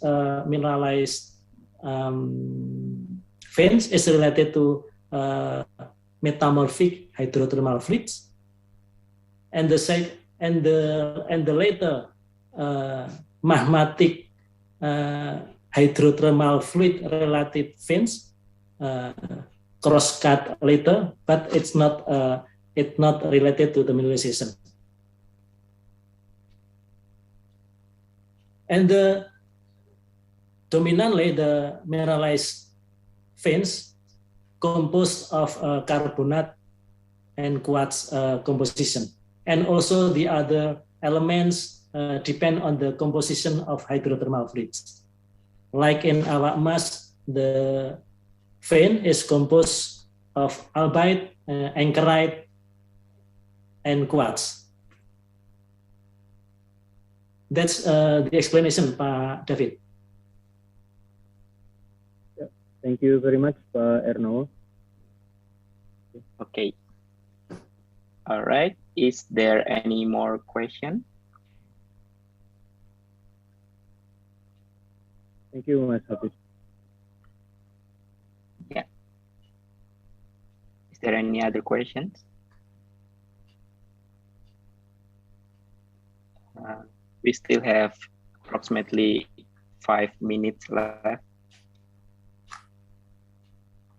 Okay. Perhaps the last question from me, Pak Hafid. So it's more about geology. So what happened before the overprint? Because the time gap is pretty long, right? And the high sulfidation deposit have almost similar depth with the porphyry. So what happened before the overprint? Yeah, there are a lot of discussion in here. Maybe tidak cukup 1 jam, Pak. Actually, I will try to explain it from the pressure and temperature point of view. The biggest control in the porphyry mineralization is pressure and temperature. During the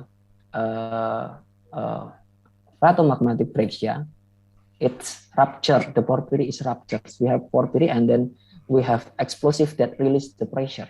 So during that time, the temperature that's still very hot, and then the pressures decline drastically. That's why perhaps that also provides the metal zonation that's pretty complicated into Cukupit. For the advanced argillic, I think that's also controlling that.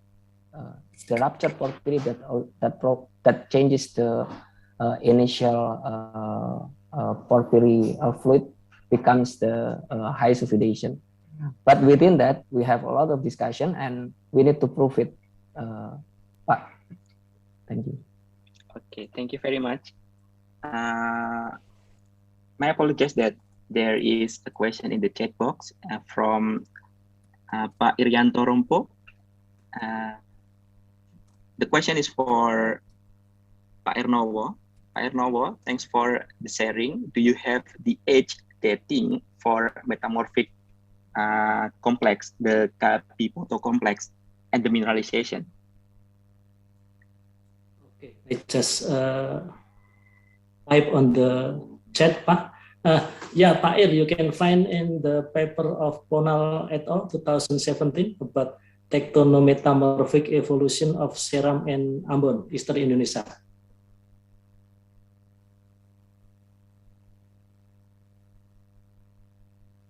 I think you can find the complete data about the dating of some metamorphic rocks in Seram.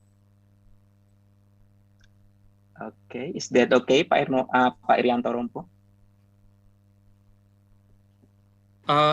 Sorry.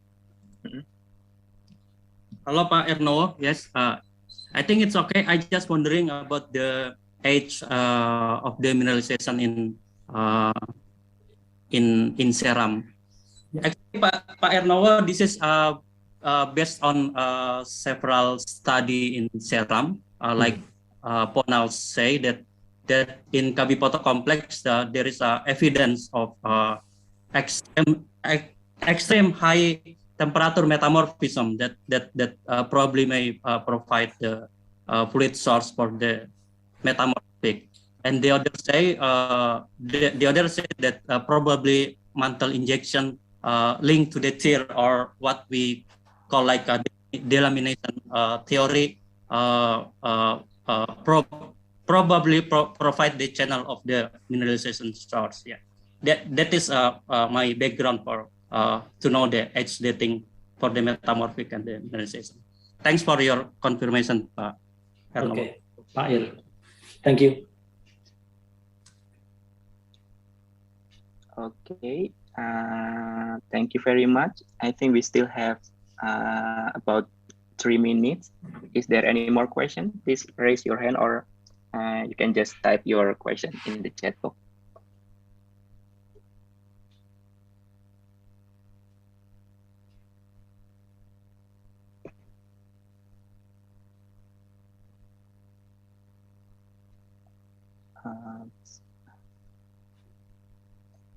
Perhaps the last question from me to Pak Ernowo before we close this discussion session. So, Pak Ernowo, I think many people talk about the difference between the orogenic gold deposit and the other deposit, for example, the epithermal sulfidation. So, my question is, what is the difference because in some case, the epithermal foundation are also hosted by a metamorphic rock.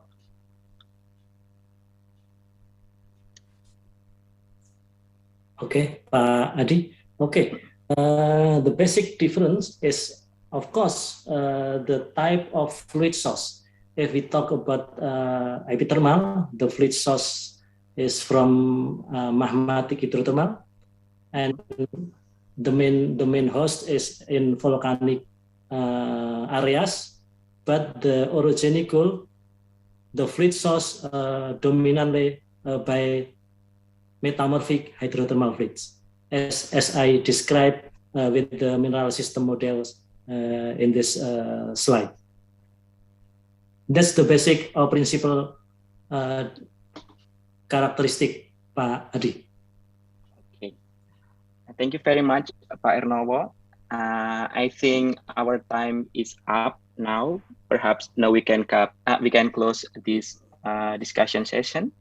It was a great discussion, of course. So at the end of this session, let me give you a brief summary of the talks this afternoon. Yeah, it was great. Pak Hafid showed us the update geology and working program on the Tujuh Bukit porphyry system, and yeah, it was very well presented. And the following talk by Pak Ernowo also gave us important insight on how the geodynamic setting of the northern Banda Arc meet the characteristic of an orogenic gold deposit. Once again, let's give a round of applause for all speakers in this session.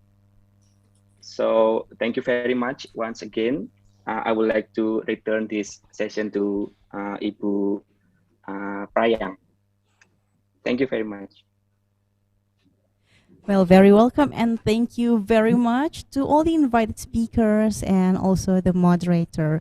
All right, same as the previous agenda, we would like to give the token of appreciation to all invited speakers and the moderator. Therefore, we would like to invite Bapak Dr. Mont Andi Yahya Al-Hakim as the MGEI Annual 2021 Chairman. And for the first one will be received by Bapak Muhammad Hafid.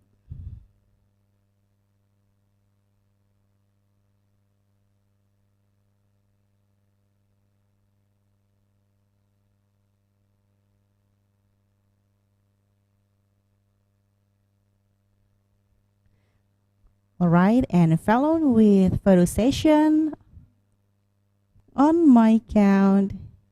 In 3, 2, 1. All right, capture perfectly. Thank you very much.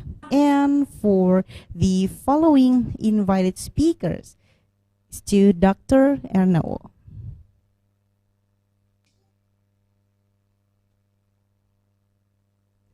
All right, we're ready, and our team will capture in the count of 3, 2, 1.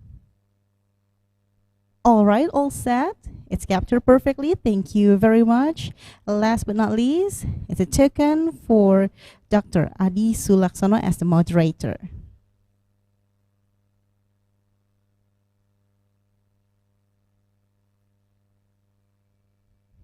All right, gentlemen, on my count, be ready in 3, 2, 1. All right, capture perfectly. Thank you very much. And then we would like to invite for the photo group. We'd like to invite our all invited speakers, Bapak Muhammad Hafid, Bapak Dr. Ernowo, Bapak Dr. Adi Sulaksono as the moderator, and also Bapak Dr. Andi Yahya Al-Hakim to have a photo group together.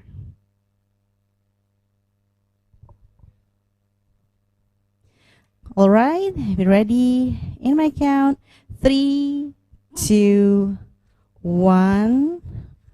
All right, all set. Thank you very much. Capture perfectly. Once again, we would like to say thank you to all the invited speakers, the moderator, and also Bapak Andi Yahya Al-Hakim as the MGEI Annual Chairman.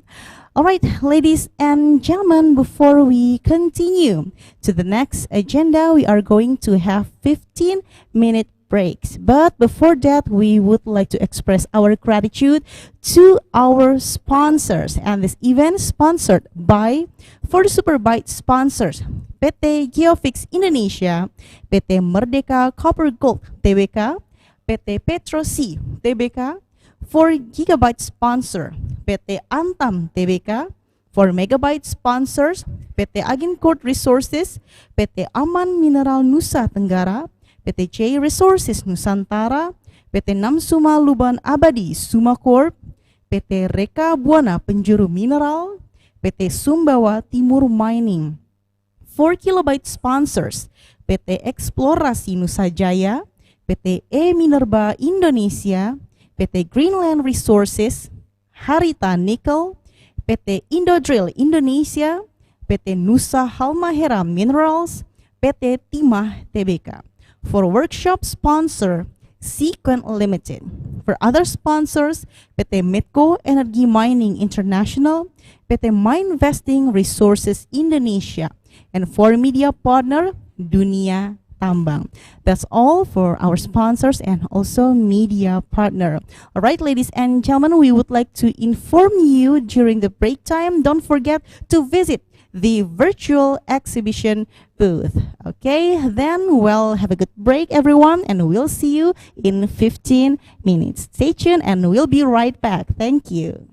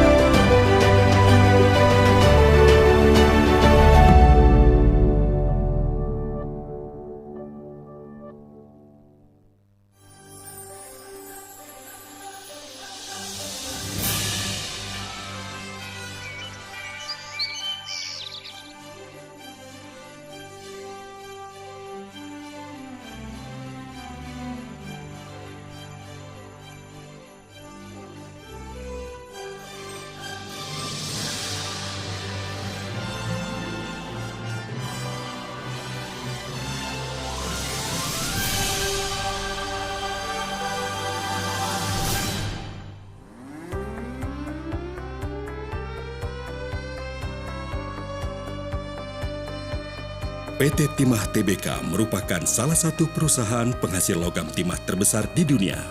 Perusahaan ini berkantor pusat di Kota Pangkal Pinang, Provinsi Kepulauan Bangka Belitung, Indonesia. Wilayah operasi PT Timah meliputi Provinsi Kepulauan Bangka Belitung dan Provinsi Kepulauan Riau yang dikenal sebagai Indonesian Tin Belt.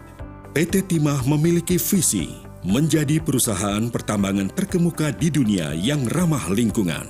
Dengan misi membangun sumber daya manusia yang tangguh, unggul, dan bermartabat, melaksanakan tata kelola penambangan yang baik dan benar, mengoptimalkan nilai perusahaan dan kontribusi terhadap pemegang saham, serta tanggung jawab sosial. Sejak tahun 1995, PT Timah telah tercatat di Bursa Efek Indonesia. Pada tanggal 29 November 2017, PT Timah bersama PT Aneka Tambang PT Bukit Asam dan PT Freeport Indonesia resmi tercatat sebagai anggota holding industri pertambangan Main ID di bawah naungan PT Indonesia Asahan Aluminium atau Inalum. Sebanyak 65% kepemilikan saham PT Timah dimiliki pemerintah melalui PT Inalum dan 35% oleh publik. PT Timah merupakan perusahaan penambangan yang terintegrasi, mulai dari eksplorasi, penambangan, pengolahan, smelter, hingga pemasaran. Penambangan di darat di wilayah izin usaha pertambangan timah berlokasi di Pulau Bangka dan Belitung. Sedangkan penambangan timah di laut menggunakan kapal keruk dan kapal isap produksi. Sebelum dilebur, biji timah hasil tambang diproses di pusat pencucian biji timah. Setelah dipisahkan dari mineral ikutan, kadar SN ditingkatkan hingga mencapai syarat utama peleburan. Untuk mendapatkan logam timah berkualitas tinggi, maka dilakukan pemurnian. Prosesnya memakai crystallizer dan electrolytic refining. Proses peleburan dilakukan di Muntok, Bangka Barat, dan di Kundur, Kepulauan Riau. Saat ini dikembangkan proyek fuming dan ausmelt untuk mendukung operasional peleburan. Jenis logam timah yang diproduksi PT Timah yakni Bangka Tin, Mentok Tin, Kundur Tin, Bangka Lowlit, dan Bangka 49. Merek dagang Bangka Tin dan Kundur Tin terdaftar di London Metal Exchange dan bersertifikasi CFS dari RMI. Negara tujuan ekspor antara lain Jepang, Korea, Taiwan, Cina, Singapura, Belanda, Jerman, Perancis, Spanyol, Italia, serta wilayah Amerika Serikat dan Kanada. Kegiatan usaha PT Timah Tbk ditunjang beberapa anak perusahaan, yakni PT Timah Industri, PT Timah Investasi Mineral, Timah International Investment, PT Dok dan Perkapalan Air Kantung, Indometal London Limited, PT Timah Karya Properti Persada, PT Timah Agro Manunggal, PT Tanjung Alam Jaya.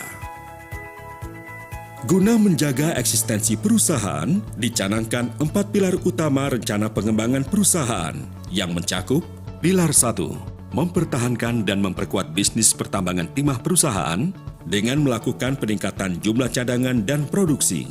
Pilar 2, pengembangan bisnis pertambangan non-timah dengan fokus pada mineral ikutan timah.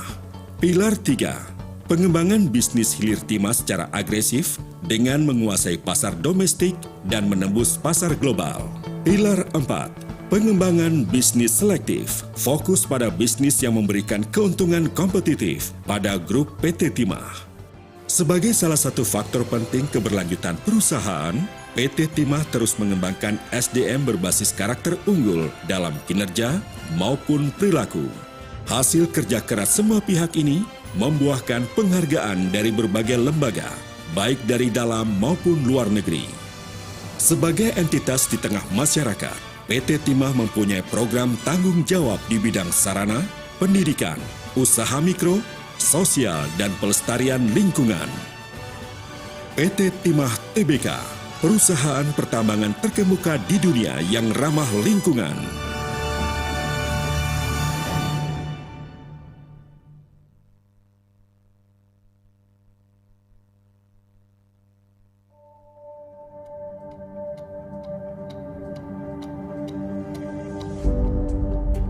We are PT Agincourt Resources. a world-class gold mining company based in Indonesia.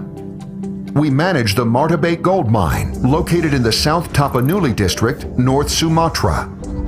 Our vision is to develop a sustainable world-class operation, delivering first quartile performance in the gold industry. We will achieve this by growing our business and optimizing our assets, all of which is built on our strong foundation of sustainable development. We are pursuing exciting growth opportunities through exploration, the Sulfide Development Project, and plant debottlenecking to 6 million tons per annum. We have invested in a successful exploration program to deliver significant growth and value to the business. We have 6 deposits in reserves category and a vast mineral resource which we continue to develop. Our project pipeline includes an impressive portfolio of projects across a range of near-mine and contract of work targets. The focus is on near-mine exploration targets to utilize the existing infrastructure of the Martabak process plant. The Sulfide Development Project presents an opportunity to change the game at Martabak, enabling the processing of refractory ore and upgrading the recovery of precious metals from transitional ore. The project upside could potentially double the life of the mine. Our short-term opportunity is to further enhance asset performance by debottlenecking the process plant from its original design to 6 million tons per annum. We can do this with incremental capital investment and drive efficiency and costs even further.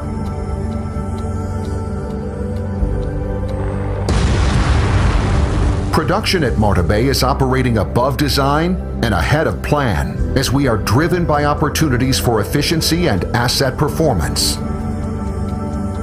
We are delivering in excess of 350,000 ounces of gold and 2.5 to 3 million ounces of silver per annum, all within first quartile cost comparisons worldwide. The foundation of our business is our belief in sustainable development. We believe that mines should be developed, operated, and closed in a socially and environmentally responsible way. In terms of our local community, we deliver practical outcomes, such as employment and capacity building, where more than 70% of our workforce are local people. And our CSR programs, which focus on health, education, infrastructure, agriculture, and economic development.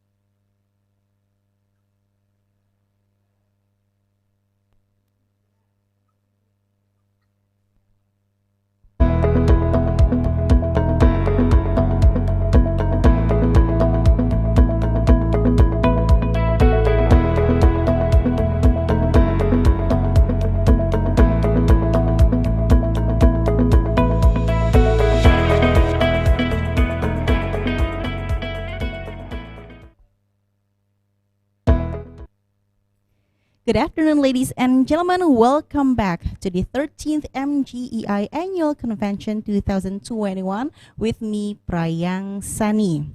All right, ladies and gentlemen, this could be the last session of the invited speakers for today. Therefore, we would like to invite our moderator for this session, Bapak Felix Sihombing. And here's the curriculum vitae of Bapak Felix Sihombing. Bapak Felix Sihombing is a lecturer at Universitas Indonesia.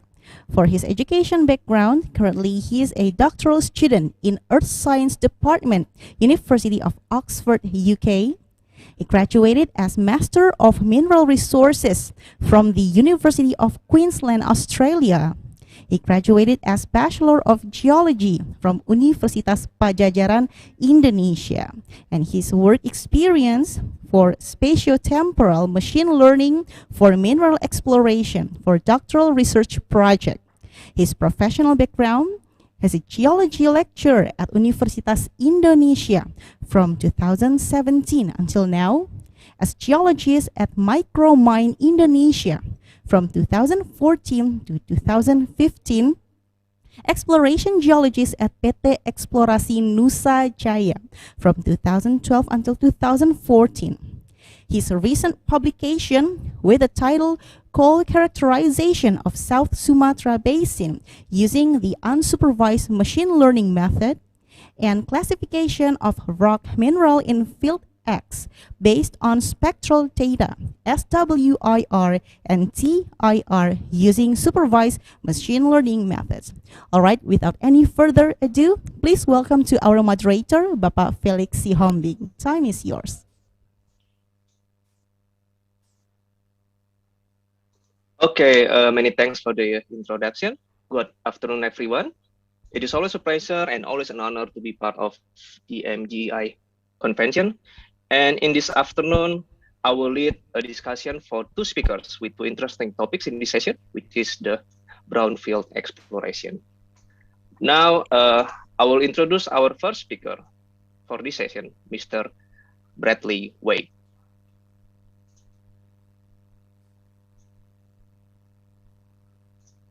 Mr. Bradley Wade from PT Sorikmas Mining. He holds Bachelor of Science in Applied Geology with honors from UNSW, Australia.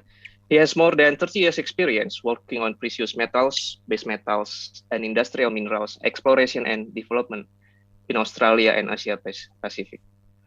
He has 20 years of work experience in Indonesia, where the most notable projects are Tokatindung, North Sulawesi, Cibaliung, Banten, and Sihayu, North Sumatra. And today's talk will be talking about the Sihayu project, that is the gold project.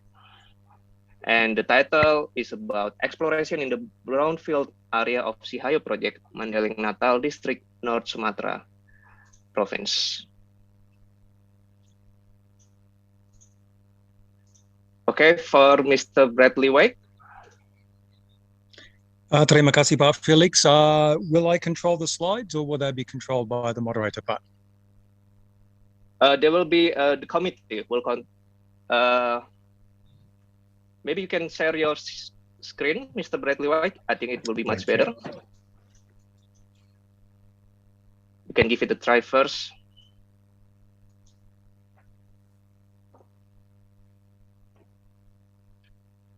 Okay, Mr. Bradley, the time is yours. We have 20 minutes for the presentation. Okay, salam sehat, salam sejahtera kepada semua kawan-kawan di Indonesia. Welcome to the overview and update of the Sahaya Gold project located in North Sumatra. We'll just get ourselves the opening slides. Okay, full screen. Jadi kita yang ngetrol ya. Okay. The opening slide, I think, best represents the geological setting of the Sorik Mas project. It features the Penyambungan Pulau Part Basin in the middle of the photo, the Sorik Merapi stratovolcano and geothermal field on the right-hand side of the photo, and a compressional pop-up ranges on the left-hand side of the photo. So it's quite spectacular scenery. The Sorik Mas project is a 7th-generation contract of work. It's approximately 660 square kilometres in size, and it's split into 2 discrete blocks. We're located in the Barisan Mountains of Sumatra. We're located in the Sumatran segment of the Sundarbanda magmatic arc.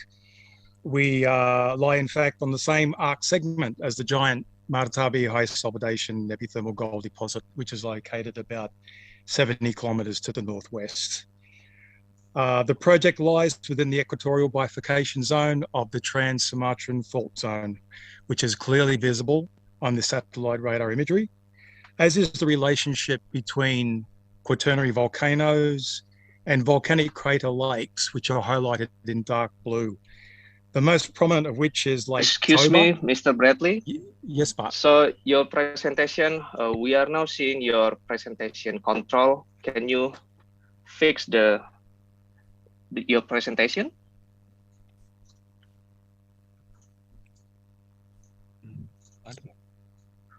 Can you see the full screen, Pat? Yes, but we are now seeing the presentation control.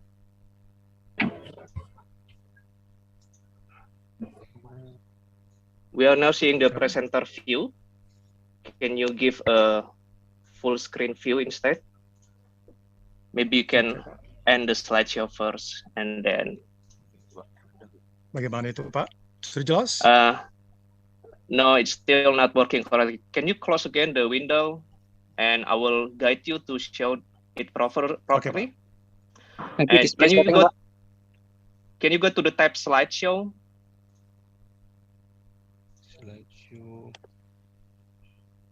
There's a slideshow menu. Display setting, Pak.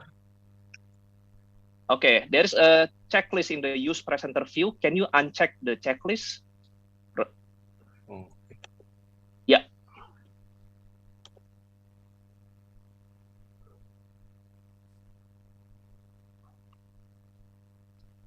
You probably use 2 screens, is it? Betul, Pak. Okay, can you change the monitor from automatic? There is a... Yeah, now it's working perfectly. You may continue. I apologize for that. No problem. Okay, let me skip along there. I lost a bit of time. Okay, as a tectonic setting, the project is located on the southeastern margin of the Eurasian continental plate. We're underlain by late Paleozoic to Mesozoic basement blocks and stitching granitoids. The modern tectonics are controlled by the north-directed subduction of the oceanic Indian plate, which is accommodated by dextral strike-slip movements along the Sumatran Fault Zone. So in total, Sumatra has quite a complex tectonic evolution, resulting in a rich endowment of metallic and fossil fuel resources. Is that screen change okay, Pat? Yes. Okay. The current status of Sahaya, the management consultants and field teams have had quite a busy year, completing optimization studies on the development of the Sahaya Sambung sediment-hosted gold deposits in the north block of the contract of work. Pending receipt of financing, Sahaya is set to become North Sumatra's 2nd operating gold mine, with construction proposed for next year, 2022.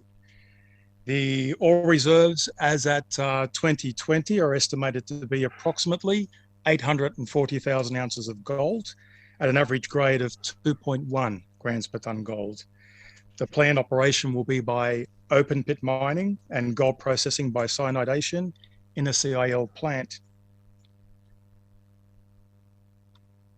Okay, the simplified geology of the contract of work highlights Permo-Triassic limestones and intercalated volcaniclastic rocks, which are highlighted in light and medium blue. These rocks are prospective for sediment-hosted gold and polymetallic skarns. Diorites, highlighted in dark pink, are of late Jurassic age, and these rocks are prospective for intrusion-related gold sulfide vein deposits. Cenozoic volcanic rocks, highlighted in light green, are prospective for epithermal gold-silver vein systems and possibly high sulfidation epithermal gold similar to Martabi. The Quaternary Sorikmorpi volcano in dark green is prospective for geothermal energy, and in fact there's quite a large geothermal electricity plant developed. Active strands of the Sumatran fault zone are highlighted in red, and these were identified by Dr. Dani Natawijaya of the Lembaga Ilmu Pengetahuan Indonesia. The structural geology of the contract of work is well exampled by this 50-metre resolution satellite radar image, which is taken from an ALICE satellite and pulsar imagery, and it clearly highlights complex structural architecture, which is directly attributed to the Sumatran fault zone. The active fault strands are again highlighted in red, and notably, multiple mineral prospects that have been identified within the contract of work are all basically aligned parallel to the grain of the Sumatran fault zone. The Penyambungan Pulau Basin is a transtensional feature, and that's highlighted in purple at the top of this screen. There's a relationship between this Pulau Basin with the trend of the Sahaya Gold Belt, which is generally parallel. And there's a transpressional pop-up duplex that runs through the southern contract of work block. I'd like to touch briefly on the discovery history of Sahaya because it's particularly important for both young and old geologists. We're very fortunate that on the current exploration team, we still have the original discovery team members from 1998 who discovered Sahaya and Sambung.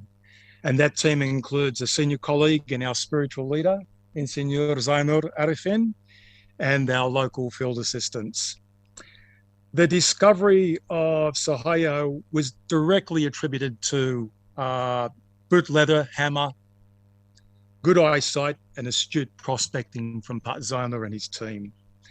The discovery outcrop at Sahaya was found by following up a regional Blake Stream sediment gold anomaly that registered 40 ppb gold.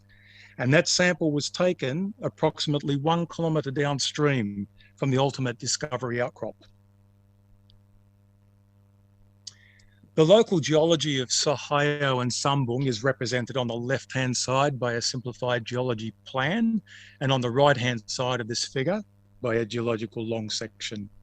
Both Sahaya and Sambung are examples of strata-bound replacement style sediment-hosted gold, and the gold deposits and outcrop are highlighted in orange and red. The two deposits are located about 1 kilometre apart, and they are both hosted by limestone.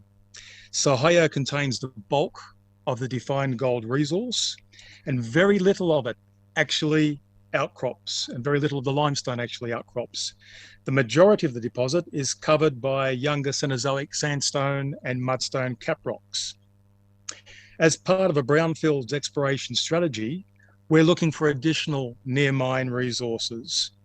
And that work is taking us along strike projections of the prospective limestone unit, in fault and fold repetitions of the prospective limestone unit. And this is all done within an approximately 5 kilometre radius of the planned mine area. The main exploration tools that we use are basic geological mapping and prospecting, surface geochemical sampling, and using the iron geologist in the drill hole. Of particular interest and importance to our brownfields exploration at Sohayo is the search for a high-grade feeder zone. Evidence for its likely occurrence is anticipated at the southern end of the currently designed pit plan. It's in this area that we have a confluence of thickened cap rock, increased structural complexity, and a deep-seated laccolith intrusion. The figure on the top left is a gold grade block model within the defined Sohayo resource, and you'll note the progression of changing colours from yellow to magenta, from west to east across the defined resource. And this correlates with an increase in gold grade, and there's a shallow plunge to the mineralisation heading to the east and beneath the planned pit, where there's been a limited amount of exploration drilling conducted, and most of these exploration holes have intersected higher grade gold mineralisation. And the magenta in this diagram is representing gold grades of 5 grams and above. So what exactly is Sohayo? I hope we can answer that question in the following series of slides. And there's a series of slides at the back of the presentation, which I hope will be made freely available to all of our colleagues at the MGEI so that you can view at your leisure. Sohayo is an example of strata-bound replacement style gold-bearing sulfide mineralisation that is disseminated through jasperoid lenses and discordant bodies within karstic limestone. Jasperoid meaning replacement style microcrystalline or chalcedonic silicification. And these jasperoid bodies are developed in fossilized cave fill sediments. They're developed along the contacts between argillaceous or dirty limestones with clean or sparry limestones. They're developed at the base, the unconformity base of the Cenozoic cap rock, and they're developed ponding beneath and above the dioritic laccolithic sills. The gold mineralisation at Sohayo and Sambong is best described as sulfide refractory gold, where the ore is unoxidized. And the metallurgical and mineralogical characteristics of Sohayo are very similar to Carlin-like mineralization. I'm afraid I don't have a lot of time to describe these photos in detail, but they will be made available to all the attendees at the conference to observe at your leisure. But these are all examples of the ore at Sohayo. I'd like to now touch briefly on the greenfields exploration programs in place at Sorik Mas. The contract of work is very well endowed with multiple targets and prospects, which were largely defined in previous exploration work. These targets represent a spectrum of intrusion-related, structurally and lithologically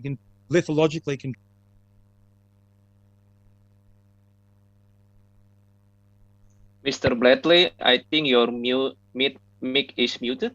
Can you unmute your microphone? Okay. Okay, perfect. Polymetallic skarns, intrusion-related gold, quartz sulfide veins and Grayson breccias, and porphyry-style mineralizations throughout the vast contract of work area.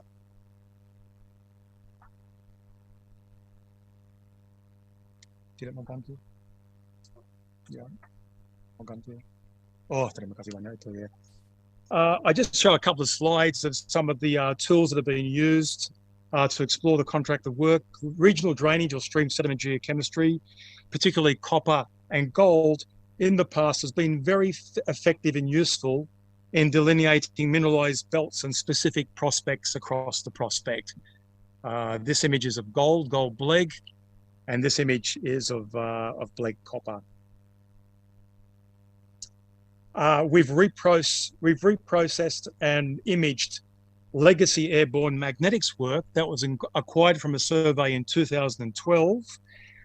We've used advanced software, modern processing, and high-frequency enhancements. And this combination has provided us with a major advance in helping us understand the regional local geological and structural controls on mineralisation throughout the contract of work. And it's fair to say it's been one of the most valuable targeting tools for us for future discoveries and for growth of the project. We combine magnetics with high-resolution LiDAR and with surface multi-element geochemistry.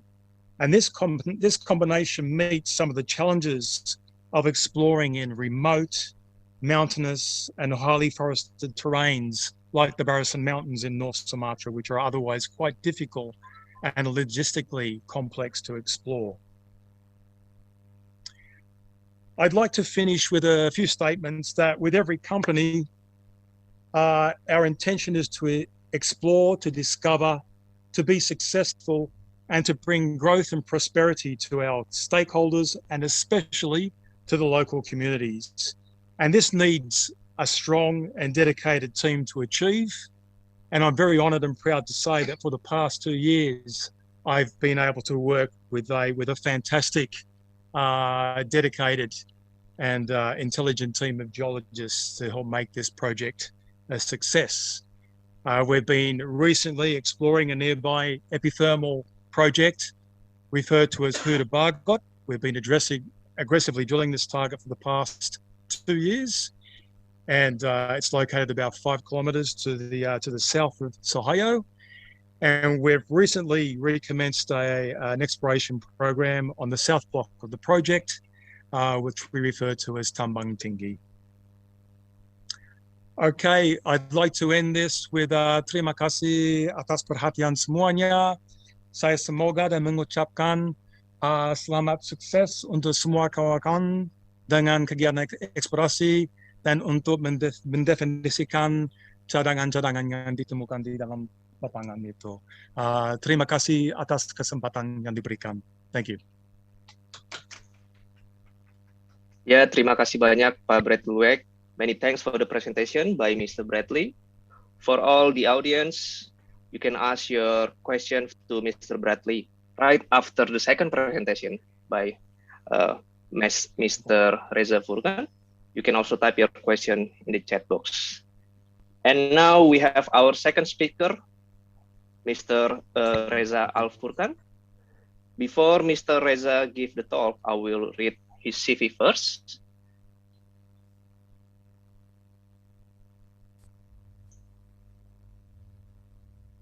For the committee, okay. Mr. Reza is a PhD candidate in Economic Geology, Akita University. He holds Master of Mineral Resources degree from University of Pajajaran and Bachelor of Geology from Gajah Mada University. Mr. Reza has 13 years experience in copper and gold exploration, ranging from early stage exploration to near mine exploration. His experience in integrating geology and geochemical datasets to optimize mine development and mine production. From 2013 to 2021, Mr. Reza is senior geologist at PT Eksplorasi Nusa Jaya, affiliate of Freeport-McMoRan Copper and Gold. Mr. Reza also a competent person of IAGI for copper and gold exploration reporting. Mr. Reza will give talk about the white mica chemistry as a factoring tool, with the case study of Deep Grasberg deposit.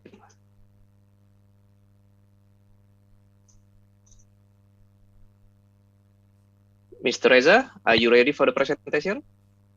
Yes, Felix, thanks for the introduction. No problem. Can I share my screen? Yes, please. Now? You can try to share your screen first. Perhaps you see the correct screen. Yes, we have see the correct screen. So, Mr. Reza, 20 minutes, the time is yours. So, okay, on behalf of all authors, we would like to thanks for MGEI for inviting us to share some part of our study about the white mica chemistry as an exploration tool in porphyry copper deposit exploration. So this is the case study from the Grasberg deposit, but I'm sure it's applicable in other magmatic hydrothermal deposit elsewhere. Yeah, before we present more detail about the results, We will also thanks to some people who generously help us during the study. And yes, here is the reserves at the Grassberg Expert Mining District. Here, it is stand out among other copper gold deposit in the New Guinea island, and one of the largest porphyry copper in the world. Okay. More than half of the Grasberg ore has been mined out through the open pit, which has been closed last year. So the remaining ore body, we call as the Grasberg Block Cave, still contains enormous copper and gold resource, as you can see in the screen now. And the interesting point are, compared to the open pits, about 40% of the Grasberg Block Cave mineralization is hosted in the white mica alteration. And most recently, based on the geochronological studies, Flightless, the exploration manager, and also some other Freeport geologists proposing the two overlapping porphyry systems that form the overall Grasberg deposit.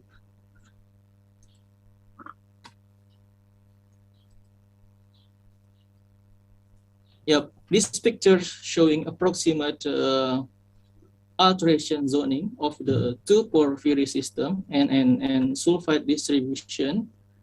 The older, deeper porphyry system was formed around 3.4 MA, while the younger, shallower porphyry formed about 3.2 until 3.1 MA based on zircon, biotite, and molybdenite dating.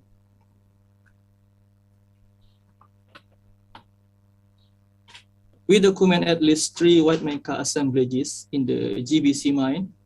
The first one is muscovite anhydrite, which has the green color feature in the left side and contains abundant chalcopyrite.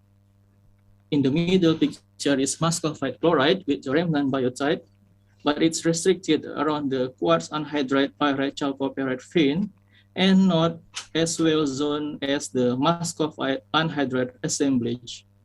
And the right picture is the muscovite quartz pyrophyllite that is largely developed in the southwest part of the GBC mine and contains significant porphyllite mineralization.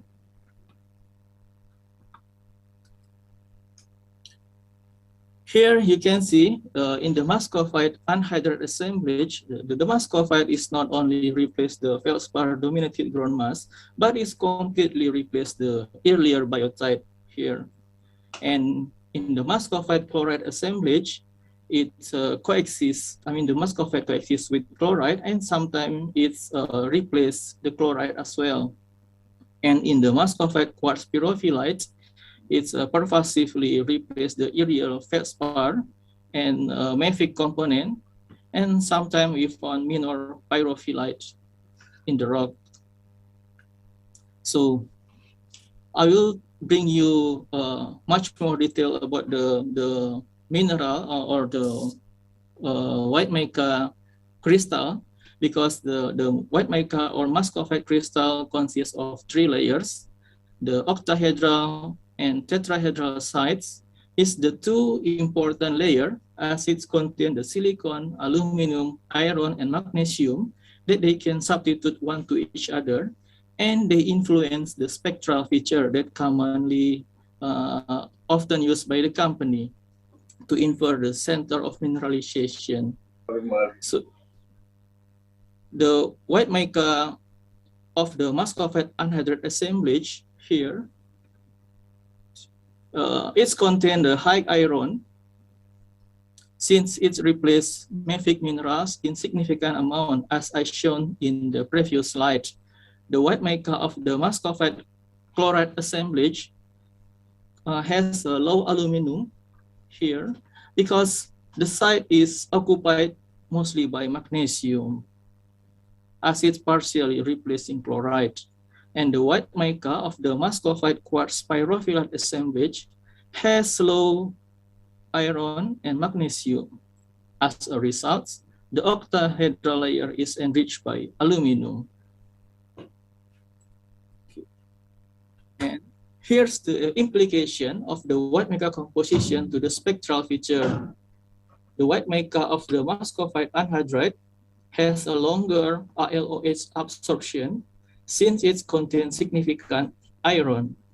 Similar to the muscovite anhydrite, white mica of the muscovite chloride has a longer ALOH position as well because their magnesium and iron content. In contrast, the white mica of the muscovite pyrophyllite have shorter ALOH position caused by low iron and magnesium.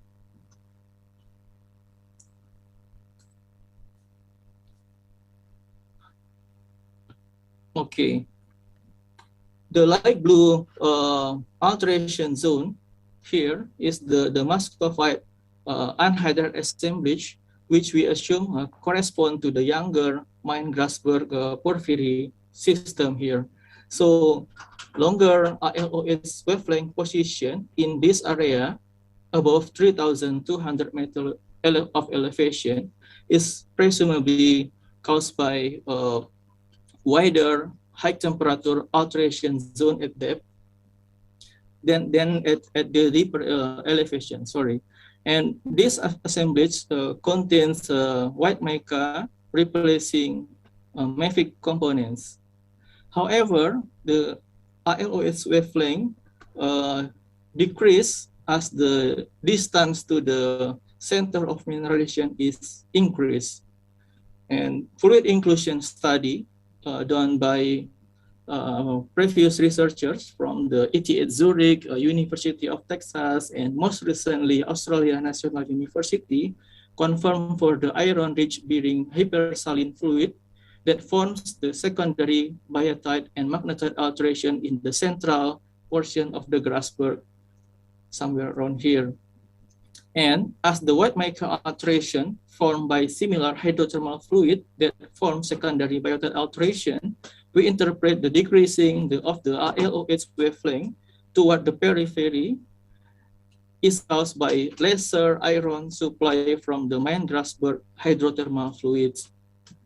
And similarly, in the older, deeper Gajah Tidur porphyry system, the white mica also have longer ALOH wavelength here.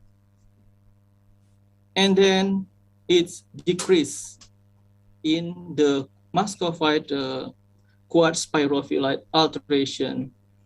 The muscovite quartz pyrophyllite is a typical of late-stage D-type sericitic alteration that form in the porphyry system. So the formation of the white mica in the late-stage sericitic states, it's consume acids, in which the acid fluids may remove the iron and magnesium from the wall rock. Nevertheless, here, the ALOH are increased again.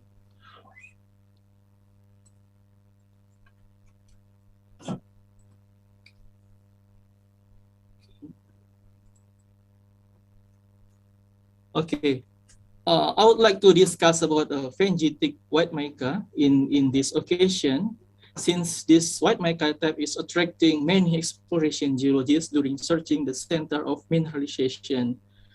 Phengite is the iron magnesium rich white mica and is reflected by longer ALOH wavelength. But I think this white mica doesn't always occur near the potassic core. So in this diagram, you can see the white mica can also form in low temperature in less acidic condition caused by higher rock to the fluid ratio here and associate with chloride.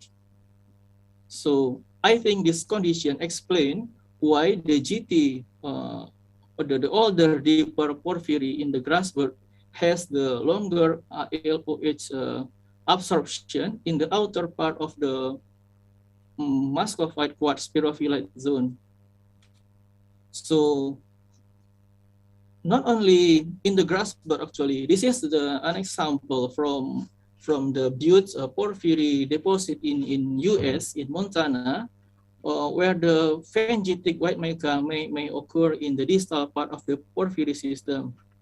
Here you can see the longer LOH wavelength present in the distal portion of the butte mineralization center here, which is contain shorter LOH wavelength position.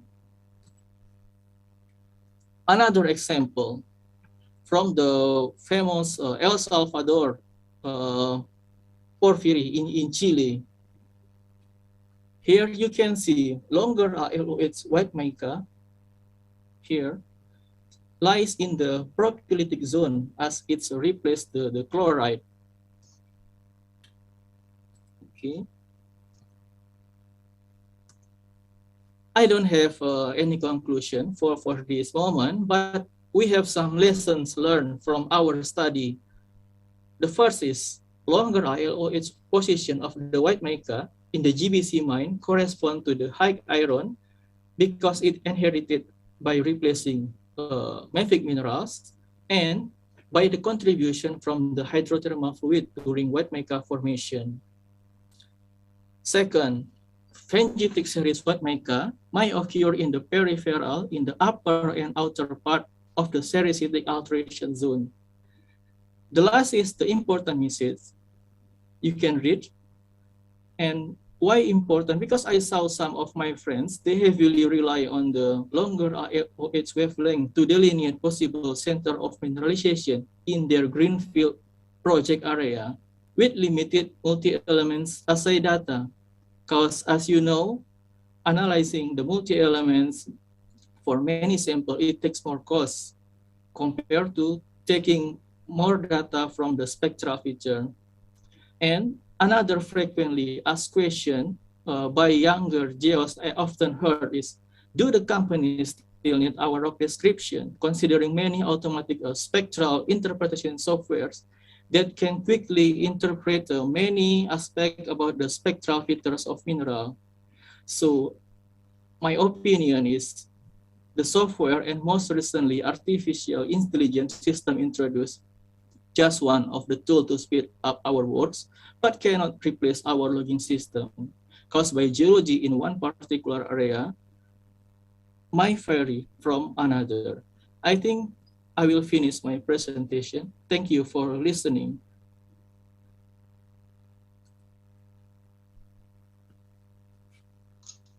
Okay, many thanks, Mr. Reza, for the presentation. It's quite an interesting presentation from Mr. Reza that might change our perception about the use of white mica for the exploration in the porphyry system. And now we will continue to the next session, which is the discussion session. After Mr. Bradley and Mr. Reza has provided us new insight about brown exploration, about their respective exploration project, we will proceed to the discussion session. For any participants who would like to raise a question, please virtually raise your hands. So I or MC or maybe the team can give you the opportunity to give the questions. We will have around 20 minutes for the discussion in this session. Alternatively, you can also write your question in the chat box. Yeah, we have one raised hand from Mr. Andi Yahya. Yeah, for Mr. Andi Yahya, please tell your question. Thank you, Pak Felix. Thank you for Pak Bradley and also Pak Reza for the presentations. I will have some questions. First to Pak Bradley. Is there any correlation between gold and the occurrence of arsenic minerals in Sihayu?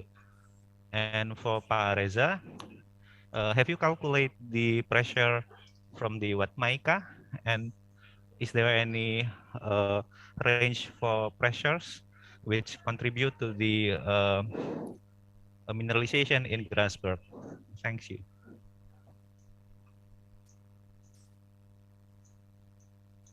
Yeah, maybe it can be answered directly. Boleh juga. Saya mohon maaf sebelumnya kalau tidak cukup jelas ya mengenai keterangan Sehayo. In answer to your question, Pak, yes, most definitely. The gold in the Sehayo and Sambung deposits is sulfide refractory gold, and the sulfide residence is arsenian pyrite. So very typical of Carlin style mineralization and probably other styles. The gold is occluded in nanoparticle form or micron form in the outer rims of pyrite grains, and where those outer rims are enriched in arsenic, they're enriched in gold. Does that answer your question, Pak? Yes, thank you, Pak Bradley. So it means arsenic and pyrite control the mineralization in Sehayo. Betul, Pak. Ya, terima kasih Pak Bradley.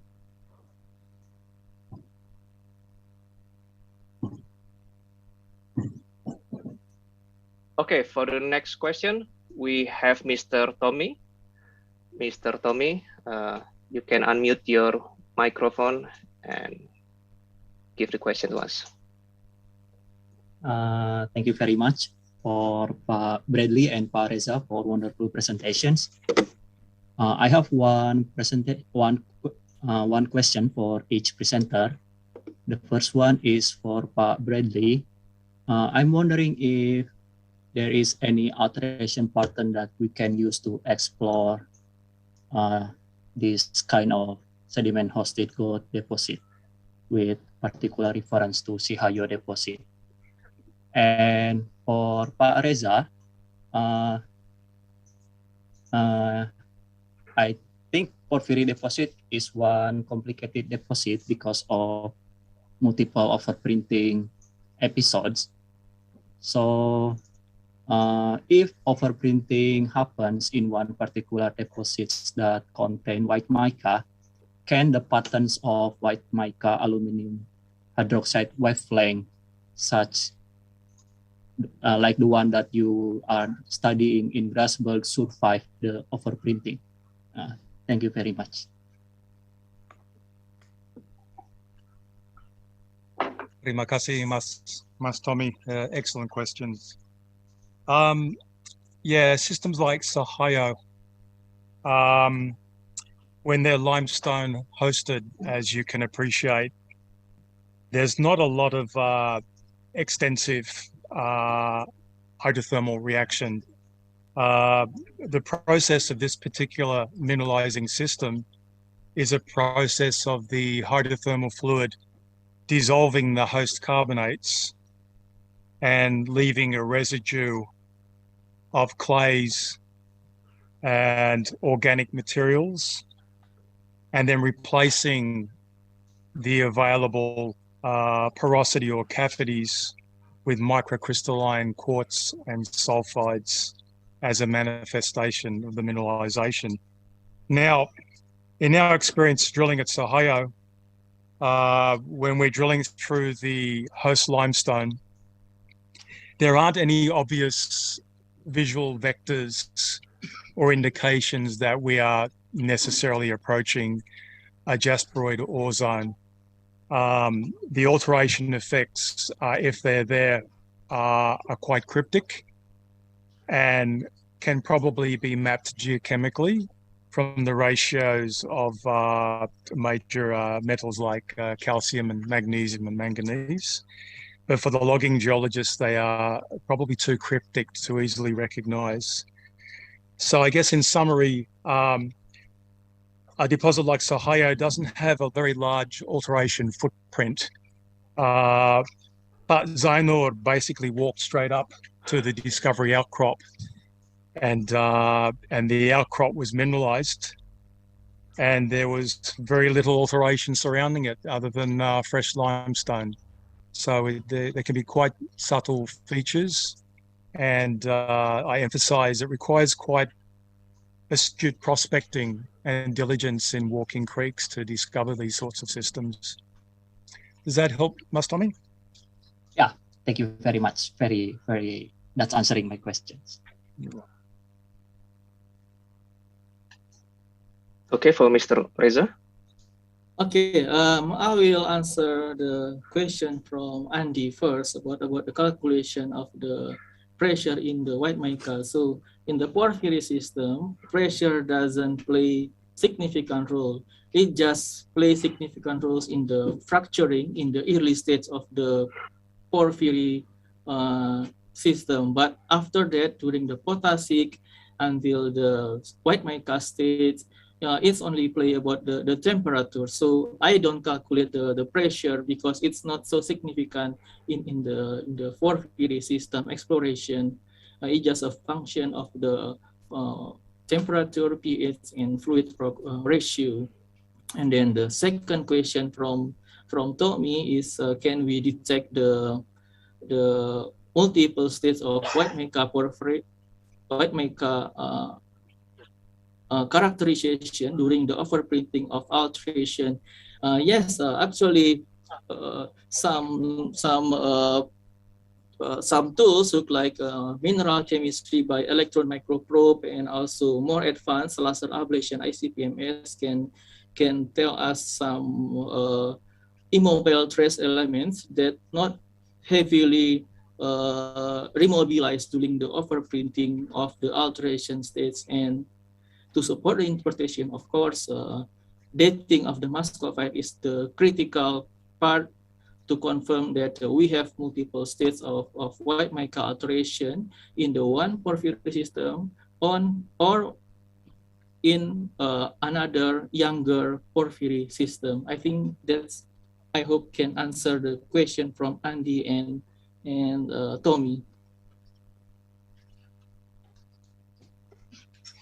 Okay, Mr. Tommy, are you satisfied with the answer, or you might have another question for our speakers?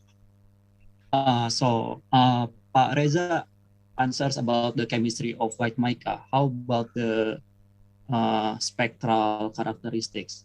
Are they changing after overprinting, or do they still keep the original wavelength after the first formation of white mica? Yes, very good question. That's the important part, because until nowadays, I still, some of my friends believe so much with the spectral data. For me, it's not really good without supported by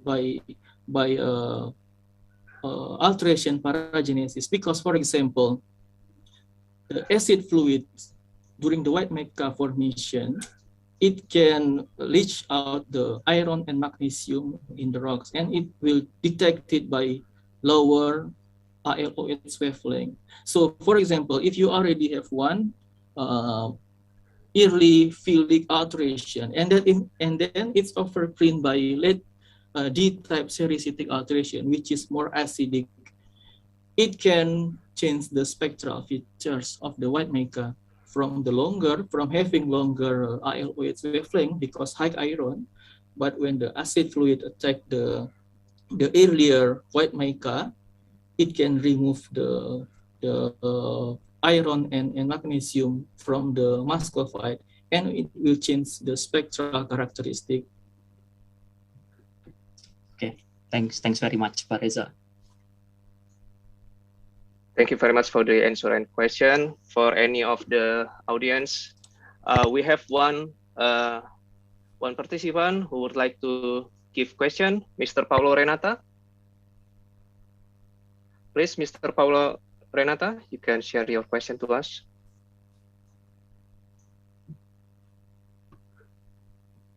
Excuse me, you have to unmute your microphone. Yeah. Is it work well, Pak? Yes. Okay, thank you for the occasion. So I honor to Pak Brett and Pak Reza as my mentor in the last exploration time in Java. So my question to Pak Brett, carbon in leach is interesting of the cool plan for the processing plant in the Sorikmas area. Could you please explain why carbon in leach is chosen to be a method to the gold refinery or gold processing? And the other question is because the near the Sihayo and then Sambung, there's some other porphyry prospect, and so it will be also perhaps show the other mineralization type like skarn and the other mineralization zone. So can you explain how could it be the other mineralization is the Carlin type and the other mineralization is the skarn or skarnified? I think, thank you just for Pak Brett. Geez, Paulo, you never cease to ask difficult questions. Sorry.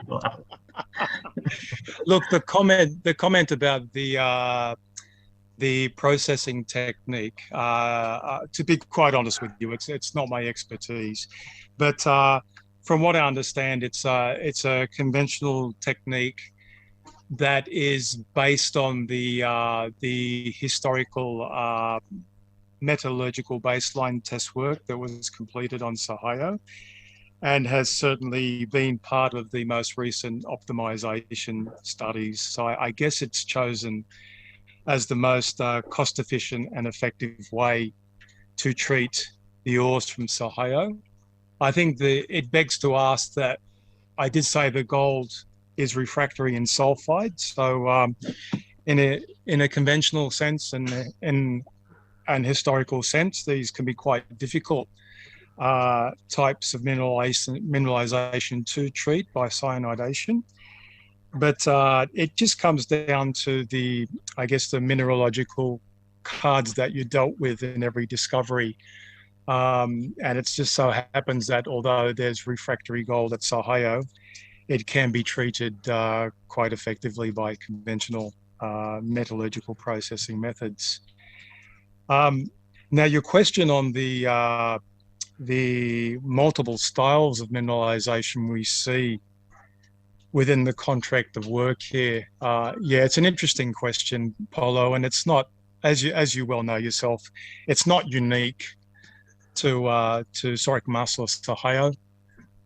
We see similar associations in Java, in Sulawesi, and in Kalimantan, where in one mineral district, we can see a combination of epithermal veins, porphyry-style mineralization, skarn, and carbonate-hosted gold. They all exist together.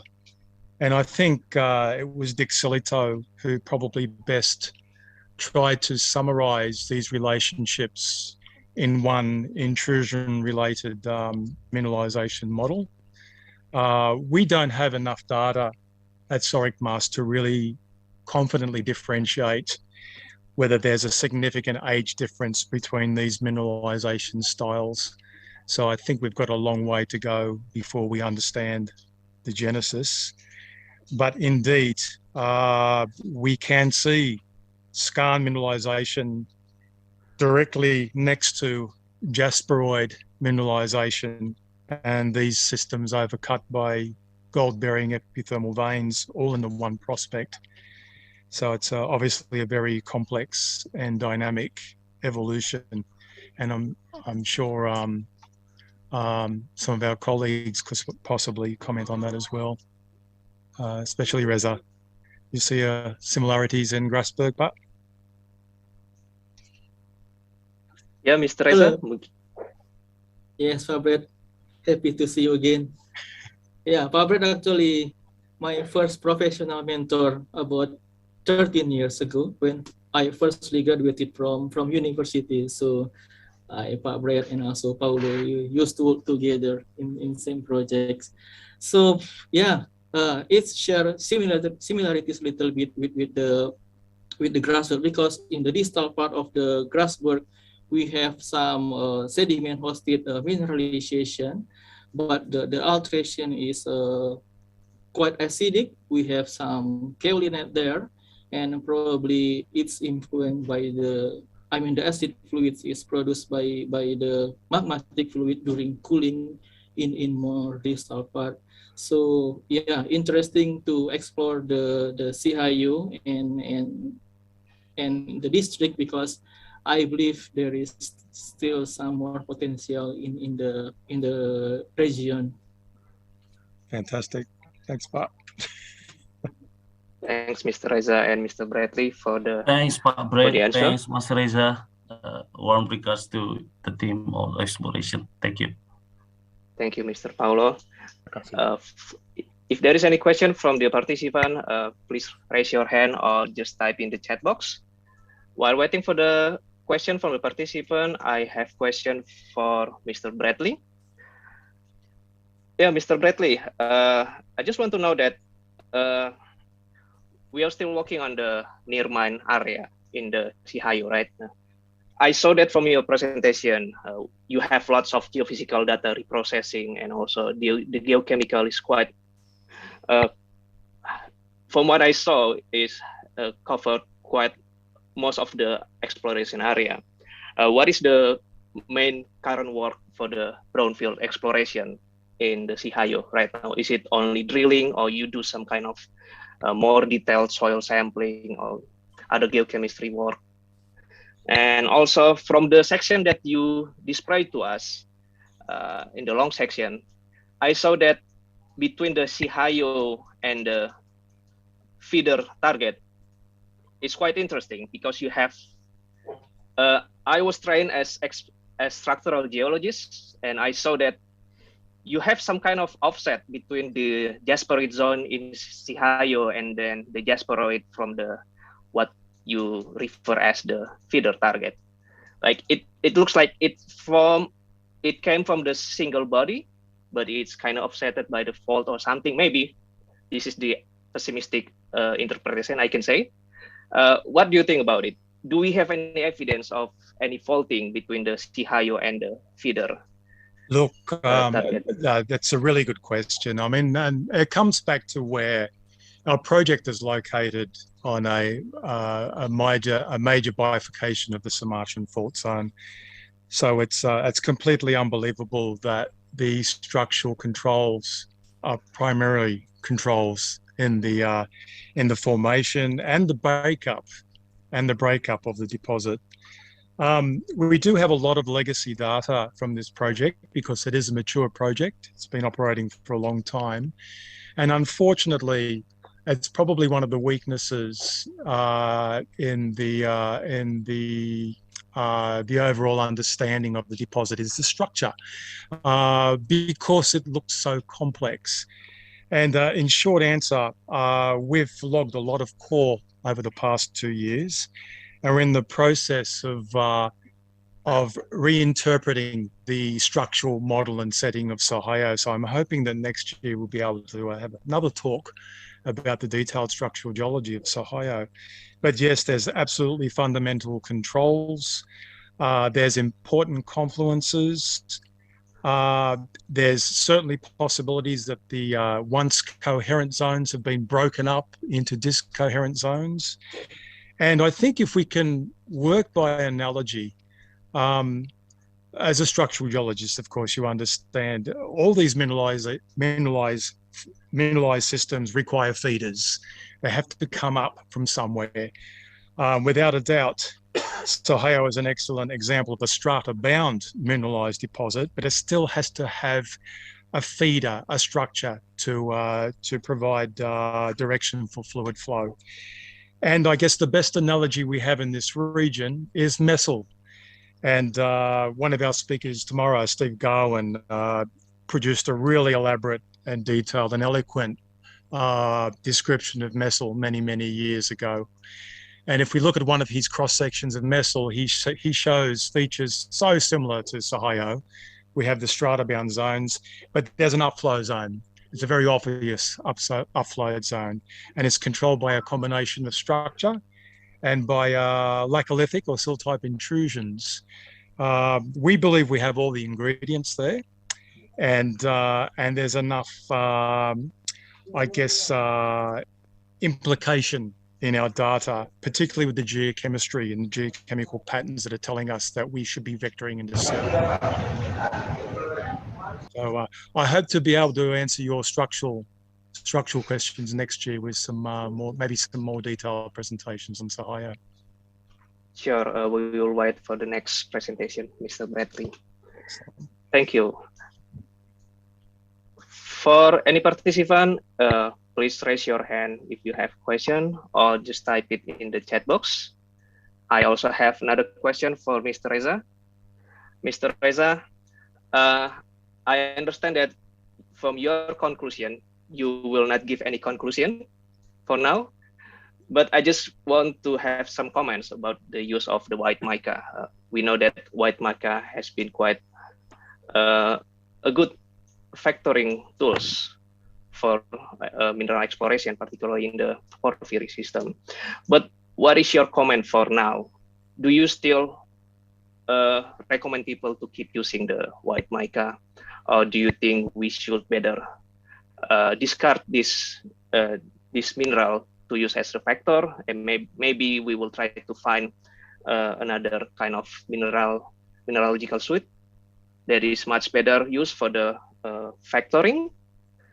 Because I can say that if it gets complicated, I don't think it's a good idea to use this kind of mineral factor, because the subjectivity for the interpretation between different geologists will become very, very high. People can interpret the white mica whatever they want it to be if it's super, super complicated. What do you think about it, Mr. Reza?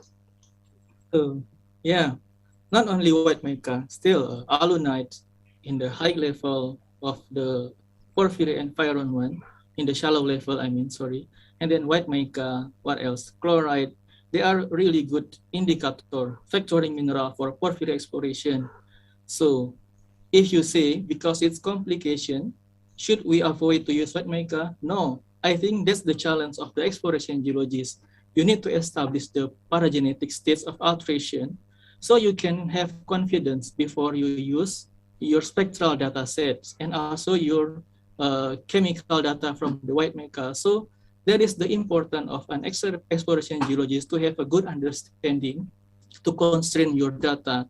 And then before you talk about the machine learning, of course, geology should make a system of the data that fit with the geology in the area. So not just let the machine interpret your data with unsupervision. So really, the influence of the exploration geologists and the experience, fundamental understanding is really important to interpret the spectra.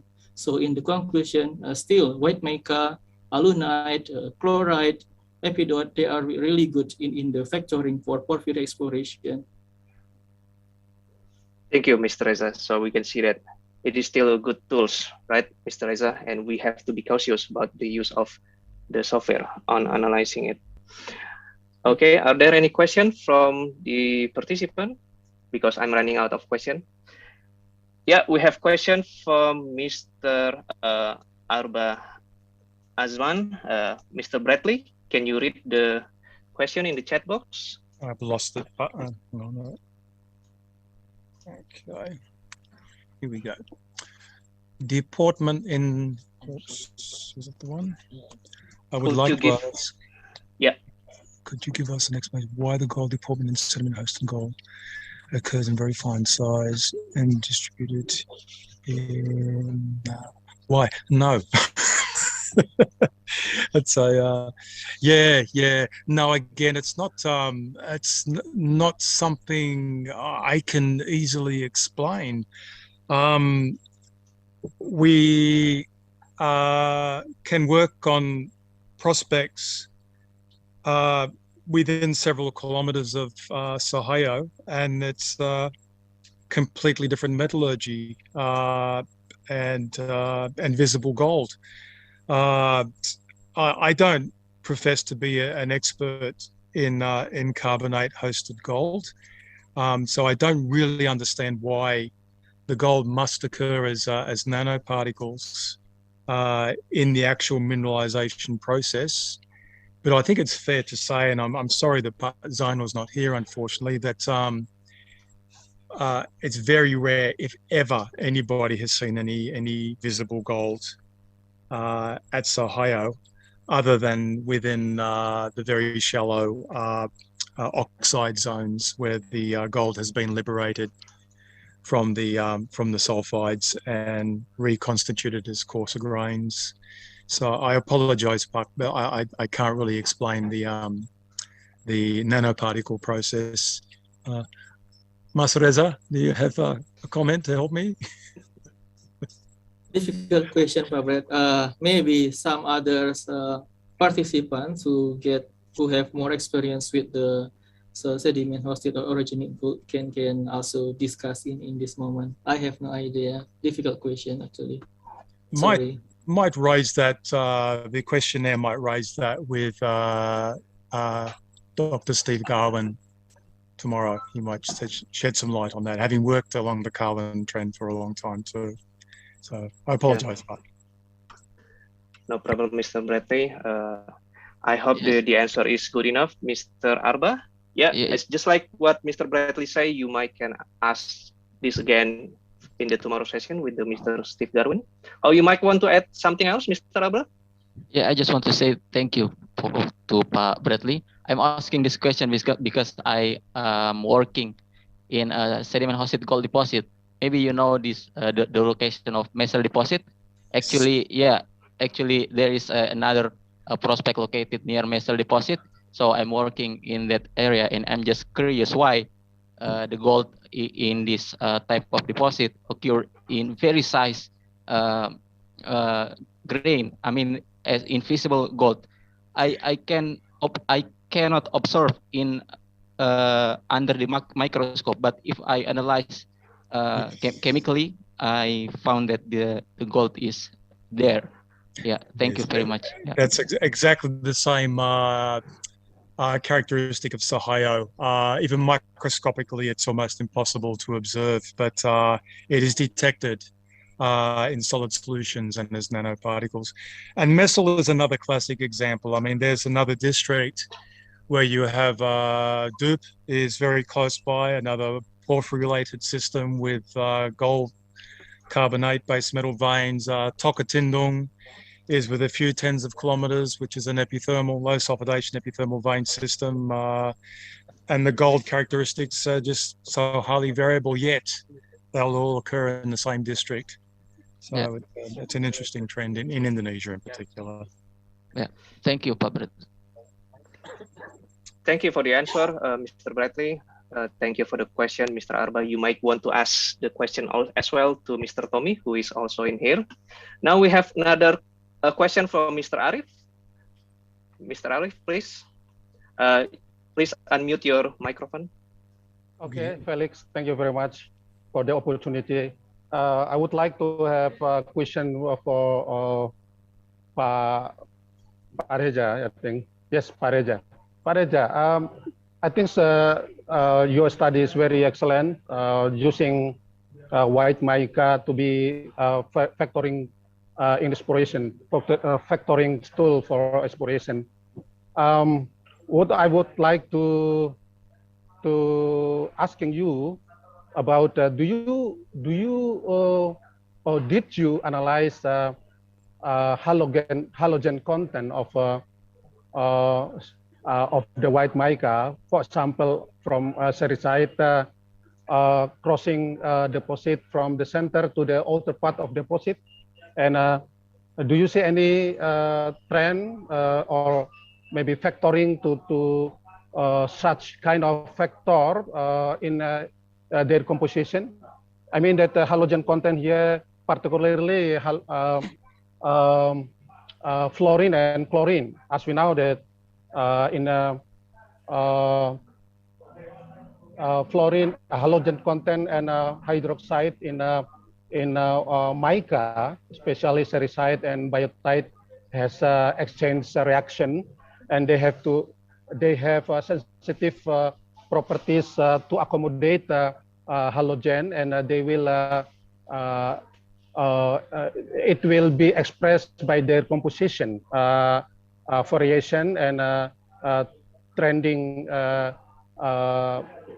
composition from the center of the porphyry system to the peripheral system. Yeah, thank you very much, Pak Arif, because I was expecting you will ask this question because you published a paper maybe a few years ago about the halogen elements to identify the center of mineralization. So for the chlorine, because I analyze using the electron microprobe analysis, I cannot detect the chlorine concentration very well. It's mostly below detection limit of the instrument. But fluorines, it's a really good indicator because of the, much of the fluorine from the earlier biotite alteration is inherited in the white mica, and at higher level, near to the lithocap or the top of the porphyry system, it can also inherited from the white mica to topaz or zunite. So my answer is there is a pattern of the fluorine that correlates with the center of mineralization, because like I previously explained, it's remobilized from the earlier secondary biotite to the white mica. So apart from the spectral, fluorine also good indicator to infer the center of mineralization of the magmatic hydrothermal system. That's, I hope, can answer your question. Thank you, Mas Reza. I think I agree with you. Especially chlorine is very difficult to be analyzed using electron probe microanalyzer. But just a little bit suggestion to analyze chlorine is you need to have smaller diameter spot analysis, and maybe we need 10 times analysis to be accumulated to be one analysis. This is mostly we did during mica analysis, not only in sericite or in white mica, but also in biotite and other mica end member. Thank you very much, Mas Jajat. Good work. Thanks, Pak Arif. I will try. Okay, next we have another question from Mr. Sosang. Mr. Sosang, please unmute your microphone. Okay, thank you, Pak Felix. I have one question to Pak Reza. Very interesting study at the Grassback porphyry mine. I just wanna ask about the white mica. We know from the spectral data we can know the white mica composition, and the others parameter is the white mica crystallinity. So from your section, I see you use the sum hole to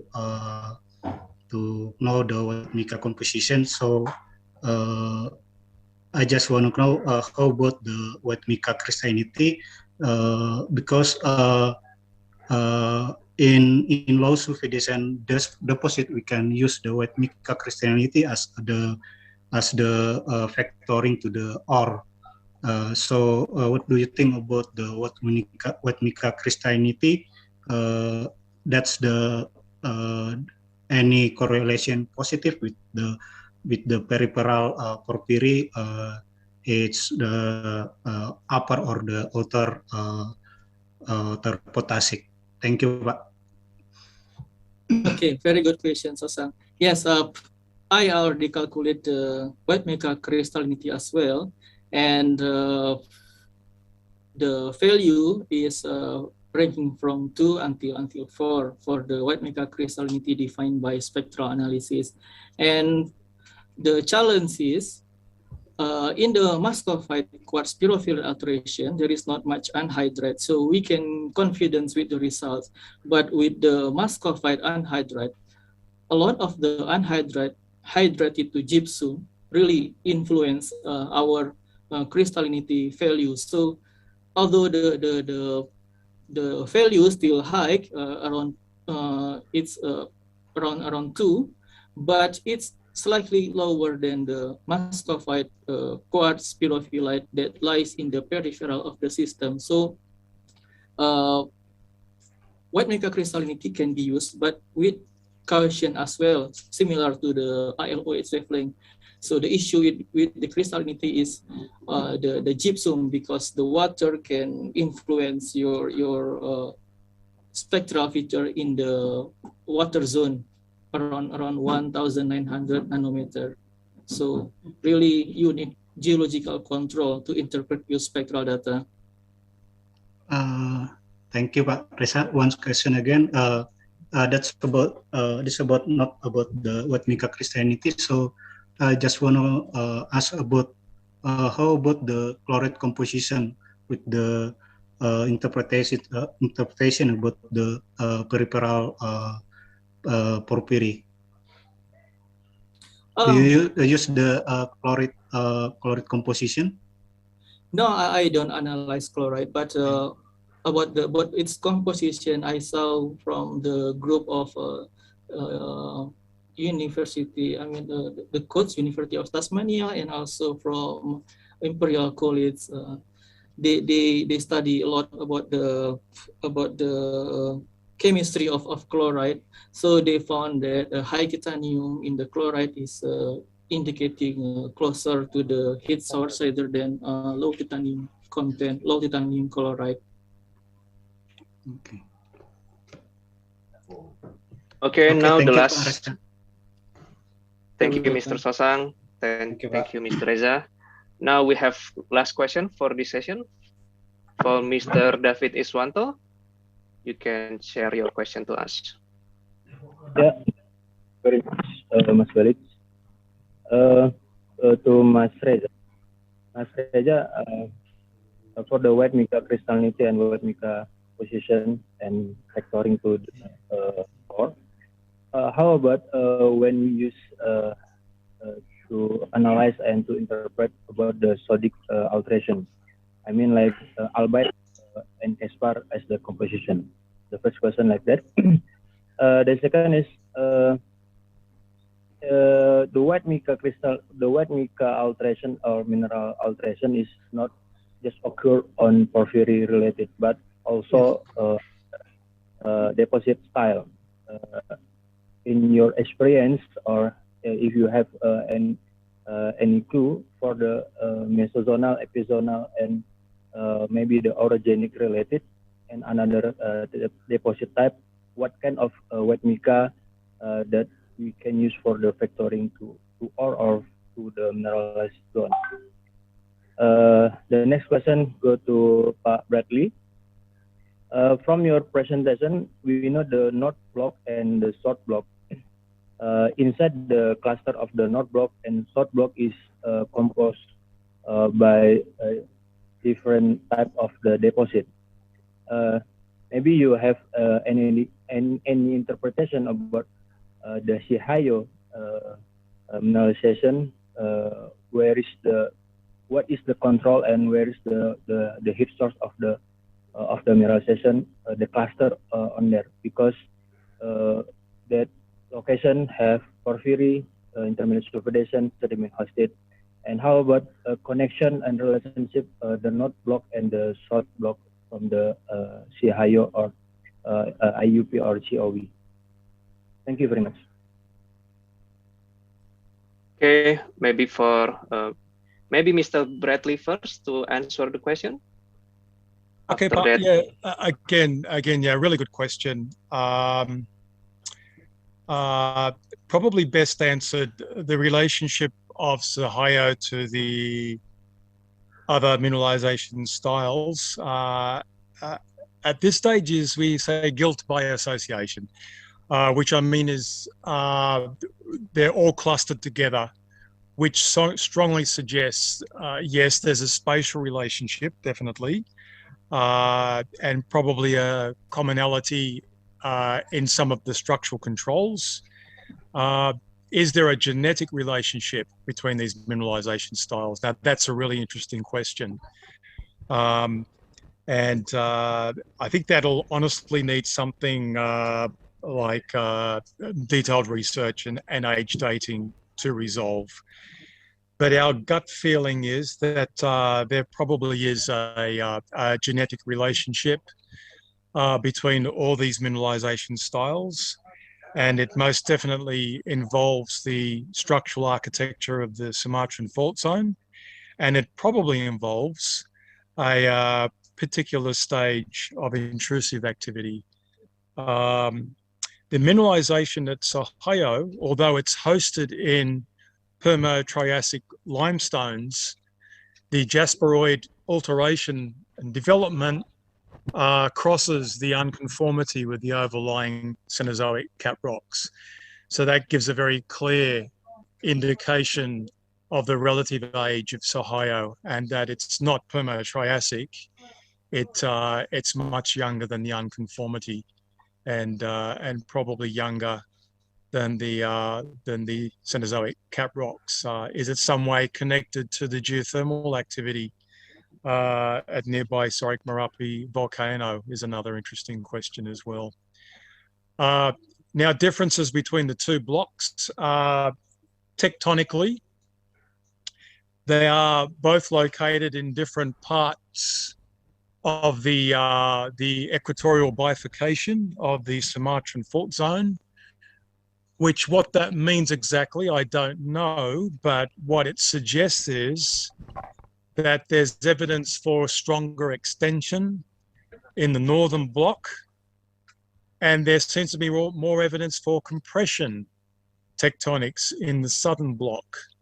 Does that mean that some of the mineralization in the southern block may be more related to a, I hate to say it, more of an orogenic type process? So we really don't know.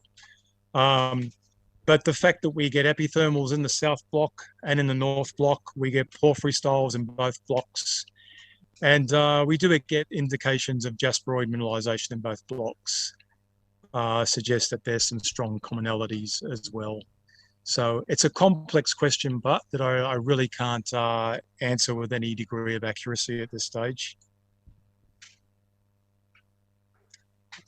Does that help? Okay. Thank you, Pak Brad. Okay, maybe for Mr. Reza. Okay, I will try to answer the question from David. The first is about the composition in the sodic calcic alteration.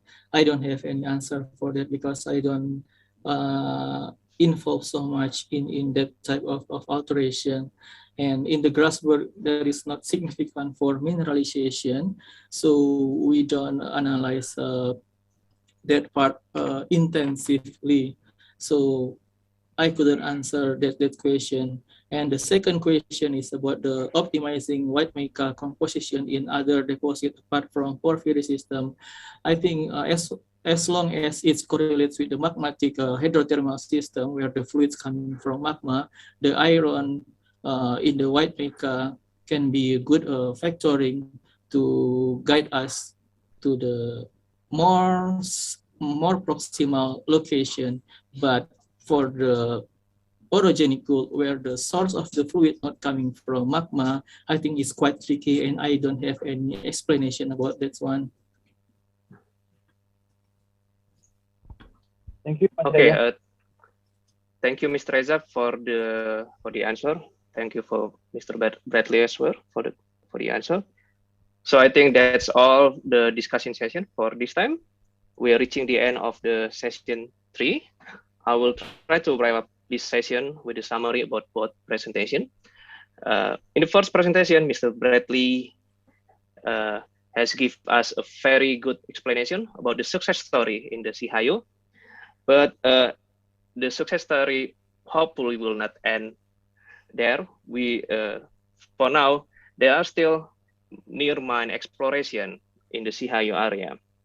And the Sihayo has lots of prospects that need to follow up, and they have lots of data, geochemical data, geophysical data, also geological data. They are also still working on reinterpretation, particularly structural reinterpretation of the area. Hopefully in the next year, we will have another presentation about good news, another good news from the Sihayo area. And for the second presentation, we have Mr. Reza give us additional new insight about the use of white mica for the factoring. In short, we can say that white mica is still a very good exploration tools, a good factoring tools for us exploration geologists. But we have to take note that white mica is more complex than what we usually think about it, and we really need to use it very carefully, particularly when we are using the tools. Always careful with our tools. Try to understand what our tools, how our tools is working, whether it's computer, whether it is a software, whether it is a machine learning or other complex tools that we are trying to use. Try to learn this kind of tools properly. And I guess that's all the summary for this session. Again, thank you very much for Mr. Bradley and for Mr. Reza for the presentation. Now I will, now that is the end of the summary, we will continue to the next session, which is the memento and photo session that will be directed by our MC. For the MC, all right, thank you very much, Bapak Felix Sihombing as the moderator, and also thank you very much to all invited speakers, Mr. Bradley Wake and Bapak Reza Al-Furqan. All right, as same as the previous session, we would like to give the token of appreciation to the invited speakers and the moderator.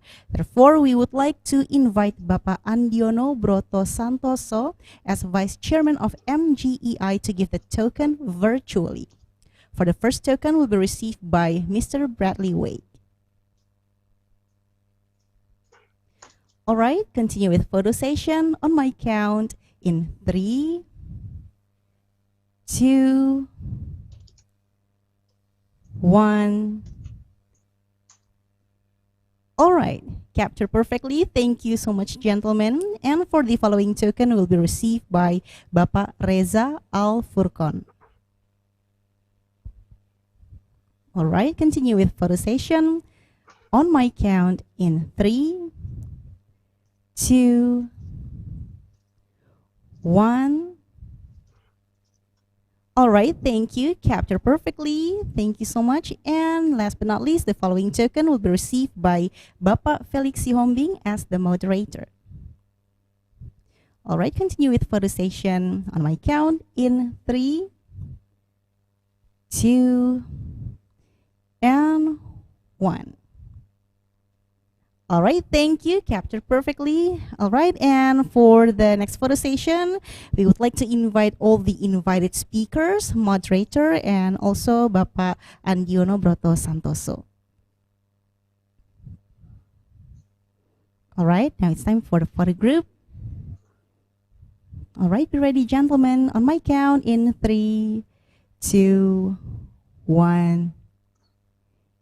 Okay, all done. Thank you very much. We really appreciate. Once again, thank you very much to the invited speakers, Mr. Bradley Wake and Bapak Reza Al-Furqan. And thank you very much for Bapak Felix Sihombing as the moderator. And thank you very much to Bapak Andiono Broto Santoso as Vice Chairman of MGEI.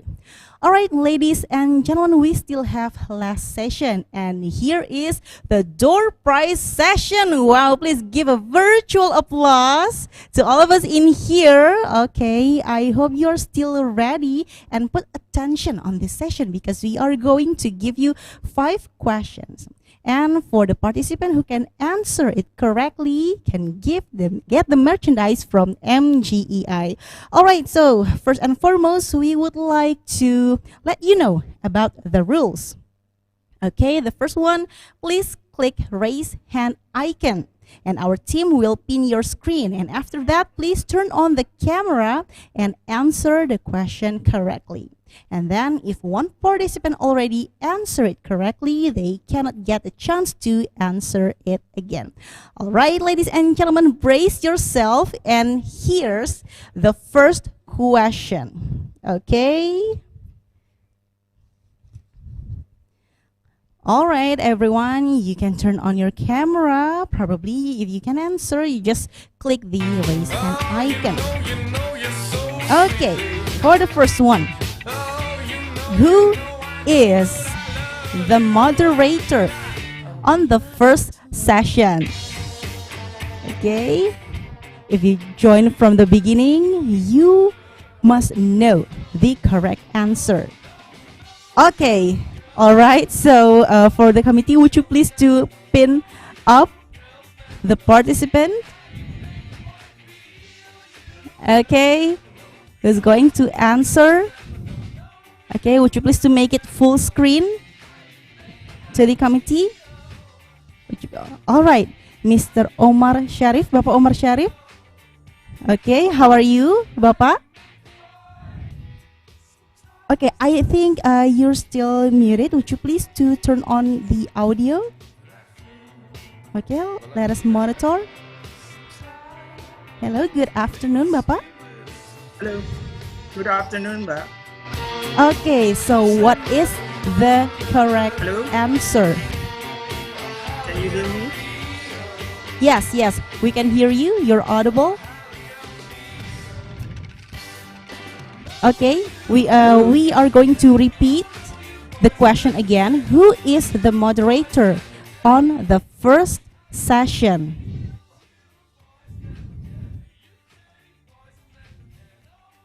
What is the answer? Okay, one more time.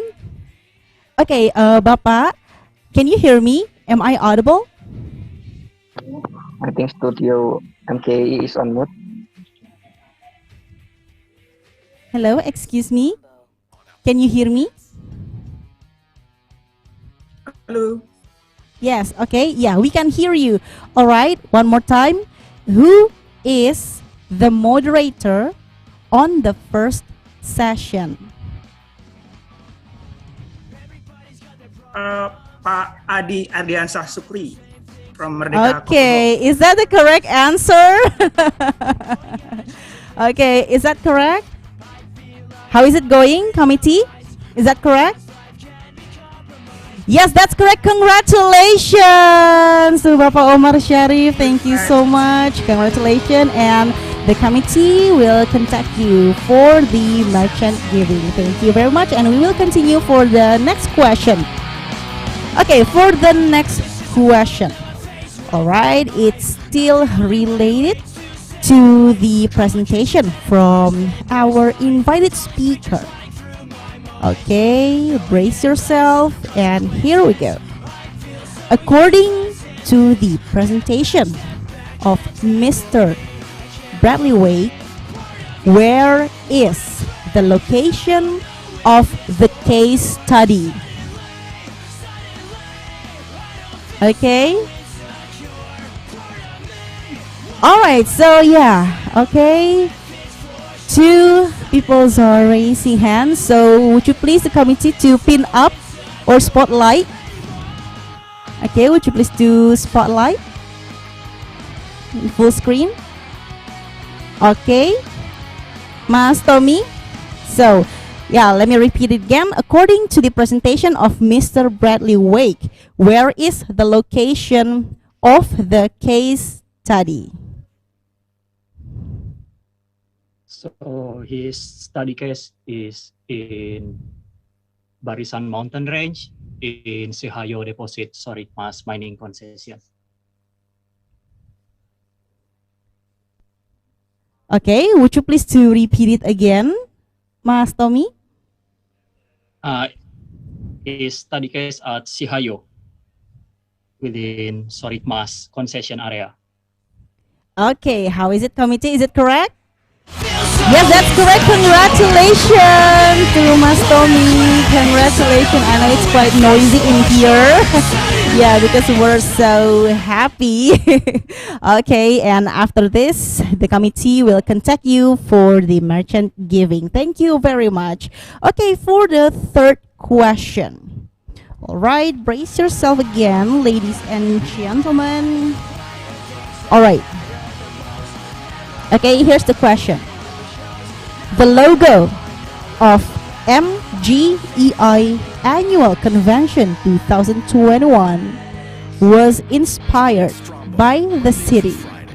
What is the name of the city? Okay, anyone? Raise your hand. Okay, let me repeat it again. Okay, we already have the participant. Okay, for the committee. All right. Okay, to Mas Rian. Mas Rian. Okay, what is the correct answer? Well, I think it's Tower. I think it's Jakarta. Jakarta. Okay, how is it, committee? Is it correct?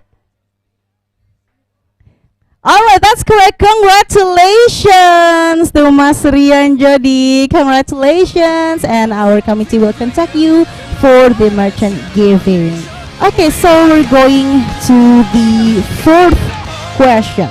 For the fourth question, all right, it's supposed to be very easy. Okay, please fill the last word. Accelerating perpetual endeavor towards sustainable mineral and coal resources. The future, blah, blah, blah. Okay, yes. All right, we already have the participant. So, yeah, would you please to pin up or spotlight? Okay. Okay, Mas Arba, what is the correct answer? Yeah. Please fill in the blank. The future starts today. Future starts today. Yes, that's correct. Congratulations to Mas Arba.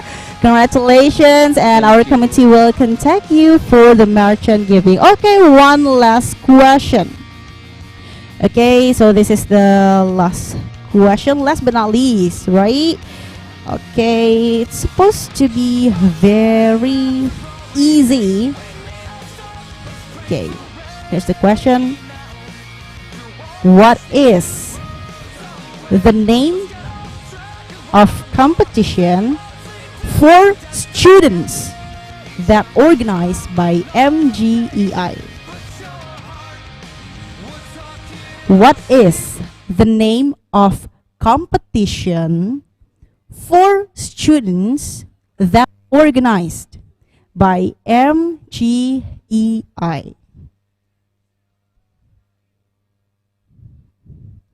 Okay, and probably right now we're looking for ladies.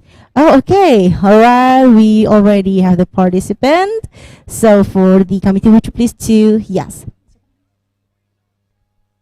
Okay, Mr. Isaac Dahlan. Yeah. Okay, Mr. Isaac Dahlan, would you please to answer the question, please? The name is Student Research Poster Contest. Student Research Poster Contest. Poster Contest. Okay, is that correct, committee?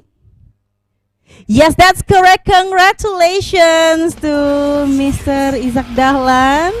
Congratulations, and our committee will contact you for the merchant giving. Okay, then, ladies and gentlemen, that's the end for the door prize session. And before we close for the opening ceremony today, we're going to invite you to have photo group. So you may turn on your camera. Okay, one more time, we would like to invite you to have a photo group.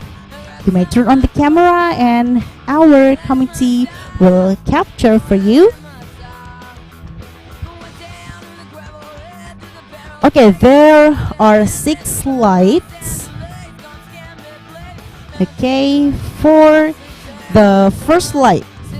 In 3, 2, 1. Okay, capture perfectly. Thank you. For the next slide. Okay, second slide. In 3, 2, 1. Okay, thank you. It's captured perfectly. For the third slide, in 3, 2, 1. Okay, that's perfect. For the fourth slide, in 3, 2, 1. Okay, that's good. For the fifth slide, right, in 3, 2, 1. Okay, last slide, right? Last slide. Okay, in 3, 2, 1. All right. That's all. Thank you so much, ladies and gentlemen.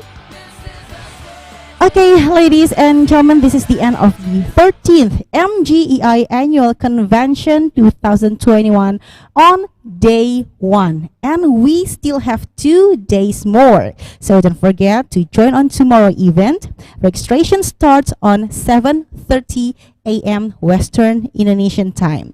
And for that, we would like to express our gratitude to our sponsors. This event is sponsored by, for Superbite sponsors, PT Geofix Indonesia, PT Merdeka Copper Gold Tbk, PT Petrosi Tbk.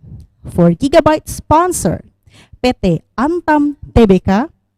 For Megabyte sponsors, PT Agincord Resources, PT Aman Mineral Nusa Tenggara, PT J Resources Nusantara, PT Nam Suma Luban Abadi Sumacorp, PT Reka Buana Penjuru Mineral, PT Sumbawa Timur Mining. For Kilobyte sponsors, PT Eksplorasi Nusa Jaya, PT E Minerba Indonesia, PT Greenland Resources, Harita Nickel, PT Indodrill Indonesia, PT Nusa Halmahera Minerals, PT Timah Tbk. For workshop sponsor, Sequent Limited. For other sponsors, PT Medco Energy Mining International, PT Minevesting Resources Indonesia, and for media partner, Dunia Tambang. All right, that's all the sponsors and also the media partner. And before we close, we would like to inform you about the pre and post event of MGEI Annual Convention 2021. There are, for the pre-event, Student Research Poster Contest, or SRPC, was held on November 26th and 29th, 2021. With 20 participants, and for the announcement of the top 3 will be held on December 16th, 2021. And for the next pre-event was Workshop Mineral Resource Estimation, was held on December 7th to 9th, 2021, with 13 participants and 10 spectators. Then for the main event on December 14th to 16th, 2021. And then for the post-event, MGEI Virtual Field Trip on Central East Java. Time to be confirmed on the MGEI social media. And after this event today, our MGEI Core Committee year period 2018 to 2021 will have the accountability report meeting or laporan pertanggungjawaban, still in the same Zoom link. All right, that's the information about the pre-event and also the post-event. Okay, on behalf of the committee, I'm Prayang Sani, would like to say thank you very much for your participation and also enthusiasm, and we apologize for any inconvenience. All right, last but not least, we'd like to say wabillahi taufiq wal hidayah, wassalamualaikum warahmatullahi wabarakatuh. Good afternoon, ladies and gentlemen. Stay safe and stay healthy. Thank you. Thank you. Waalaikumsalam warahmatullahi wabarakatuh.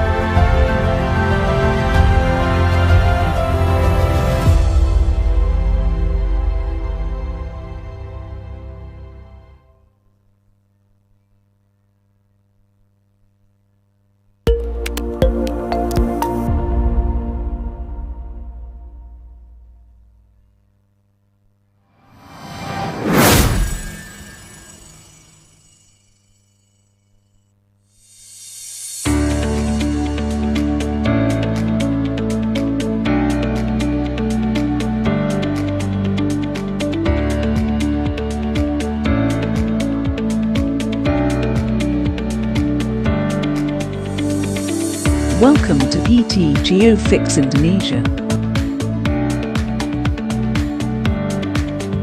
GeoFix is a multidisciplinary and multi-commodity exploration and mining consultant drawing all over Indonesia. With a band of highly skilled professionals as our core, GeoFix committed to maintain the highest standards and best practices, comply with the code and policies, and never compromise on safety, health, and environment in doing our business.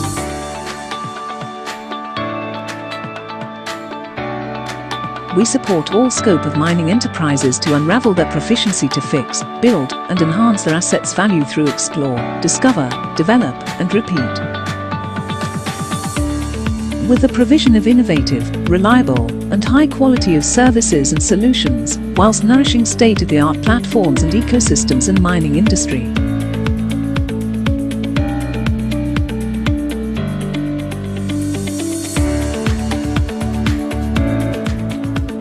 Our services encompasses GIS, Greenfield Exploration, Brownfield Exploration, 3-dimensional modeling, geometallurgy, metallurgy, resource estimation, technical due diligence. We also provides drone LiDAR survey services, a high-precision aerial topographic survey provide reliable and accurate data for your project.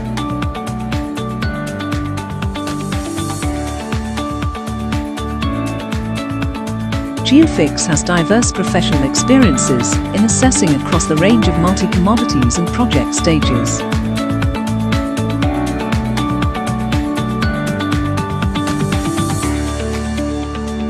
How do we execute a strategy and deliver a goal? Reputable expertise with passion, teamwork with state-of-the-art technical and non-technical capability, consistent and persistent management and stakeholder support. Guided by our values: respect, reputation, technology, and innovation, breakthrough, quality and integrity.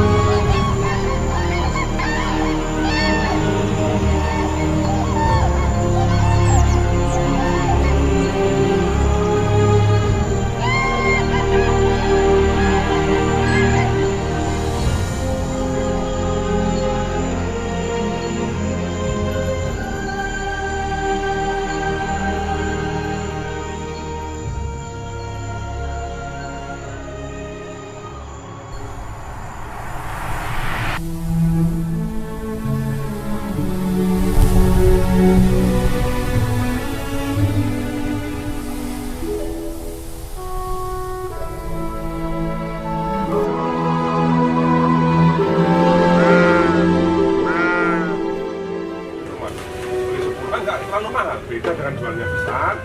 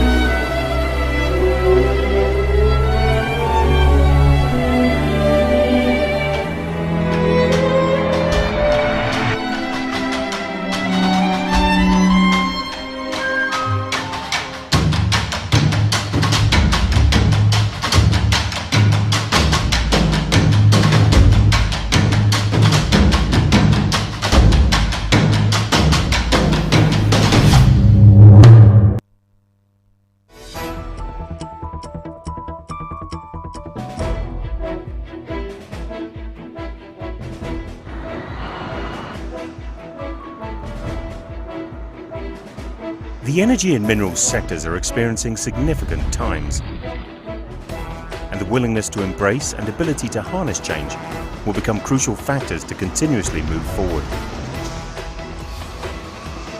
Here at Petrosi, embracing this change is exactly what we continue to do.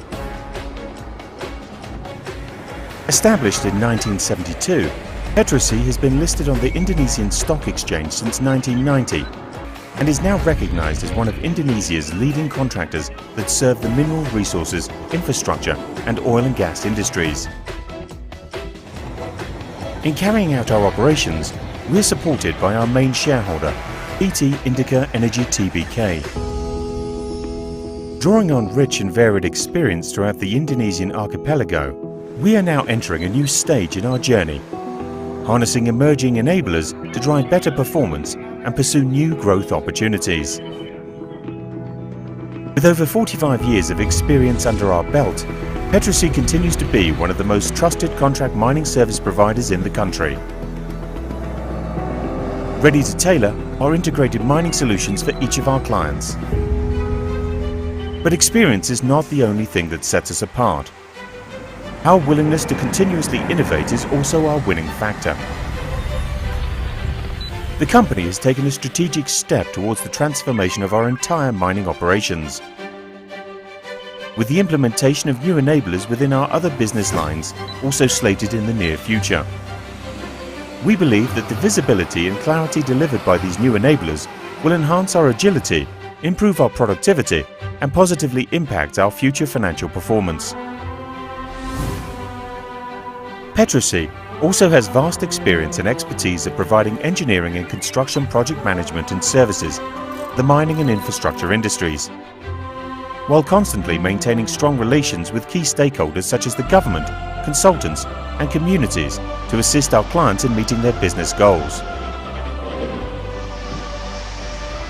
With the acquisition of PT Kuala Puebloan Indonesia in 2018, we have also continued to strengthen our ability to provide logistics services for the mining and infrastructure sectors.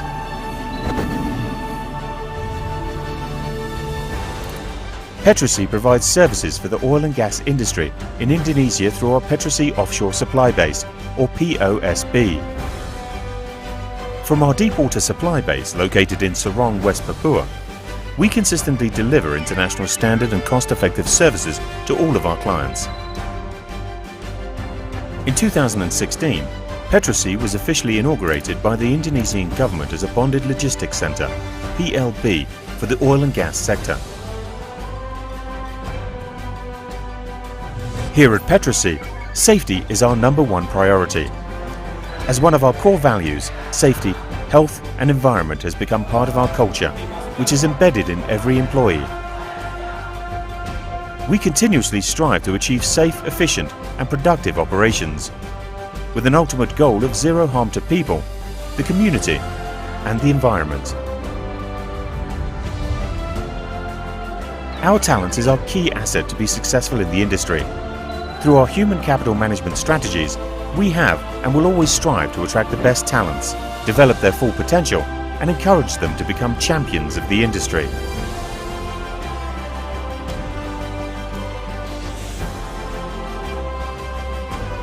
Implementing quality management that fulfills our clients' needs and adds value to their operations is an integral part of our success. To this end, we persistently apply our Petrosea Quality Management System, or PQMS. By continuously improving our business processes, the system allows us to meet the requirements of operations, quality, as well as safety, health and environment. A firm believer in the triple bottom line, Petrosea is committed to the implementation of corporate social responsibility programs that are directed towards local communities and the environment surrounding our operations, as well as our own employees and their families. By focusing on issues such as education, health and economic empowerment, these programs will positively impact the betterment of their lives.